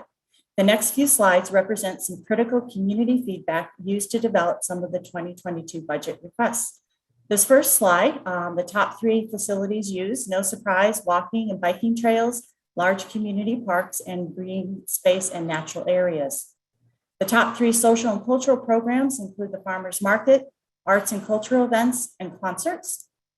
When we asked what prevents residents from using parks and recreation services, the number 1 answer was not enough time. Personal safety concern, the park or trail is not safe, or my neighborhood does not have a park, recreation facility, or trail within a 10-minute walk. Customer satisfaction is a key indicator of how well the Parks Department manages operations from programs to maintenance and projects. 83% total indicates people are satisfied and very satisfied with the value that they receive. And finally, the top 3 most important issues the department must address: connecting trails, focus on maintenance, and reducing vandalism and address safety. The master plan was reviewed and approved by the Board of Park Commissioners in February. These 4 goals represent the framework for the next 5 years. Each goal has several strategies which staff use to formulate a 5-year strategic action plan. No doubt, the Parks Department was affected by the pandemic. Over 100 programs were canceled, facilities shut, including our playgrounds. However, it was very clear the role the Parks Department has in public health. The community turned out to use parks and trails in record numbers. Trailheads had overflowing parking lots as people sought out green spaces, trails, and fresh air to maintain their physical, mental, and social health. Tennis experienced a resurgence, and the golf course remained open with protocols in place, completing the year with 28,000 rounds of golf, surpassing the past 4-year totals. 2021 has been a year of recovery and moving forward with continued protocols and safety measures in place. And the results are we were able to open camps with reduced capacity. Our pools opened and the concert and community events have returned. Of note, tennis lessons have experienced a 500% increase where we used to have 15 participants per tennis lesson session. We had well over 100 per session. And the golf course currently is seeing a 13% increase in 18-hole rounds of golf. In the area of sustainability and climate change practices, several members of our staff from natural resources, landscaping, health and wellness, community gardens, and market contributed to the city's 2018 Sustainability Action Plan. Areas in the plan that Parks is working on include habitat restoration, tree planting, community gardens, storm emergency planning, adopt a stream, acre, and trail programs, invasive plant removals, restoration projects, composting at community gardens, and conversion to electric maintenance equipment, and partnerships such as the one we have with Monroe County, identify and reduce invasive species to develop and implement invasive plant education and training events. And of course, we've gone solar. I believe we're in our 3rd or 4th year of solar panels. And to date, we have realized over $28,000 in savings. And you can see Twin Lakes leads the pack there, but they also have the most solar panels and a big flat roof. In equity, diversion, and inclusion, our master plan has outlined 4 strategies that we are working on.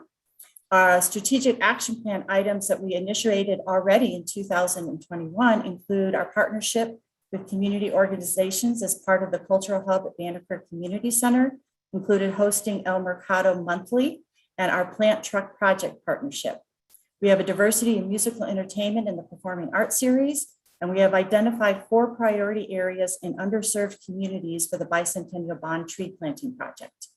Bias training has been completed by all regular full-time staff, and I'm happy to announce a brand new community event at Farmers Market, Harvest of the World, on September 25th, that will emphasize and celebrate the diversity in music and food. Every 16 years, the Parks Department is eligible to bond in order to catch up on deferred maintenance projects and new projects. We are in the final year of a 5-year general obligation bond, which started in 2017. The next few slides are Parks general obligation projects completed in 2021. The first picture is the Pine Course at Cascades Golf Course. So now all 9-hole courses are now complete with zoysia turf. We also resurfaced the tennis courts at Bryan Park. We replaced the playground at Reverend Butler Park. We replaced the lighting along the Winslow Sports Complex Trail. We are currently replacing the playground at Winslow Woods Park. And we are working on a resurfacing project of the Bryan Park Fitness Trail with a contract due this fall. Other projects we're working on, we are managing through the Bicentennial Bond Project package. Our trail projects include an east-west trail that will have a trailhead on Rogers Street across from Switchyard Park. The Griffey Loop Trail, bids came in last Friday and are currently being reviewed with a contract to be signed yet this fall. Designs for 2 gateways have been completed. Miller Showers is the north gateway location and Twin Lakes Sports Complex is the west location. In 2022, we will work on the cost of the projects with 2023 construction. And the Lower Cascades Park road improvements, staff recommended in May of this year to reopen the 0.6-mile stretch of the road through Lower Cascades, creating a slower new use of the road to a more passive experience for all visitors to the park. Our bicentennial tree planting project, staff have identified 552 potential vacant tree planting spots in 4 different designated project areas in the city.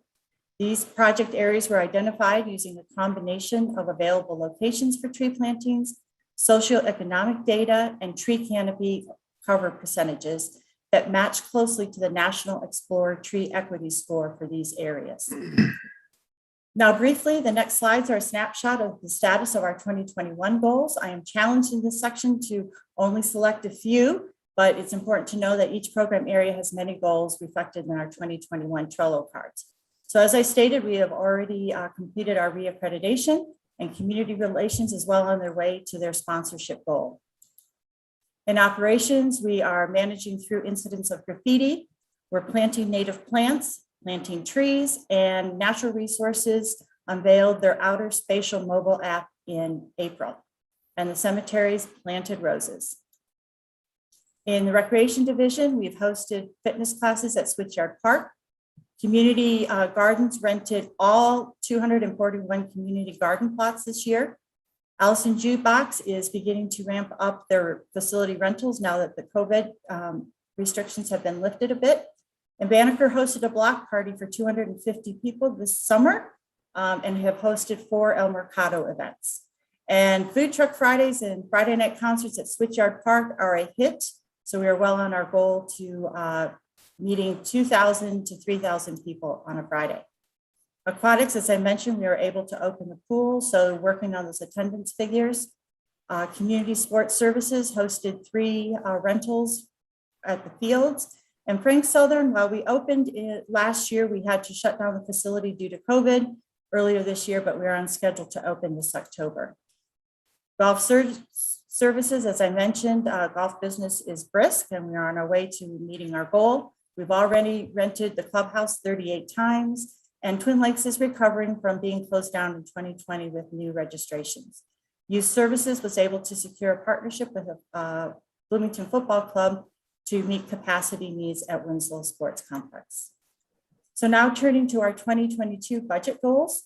Again, I could only pick one goal for each area, so we will just move through these. Administration, we'd like to get all of our seasonal staff on time track system.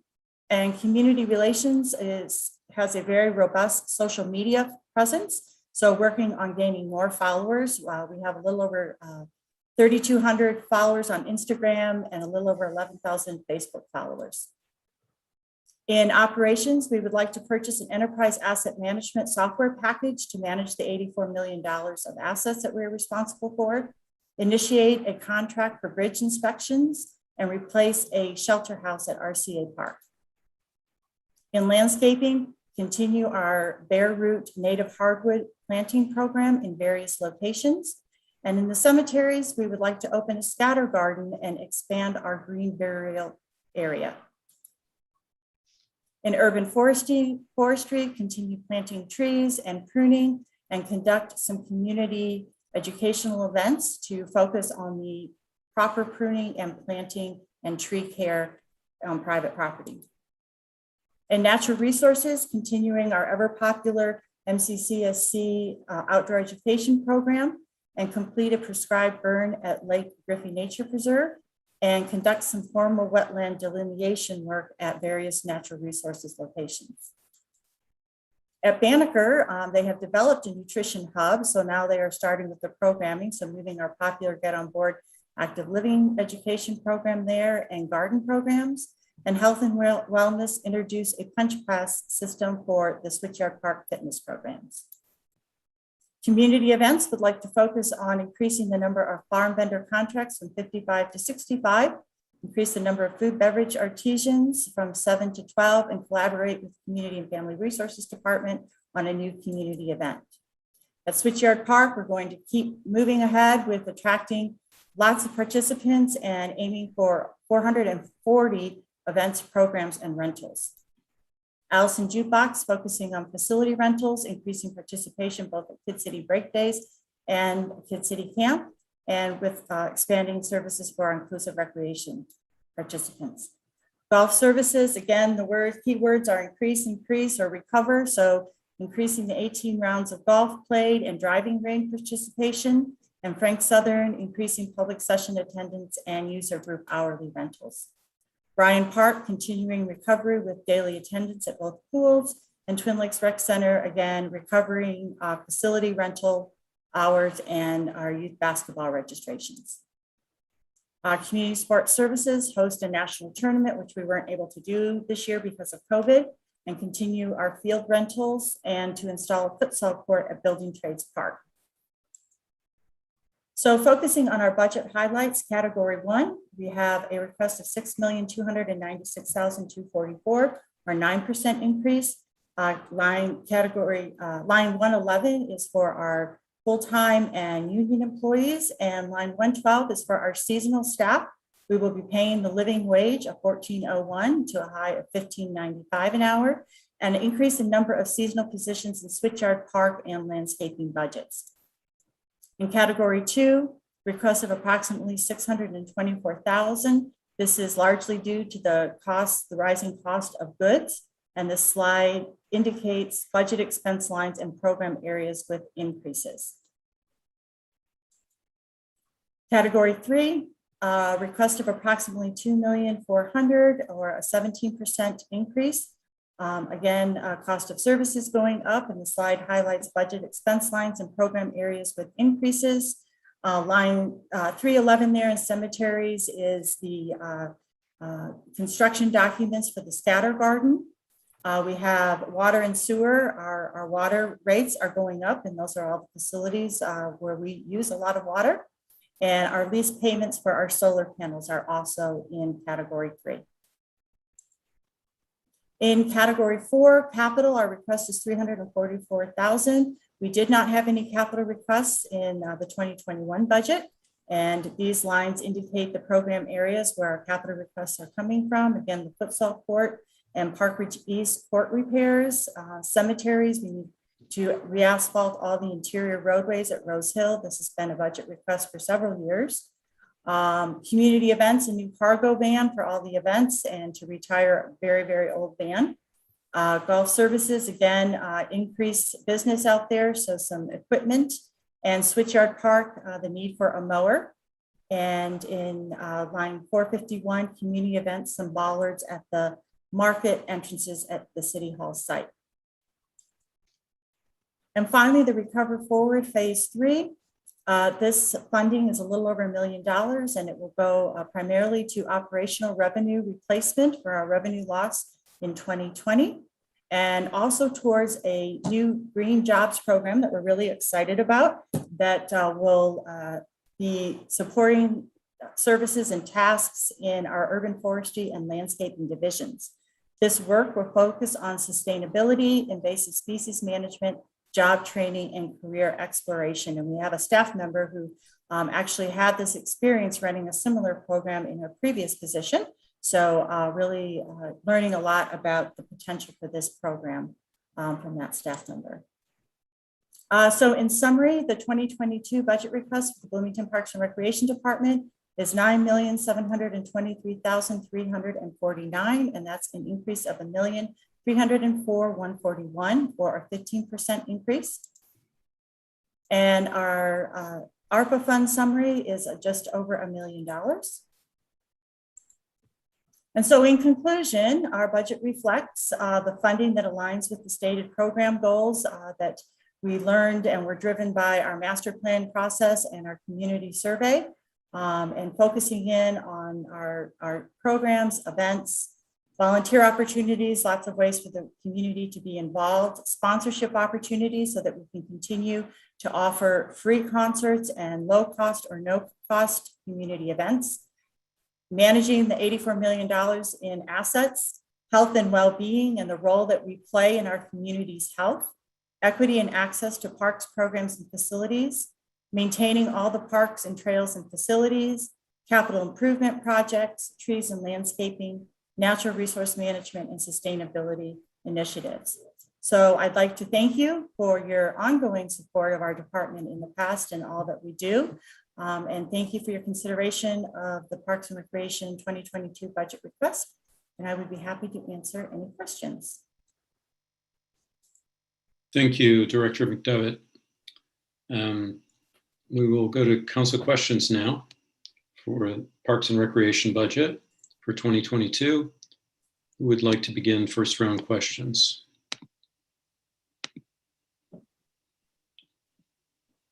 Any takers? Councilmember Piedmont Smith. Yes, thank you very much for your presentation, Ms. McDevitt. This question may be for the controller, Mr. Underwood, if he's on the call, as he usually is. Can you review for us the Parks General Fund, how that's funded? Is that an extra layer of property tax, or how does that work? They are one of three operating funds that get property taxes. City General Fund, Parks General Fund, and then the Cumulative Capital Development Fund, which has a property tax rate, and then our general obligation bond is also property tax. So in the Parks Department, they primarily property taxes. I believe their levies between $7 and $8 million. I can get you the exact figure. And then they get some miscellaneous state revenues, not a lot. And then the rest is program fees. And is that just a fund that all Class 2 cities in the state have, or at some point did we create that here in Bloomington? There's actually two statutes in the state where parks departments can get created.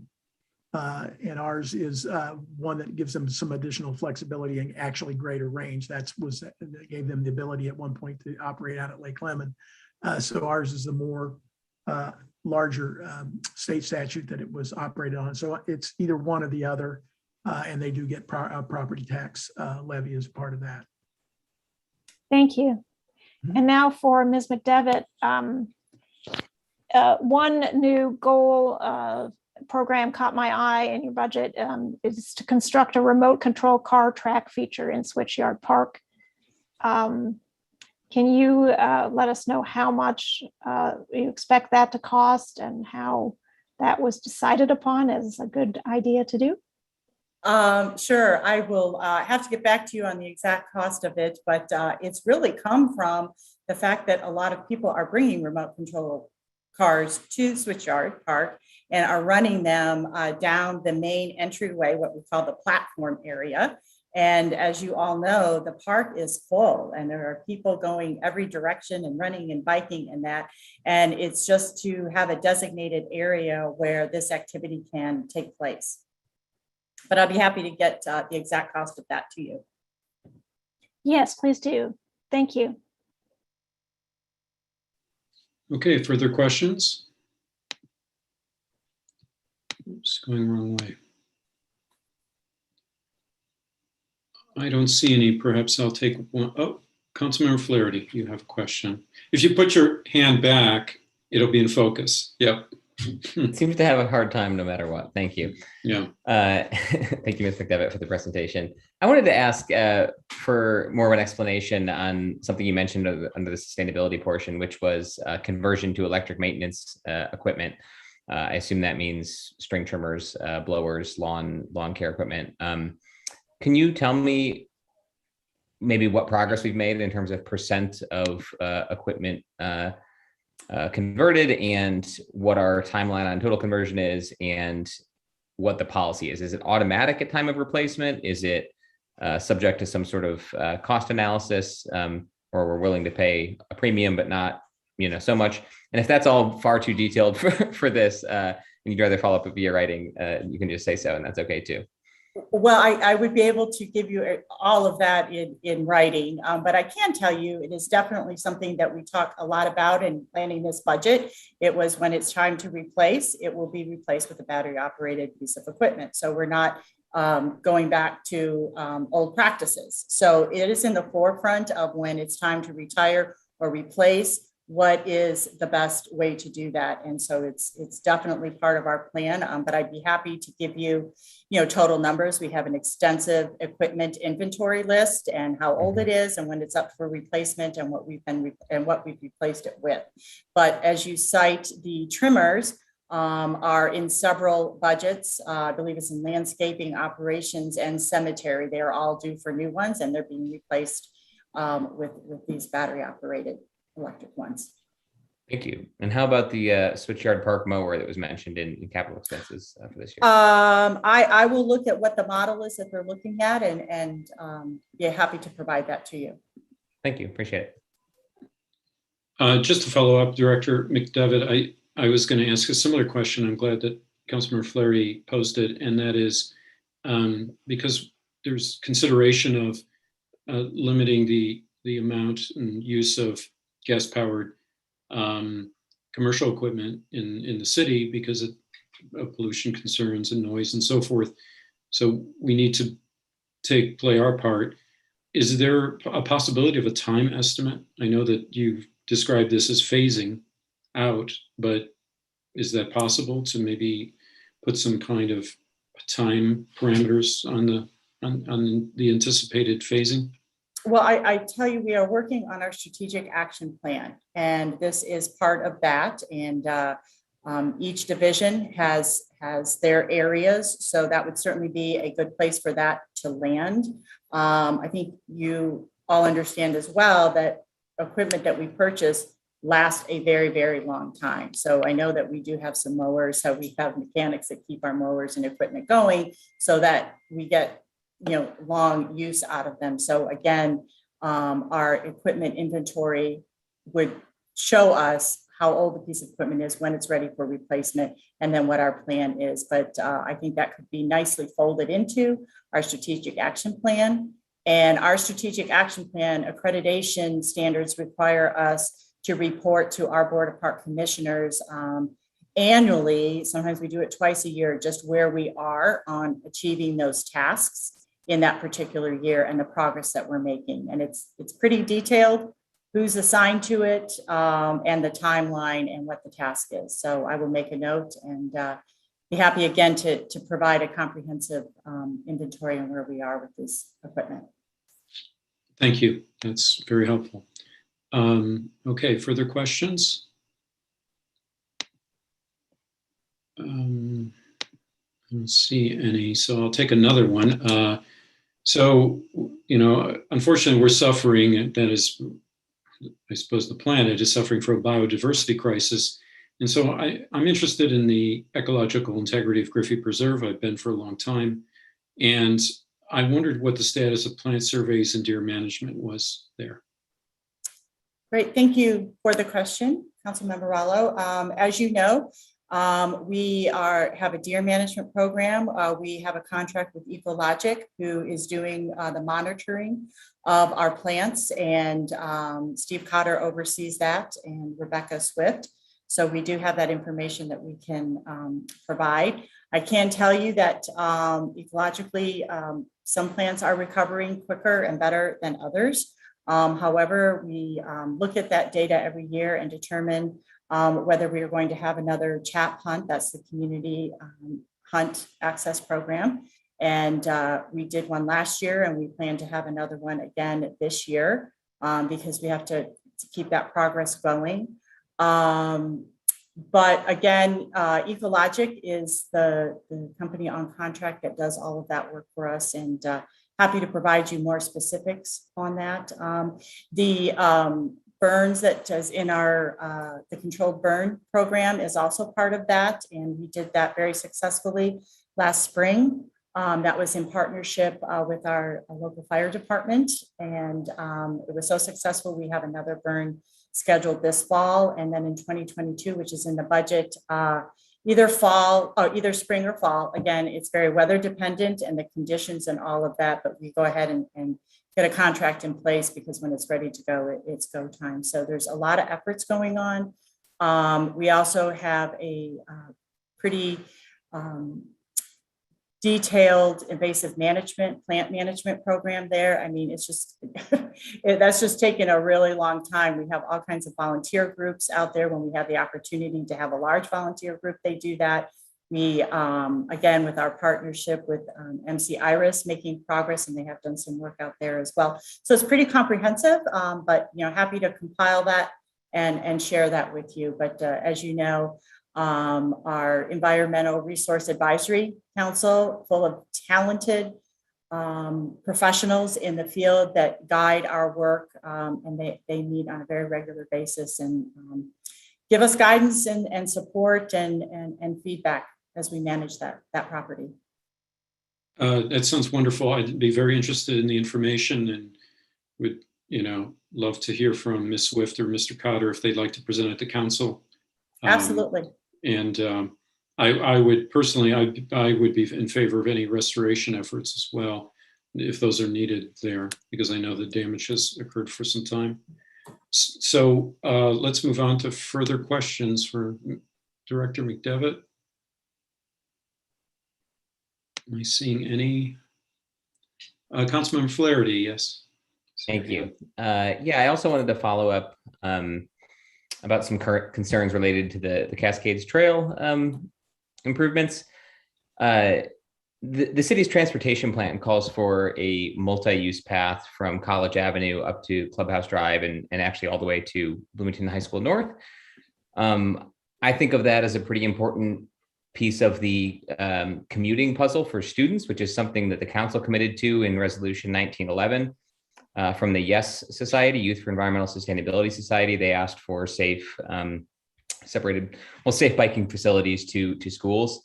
And that's the most obvious route to Bloomington High School North. So when that bond was authorized in 2018, it was for a trail to continue the trails that already exist. And my understanding of the current decision is that we're looking at maybe traffic calming on the road, which just isn't the same thing. It's not an all ages and abilities facility. It doesn't follow the transportation plan. So I'm wondering kind of A, why that wasn't brought to council since we were the ones who authorized the bonds. And B, what the implications are for the budget in the future if we're going to follow the transportation plan. A constituent has mentioned a few times in our meetings that most or all of the money from the bond may be being spent on other improvements in Cascades Trail. So I was looking for maybe in Cascades Park. So I wanted to ask about an update on that front. It seems to me like we will likely not be able to deliver on what was promised in the bonds that were authorized to the council. So I just was asking for some clarification on all that. Thank you.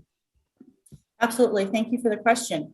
I will answer part of the question, and then I believe our Mr. Underwood can fill in part of the financial piece on that. So you are correct and duly noted the transportation plan. And as you know, we have a lot of work and opportunity down in Lower Cascades, and we have put several trails down, connecting trails. You can get to the dog park from there. You can get up Clubhouse Drive.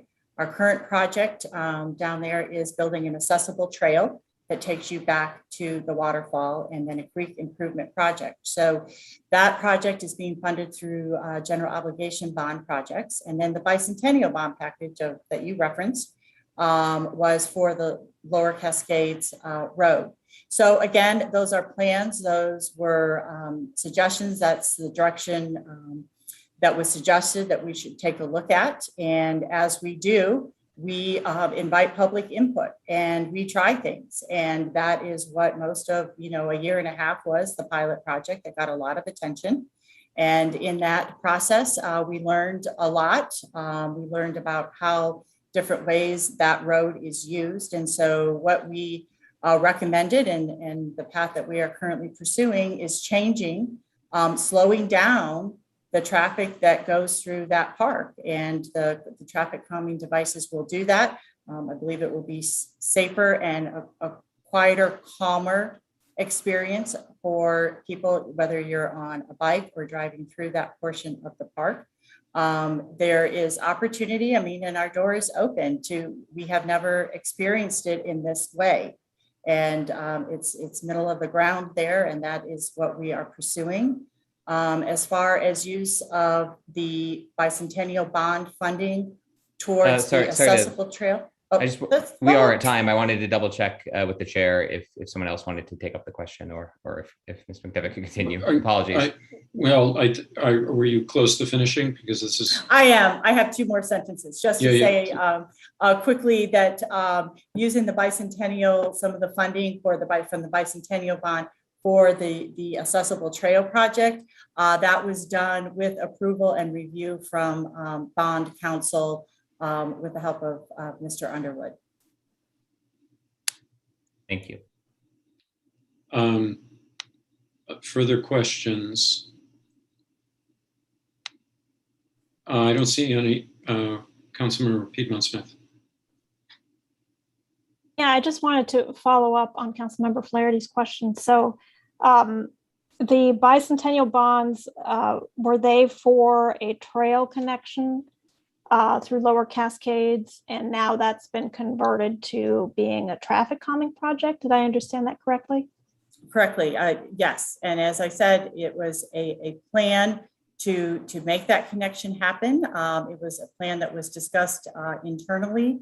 And we took it and got public feedback and tried our pilot project, which gave us a lot of information for what is the best use for that road and how people like to use the road.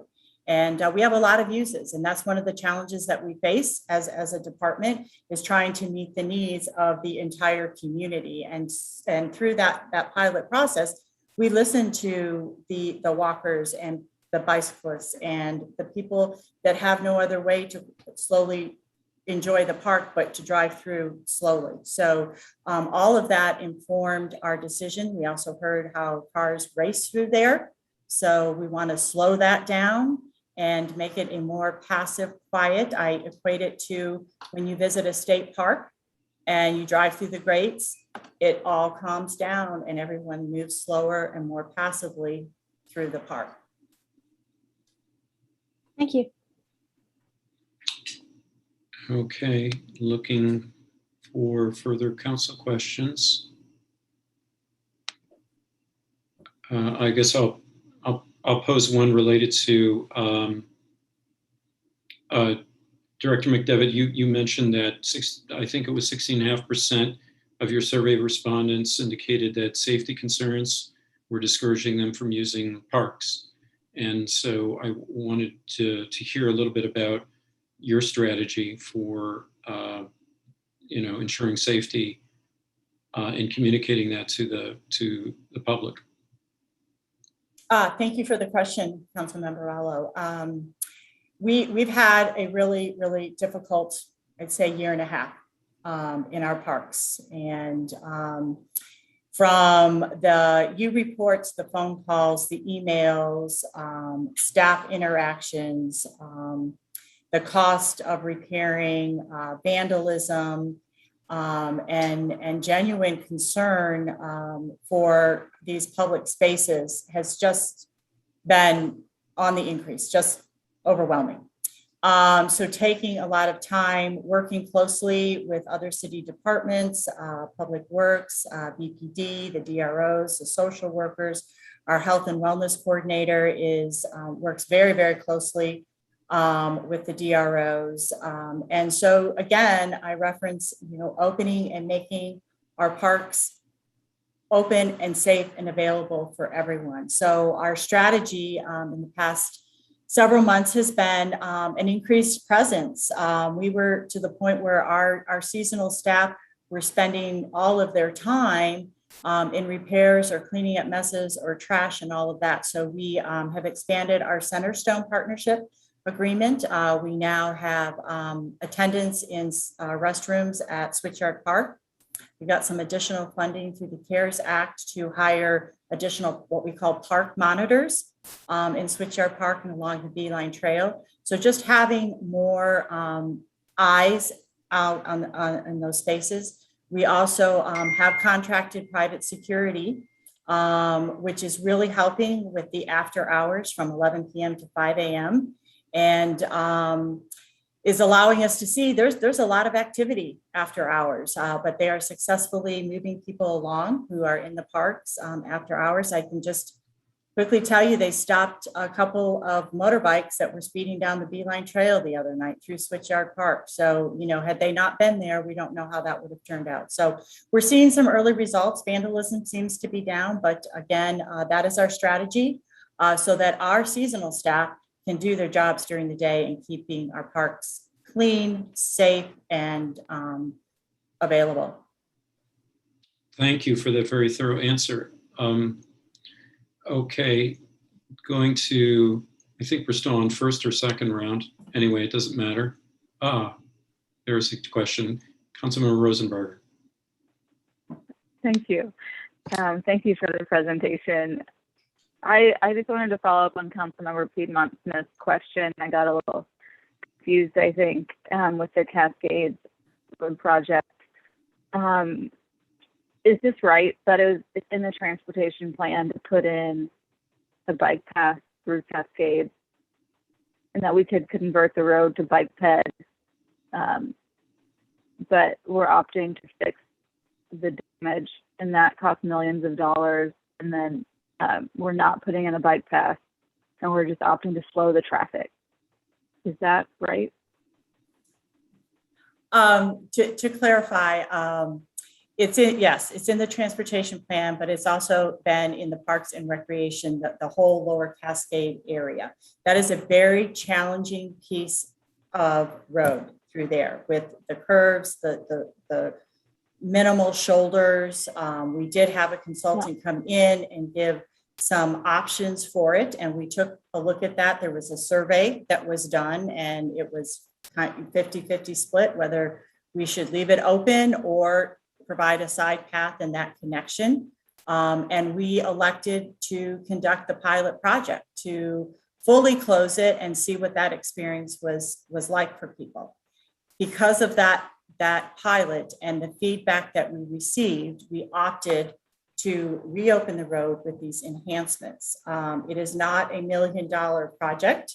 Right now we have a paving contract for $160,000 that includes the speed cushions in that. We'll be doing some signage down there, making a safe crosswalk, adding some guardrails and some lighting down there. I don't have all the costs of that because it's still in the planning, getting quotes stages of that. But it's to create this use, and we'll put it out there and get the reaction and see how it goes. The door is not closed, but we definitely want to create this new experience, which is what we got from our pilot project. Thank you. Following up on that, I'm just stuck on the point that the city and residents agree that the plan made sense, and we have the transportation plan.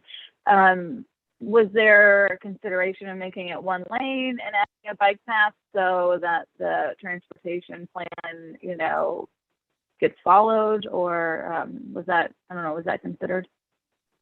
That was considered, yes. And there was a lot of public feedback on how that would work and whether it would be closed north or whether it would be closed south. And again, the overwhelming feedback that we received and what we felt was the right thing to do was to meet halfway and reopen it with this new enhancement and new experience.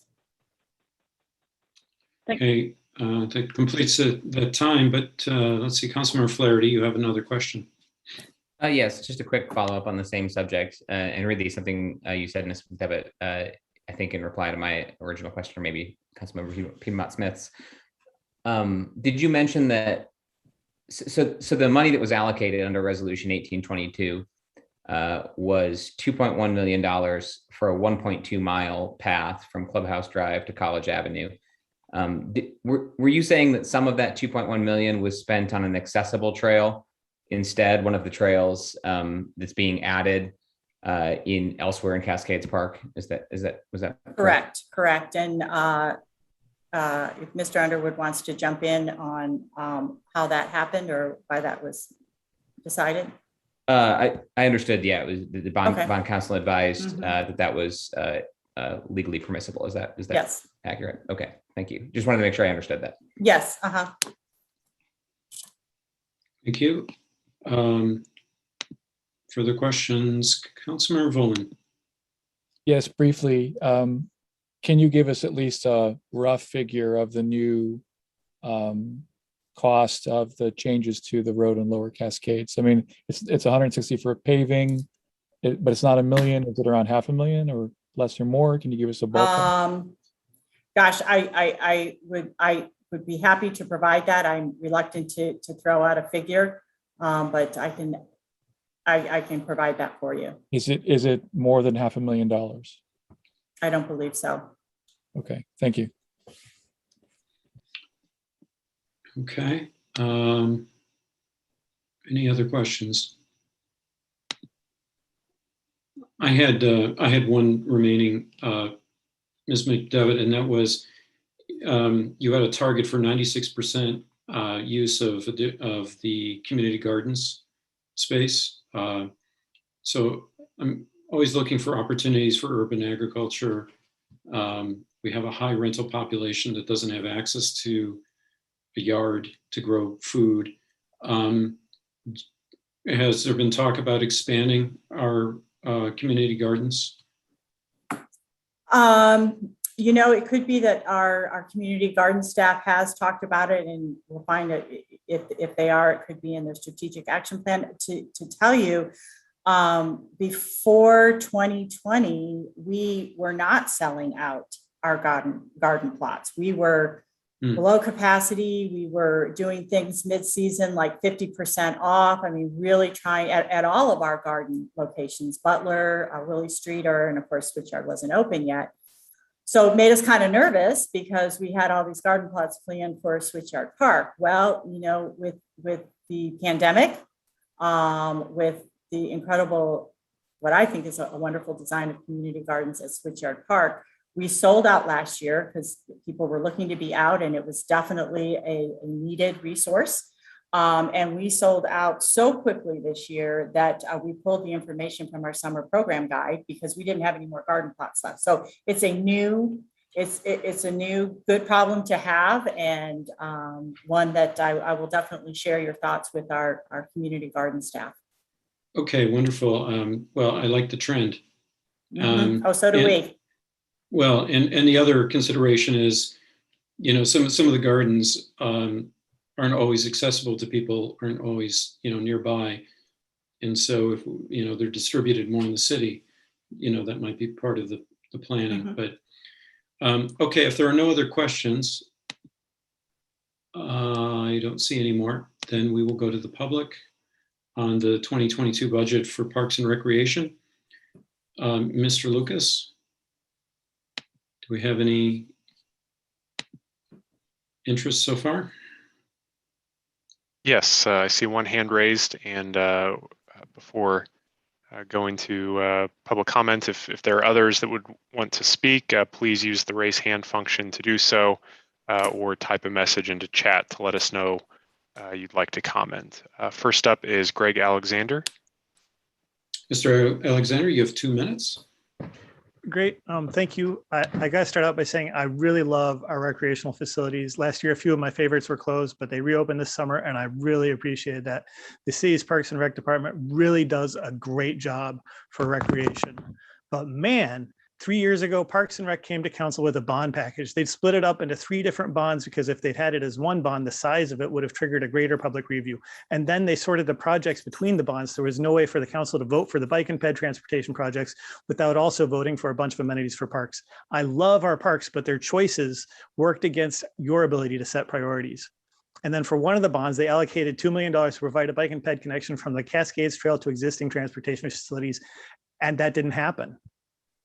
I'm not saying their reasons are bad, but the simple fact of the matter is that was taxpayer money that was allocated for a specific purpose. It is so rare to see money allocated meaningfully for transportation. And that didn't happen here, despite what they told you guys 3 years ago. I honestly don't know what you should do. It seems to me like it's blatant insubordination, a renegade department perpetrating a fraud against taxpayers. It's a significant test of your authority. I really have no idea. I don't know how you can govern when this sort of conduct occurs, but at least I know this. You absolutely need to remove all bike and ped transportation responsibility from Parks and Rec. Their priority is recreation, and they do a great job at it. But our city's comprehensive plan makes clear these facilities should be for transportation. They're spending transportation dollars on recreation. They ignore transportation engineering standards, and they ignore transportation planning priorities. Don't take my word for it. And for goodness sake, don't take Director McDevitt's word for it. Get a transportation planner or engineer in here and ask them. Thank you. Okay, let's move on to, do we have more public?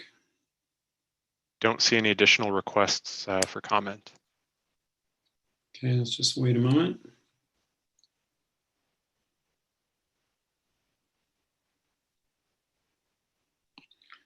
Okay, seeing none, we'll come back to council for any additional questions or comment.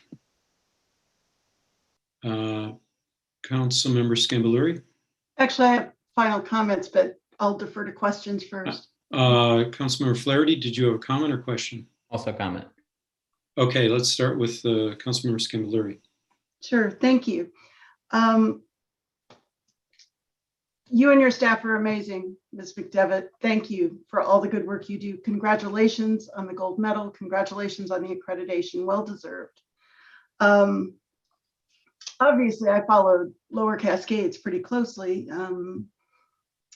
As much of it as it attracted citywide attention, but it happens to be in the district I represent. So of course I paid close attention to that.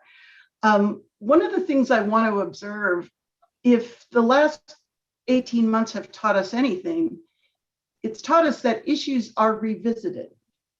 Okay. Annexation stopped for a while and came back. The UDO stopped for a while and came back with this new council. Ditto zoning. All right. I acknowledge the plans and the values laid out in those plans, but I also believe that how we implement those plans should be informed by the evolving needs of this community and by the feedback we get from our taxpayers. And in the case of Lower Cascades, a lot of taxpayers showed up and a lot of taxpayers debated. I lost count of the number of constituent meetings that Ms. McDevitt and her staff attended, including one that I think attracted probably 60 or 70 people in Lower Cascades. Those taxpayers had their voices heard, and I appreciate all of that you did to listen to constituents.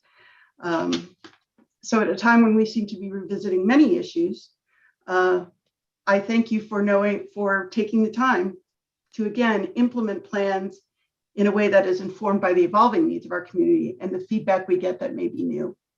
I will happily support this budget. Thank you. Councilmember Flaherty. Sure, thank you. Thank you, Ms. McDevitt, for answering questions and for the presentation and for all the work you and your department do. I'm excited and interested to follow up on the electric equipment conversion and learn more about that. I remain disappointed at the decisions of your department and the administration with regard to Resolution 1822, the bicentennial bonds that were approved by the council. I honestly just don't find it acceptable that the administration unilaterally decided to disregard those bonds, even if we thought it was legally permissible somehow in a narrow sense. The whereas clauses in the resolution literally say a trail from Clubhouse Drive to College Avenue at Cascades Park. Similarly, I find it unacceptable that we had the administration unilaterally decide to ignore an adopted transportation plan that this council adopted. It also is concerning that seemed to be the case with some TDM plans and climate plans earlier this evening. We are very limited in our powers on the council. I know many of my colleagues have found it difficult and frustrating at times how little power we have in relation to the mayor and his team. And that's fine. It's the strong mayor system we have in Indiana. But where we do have authority is adopting plans for the city that, frankly, I expect that we are going to follow. And same thing with approving bonds. It's really troubling to me how that decision was made, that the council wasn't involved, that we're ignoring our plans and documents. I can't support this budget because we're not following what we said we were going to do. I need to see money in this budget to complete what we didn't do with the bond money when we spent it on something else. It's a really troubling pattern, and I'm pretty disappointed. So I'll be voting no tonight. Thank you. Further council comment? Councilmember Sandberg. Thank you. I must support Councilmember Scambaluri's position here. She is my district rep. I live in District 2, even though I serve at large. And I can certainly back her up with all of the public concern that their understanding was the closure of the Lower Cascades was a pilot project that could be revisited in what, 2 years. And being in a landlocked neighborhood, which we are here in Matlock and Blue Ridge, people who were finding themselves limited during a pandemic were standing up and speaking for accessibility issues, and individuals who are not able to bike and who are not able to be pedestrians, as we hope and encourage all of our residents to be. But we found some real pushback from the community that is limited in those abilities and who do want to enjoy the more passive park areas in our community. And so Councilmember Scambalori was listening to her constituents in District 2. I certainly heard it too. And so I think we all need to be a little bit more flexible in understanding that as facts change and as circumstances change, we need to be a little more reasonable in our abilities to change as well, and not hold people accountable to some sort of study or some sort of plan when we have many, many plans with a lot of movable parts in them. And some of them we choose to follow, some of them we don't. We went through that with our comprehensive plan not that long ago with the UDO. And so that is just the nature of the beast. We can't always have things exactly as we want them when we're listening to our public who have a right to weigh in as well. So again, I will support Ms. McDevitt in her efforts and her board and their decisions, as well as the taxpayers that did very, very clearly indicate that they were not happy with that closure. So, and again, my thanks to you, Paula. The park that I visit the most frequently is the Ferguson Dog Park, and you're doing a very fine job in keeping that well maintained. Thank you. Yeah. Further council comment, Parks and Rec budget.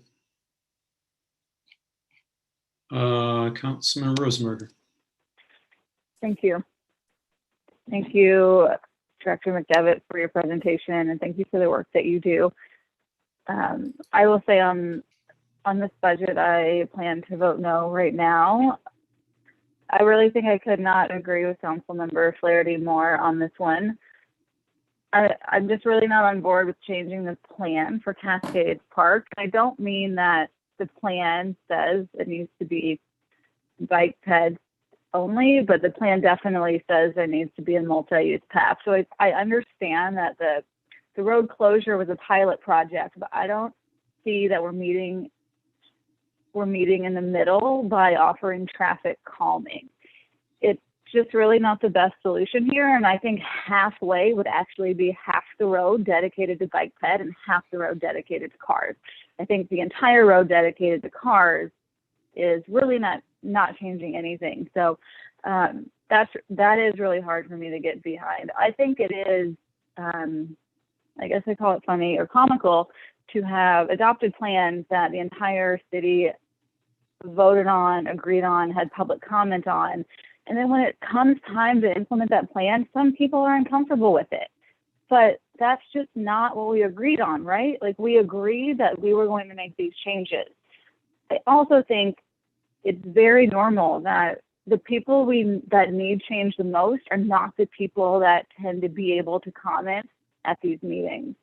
You know, our city is 80,000 people, and I don't know how many you heard from in the public comment period, but, you know, I just think it's important that we consider everyone when we are, you know, talking about our plan. So I'm also unsure of the evolving need that council members discussed for this. I mean, during COVID, if anything, people are driving less.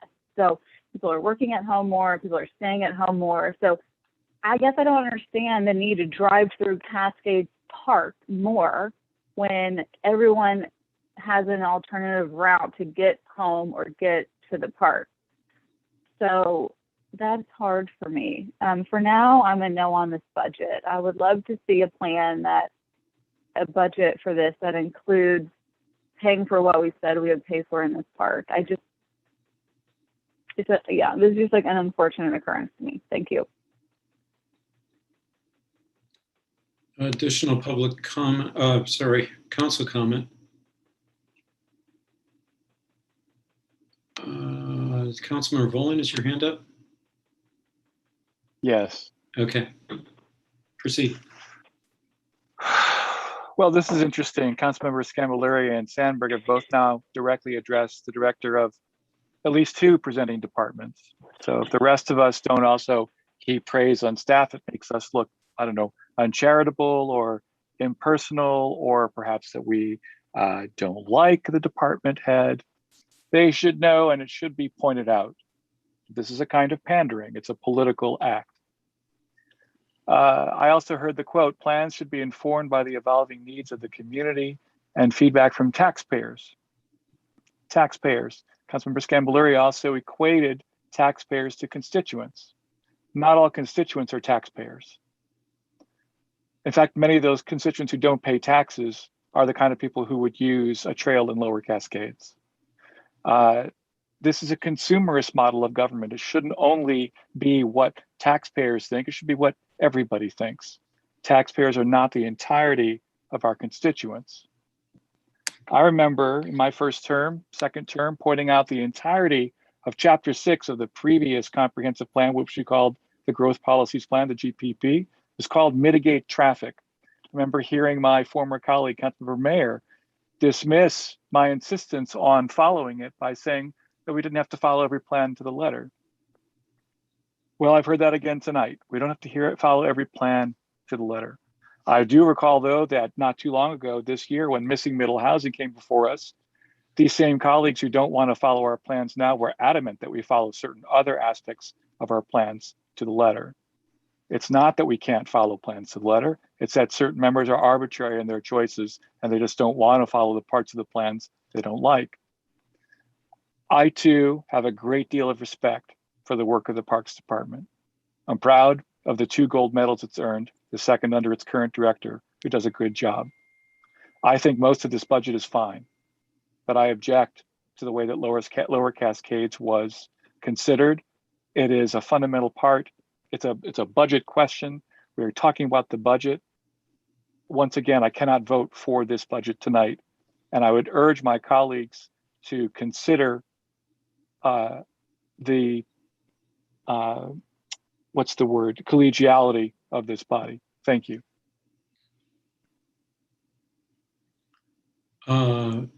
Further council comment?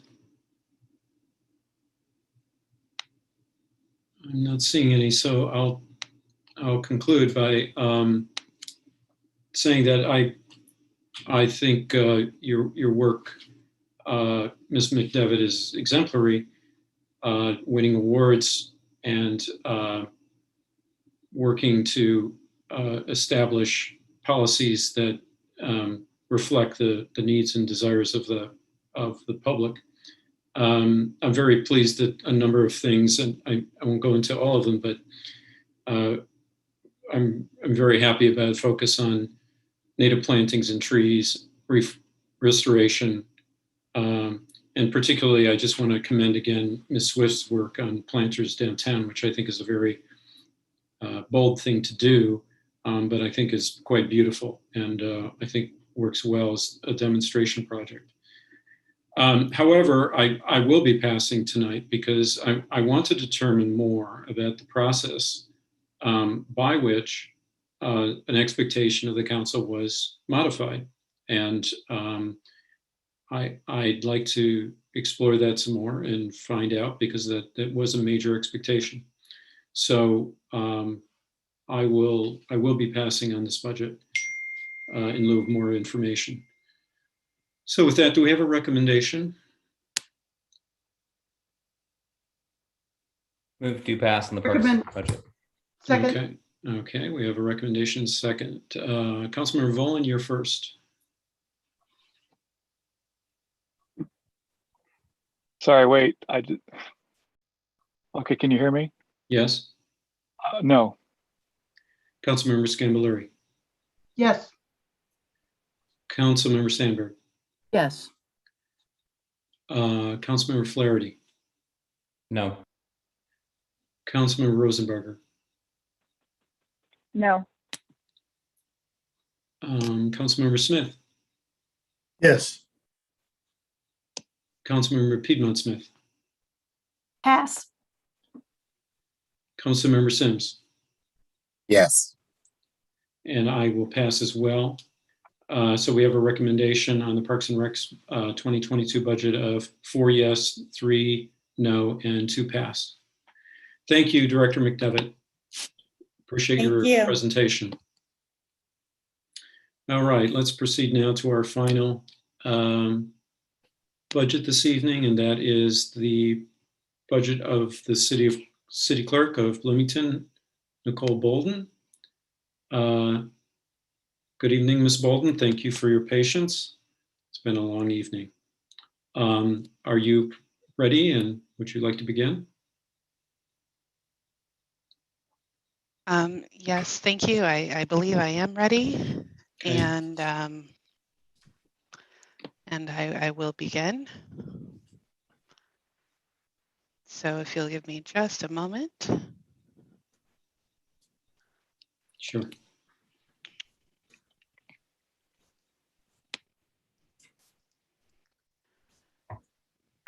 And so hopefully we have our screen shared right now. Yes? I'm sorry, I think Councilmember Scambler, you gave me a thumbs up, Yeah. so I'm going to go with you. I turned my mic off, sorry. Yes, oh, good to go. Okay, great. Thank you. So thank you. Actually, I want to begin by thanking you all for allowing me to reschedule my presentation. So to begin with, why we exist. The Office of the City Clerk is defined by statute and practice. We sit outside the city administration and beside the Common Council, both literally and statutorily. Our duties are set out in the Indiana Code, and it is a full-time elected position, city clerk, and I currently have a chief deputy city clerk, Sophia McDowell, who is wonderful, and I know you all are all very familiar with her, and a deputy city clerk, Susan Stoll, who's also wonderful, and they're both authorized to perform all the duties that the Indiana Code and the Bloomington Municipal Code delegate to the clerk. Our major initiatives are listed here, but we serve as the official record keeper for the council. We officiate marriages, attest to signatures, administer oaths, certify documents. We sign official deeds and documents, prepare or arrange for public notices to be published. We also serve as a satellite voter registration office. We update and maintain the Bloomington Municipal Code. We coordinate recruitment for city boards and commissions, which is very familiar because you've gotten multiple emails from us saying, hey, we need to get together and do this.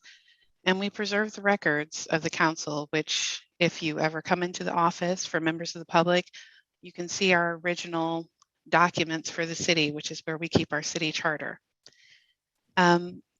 We have been charged by judicial order to adjudicate parking ticket appeals for the city of Bloomington, which is how sometimes, unfortunately, most members of the public first come in contact with our office. And we collaborate with entities within the city and outside of the city to provide opportunities to discuss local government, encourage civic engagement, and really participate in areas of civic life.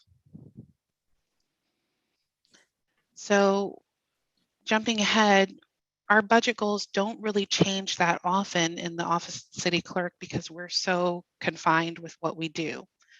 So we want to continue to staff the shared office.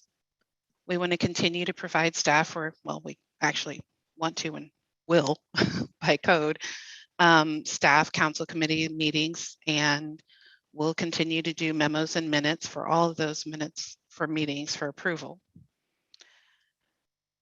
We will continue to attend classes and trainings in order to achieve certification. And I do want to touch on this. In 2019, the Indiana Code was changed to add additional continuing educational trainings for the office. So there are two types of training certification that we can achieve. One is the Indiana accredited municipal clerk, and the other, at least at one level, is the certified municipal clerk. So I've actually achieved both of those designations. The next one I can achieve is a master municipal clerk. Those take years to actually acquire, so I don't anticipate actually getting the next level before at least 2023. But Sophia and Susan are both working on those themselves. And then public engagement and outreach. So we're going to continue to officiate weddings. We're going to continue to attend neighborhood and community meetings and sponsor activities and events that will benefit the community and reflect our city goals. And for the fun part, which is what we really came to talk about, which is what our budget is going to look like this year. The bulk of our budget increase is in personnel services this year. And it's related to a requested salary increase that is in line with citywide staff and our request to add one full-time position in the clerk's office. And this position is intended to assist with ongoing duties within our office, and having that additional clerk will allow for greater flexibility within the clerk's office and will ensure that all of our statutory duties are fulfilled. So this budget request reflects the full cost of the annual salary and benefits related to this position. And I believe that our workload has increased sufficiently over the last few years to warrant the request.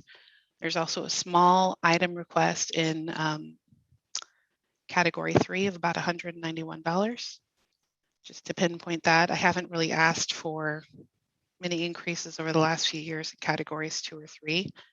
So that's a bit unusual. And I wanted to make sure that you were aware of that. And here are the numbers for you if you wanted to look at them again. And that is my budget presentation in a nutshell. And I am ready for any questions that you have for me this evening. Thank you, Clerk Bolden. You're welcome. So we'll now go to council questions for our city clerk. Who would like to begin? Are there any questions? Councilmember Volin. Yeah, Madam Clerk, can you discuss at all how the duties of, I mean, I know that in the Hamilton administration and with this term and the previous term of council, we've taken on a lot more work. There have been a lot more meetings we've been doing with plans and UDO and other big pieces of legislation. How has that affected your office? Okay. Well, I would say if you go back about 10 years, so starting in 2011, you used to average at about 54, 55 meetings a year. And starting when I came in office, so in 2016, that year, there were about 69 meetings. The next year were 54. And then the meetings have steadily gone up. So last year you had 99 meetings, and yes, that was the first year you had committee meetings, but this year where you've had relatively few committee meetings, if any, you've had 59 meetings so far, and you have an additional, you're on track to do about 84 meetings by the end of this year, and that's without scheduling any additional special sessions. And I'm pretty sure that there might be 1 or 2 additional meetings coming up this year. So I hope that answers your question. Well, I guess, I mean, sorry, that's, go ahead. So we were trying to chart it out, and we were really looking at, I can show you kind of a very rough chart that we drew up earlier, but it is, bottom line, the workload has increased. The meetings have become more frequent. The meetings have become longer.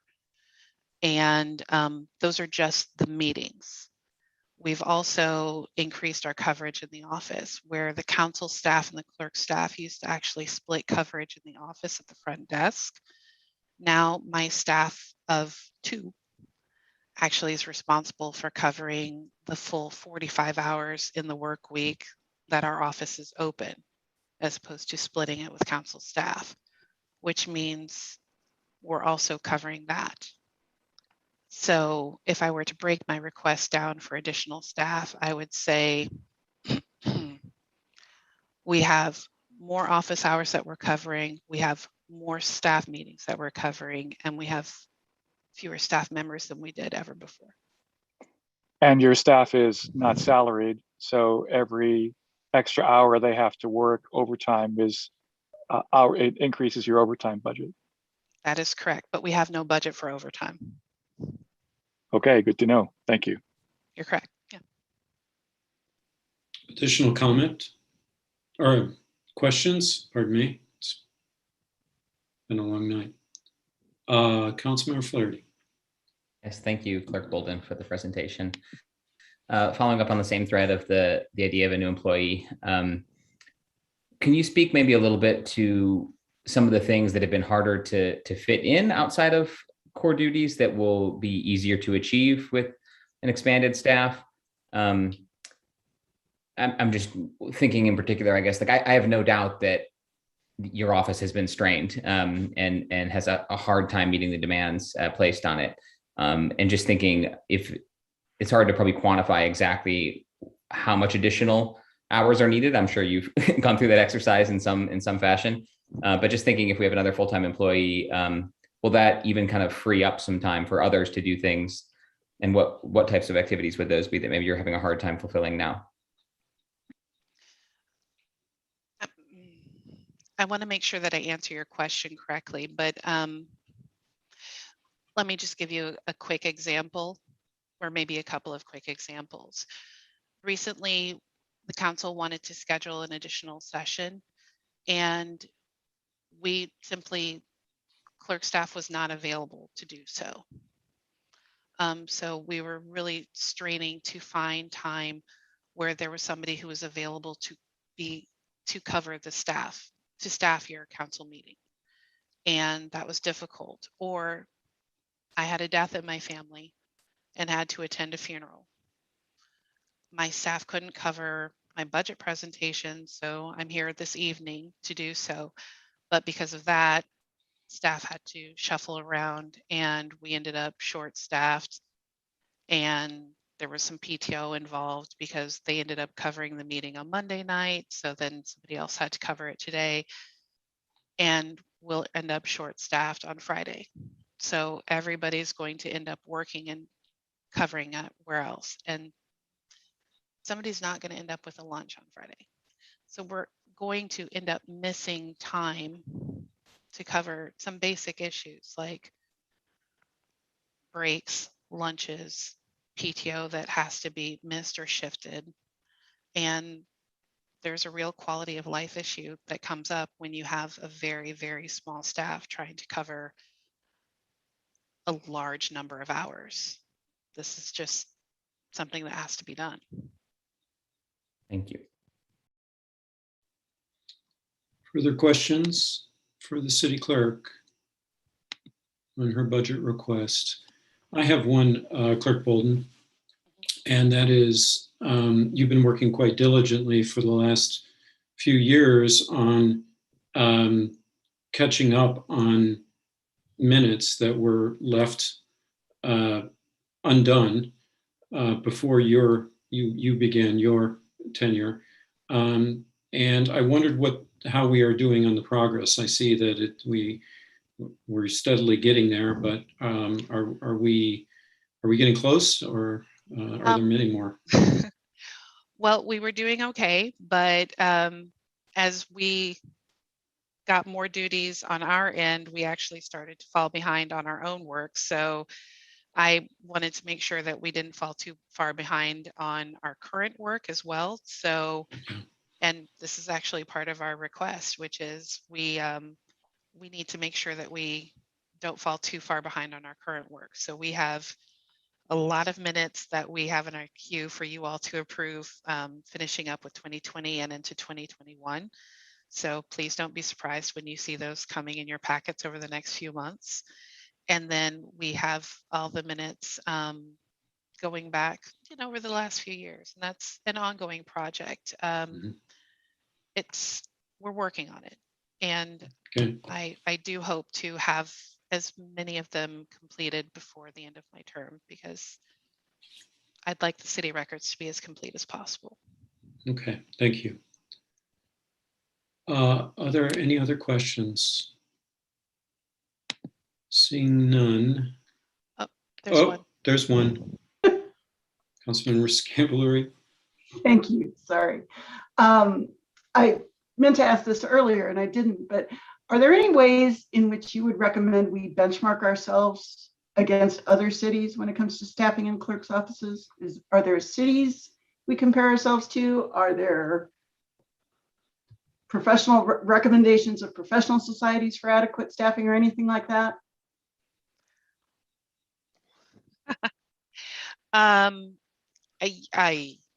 That's difficult. I'm a member of the Indiana League of Municipal Clerks and Treasurers, so I do talk to other clerks from second-class cities on a regular basis. I'm also on the board of directors for AIM, which is the Association of Indiana Municipalities. So I do talk to other municipalities as often as I can. Bloomington tends to be somewhat different in terms of how we're structured and how we operate. And I believe I don't want to put words in anybody's mouth. I think it was Councilmember Sandberg once who said that Bloomington is different, or maybe you said special, I don't remember. But it's hard to say that we will operate just like this city, because we just don't. Okay. And it sounds like there are no guidelines from professional associations either. No, and there are no direct parallels. I went, when I first got elected, I went to a few of the other second-class cities to see how they operated and what some of the better practices would be to put in, that we could do in our offices. And they're all a little different. Like the duties are just a little bit different. And it, Okay, that's helpful. Thank you. Mm-hmm. Further, Councilmember Flaherty. Thank you. I did have two other small ones. One was, I don't remember the exact history of when and reasons for why the council and the clerk's office stopped sharing the staffing responsibilities for the front desk, and it went to the clerk's office.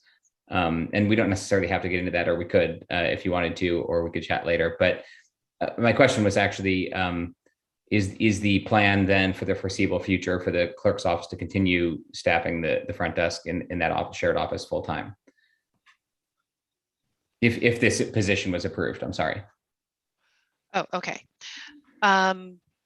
So very short history, and I believe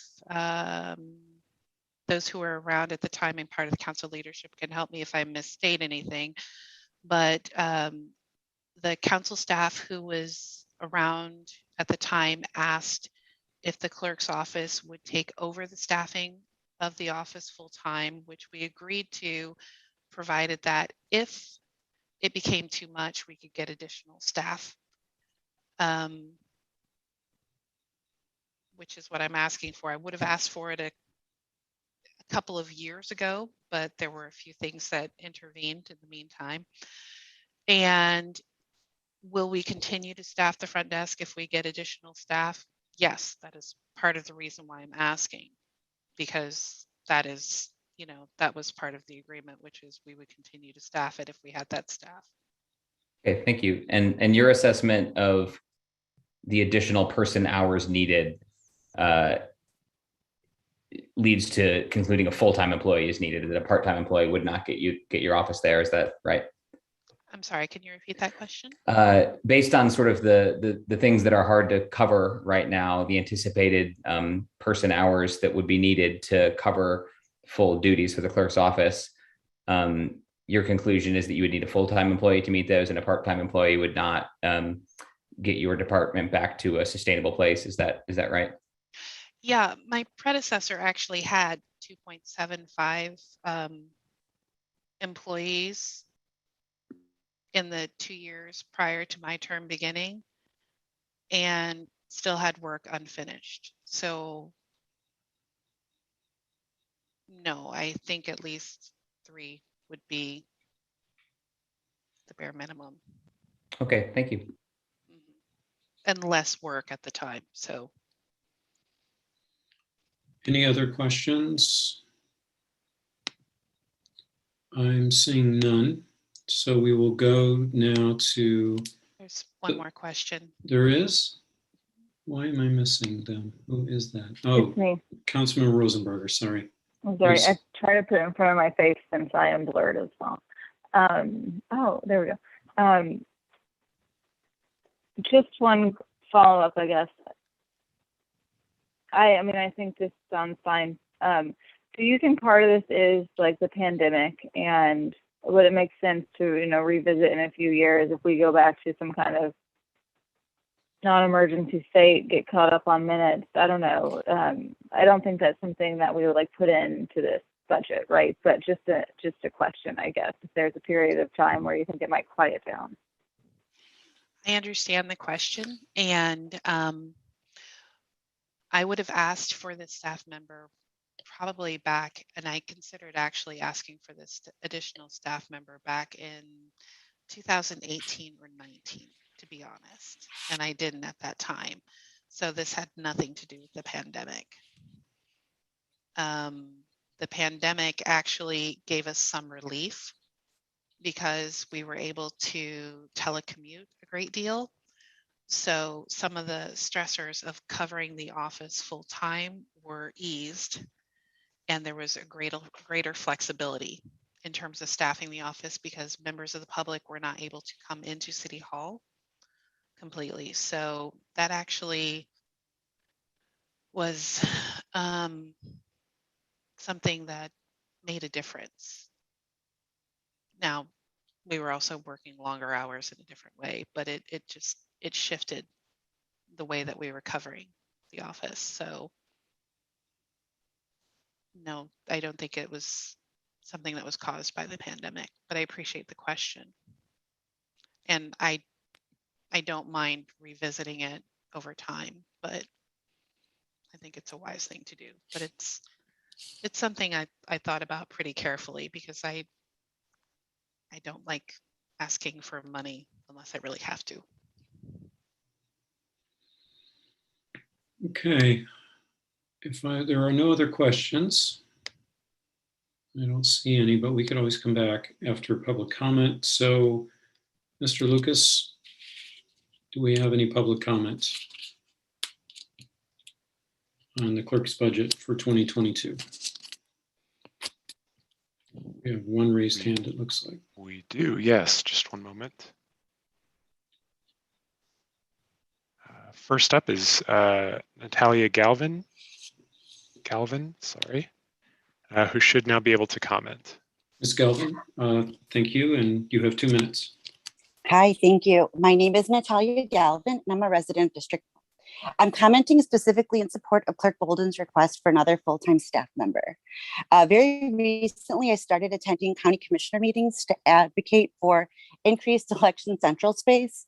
That has shown me how much I prefer the accessibility and transparency of city council meetings. The clerk's role is a big part of that.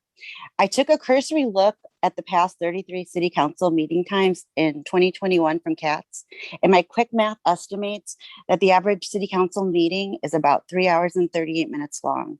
With the considerable issues that city council addresses and will continue to address in the future, I do not foresee meetings becoming shorter or residents becoming less engaged. It is crucial that our clerk staff is not overwhelmed or burned out. In addition to meetings, the clerk staff has always been very helpful with finding out more information about boards and commissions that is not readily available. Finally, I had the privilege of serving on the Housing Insecurity Working Group this past spring. As part of that work, I reached out to different cities, and part of that work required me to look through their city council minutes to find out more information about funding. It was a rarity when I could find any digital city council archive, let alone one as thorough as ours in Bloomington. Thank you for your consideration. Thank you for your comment, Ms. Galvin. Do we have any other interested public in commenting? See no more hands raised at the moment. Just remind folks if they'd like to comment, they can use the raise hand feature or send a message via chat to let us know you'd like to comment that way.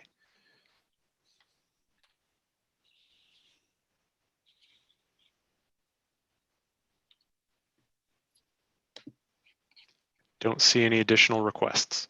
Okay.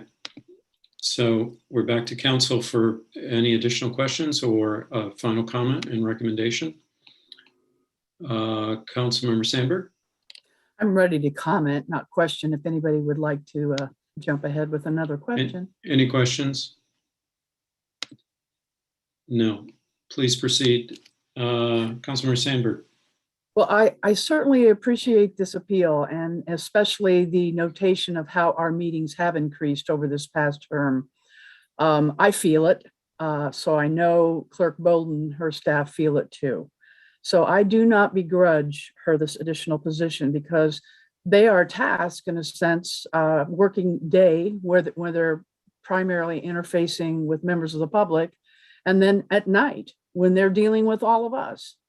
And so I think we should all question this, because anytime you add a new FTE, there's always the danger that, you know, when times get, we have to tighten our belts, we may have to reduce staff, which is always unfortunate. But I don't see the meetings getting any less frequent. We certainly have been through a lot with UDO and comp plans, and now we're heading into annexation, and life is going to continue to be interesting, I think, for some time ahead. And so again, I will be supporting the budget, and happily to do so, given all the support that the clerk and her staff give to this council. Thank you. Further comments?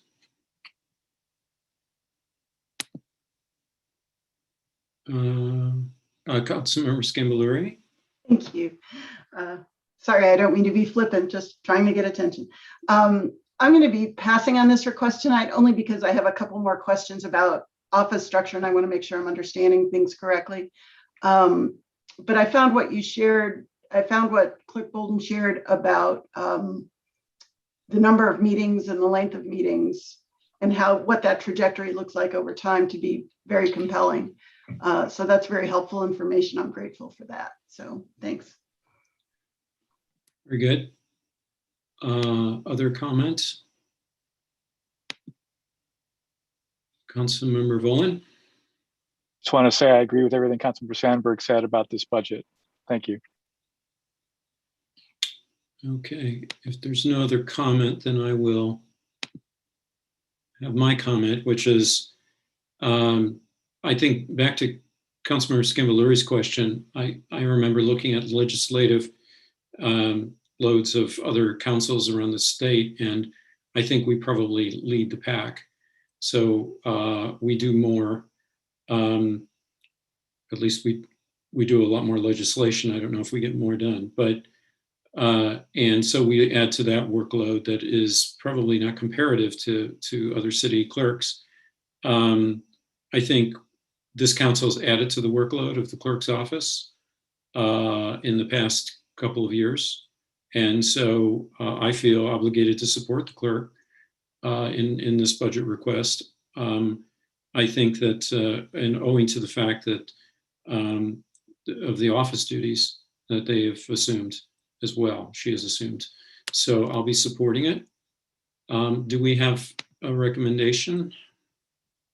Move to pass. Second. Okay. Councilmember Volin.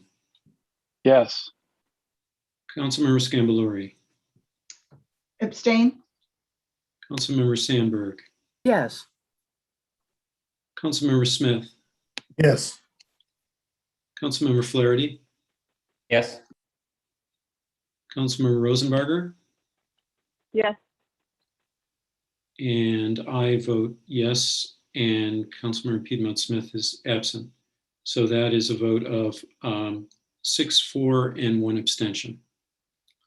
So is that correct? No. Don't Yeah. believe you called my name.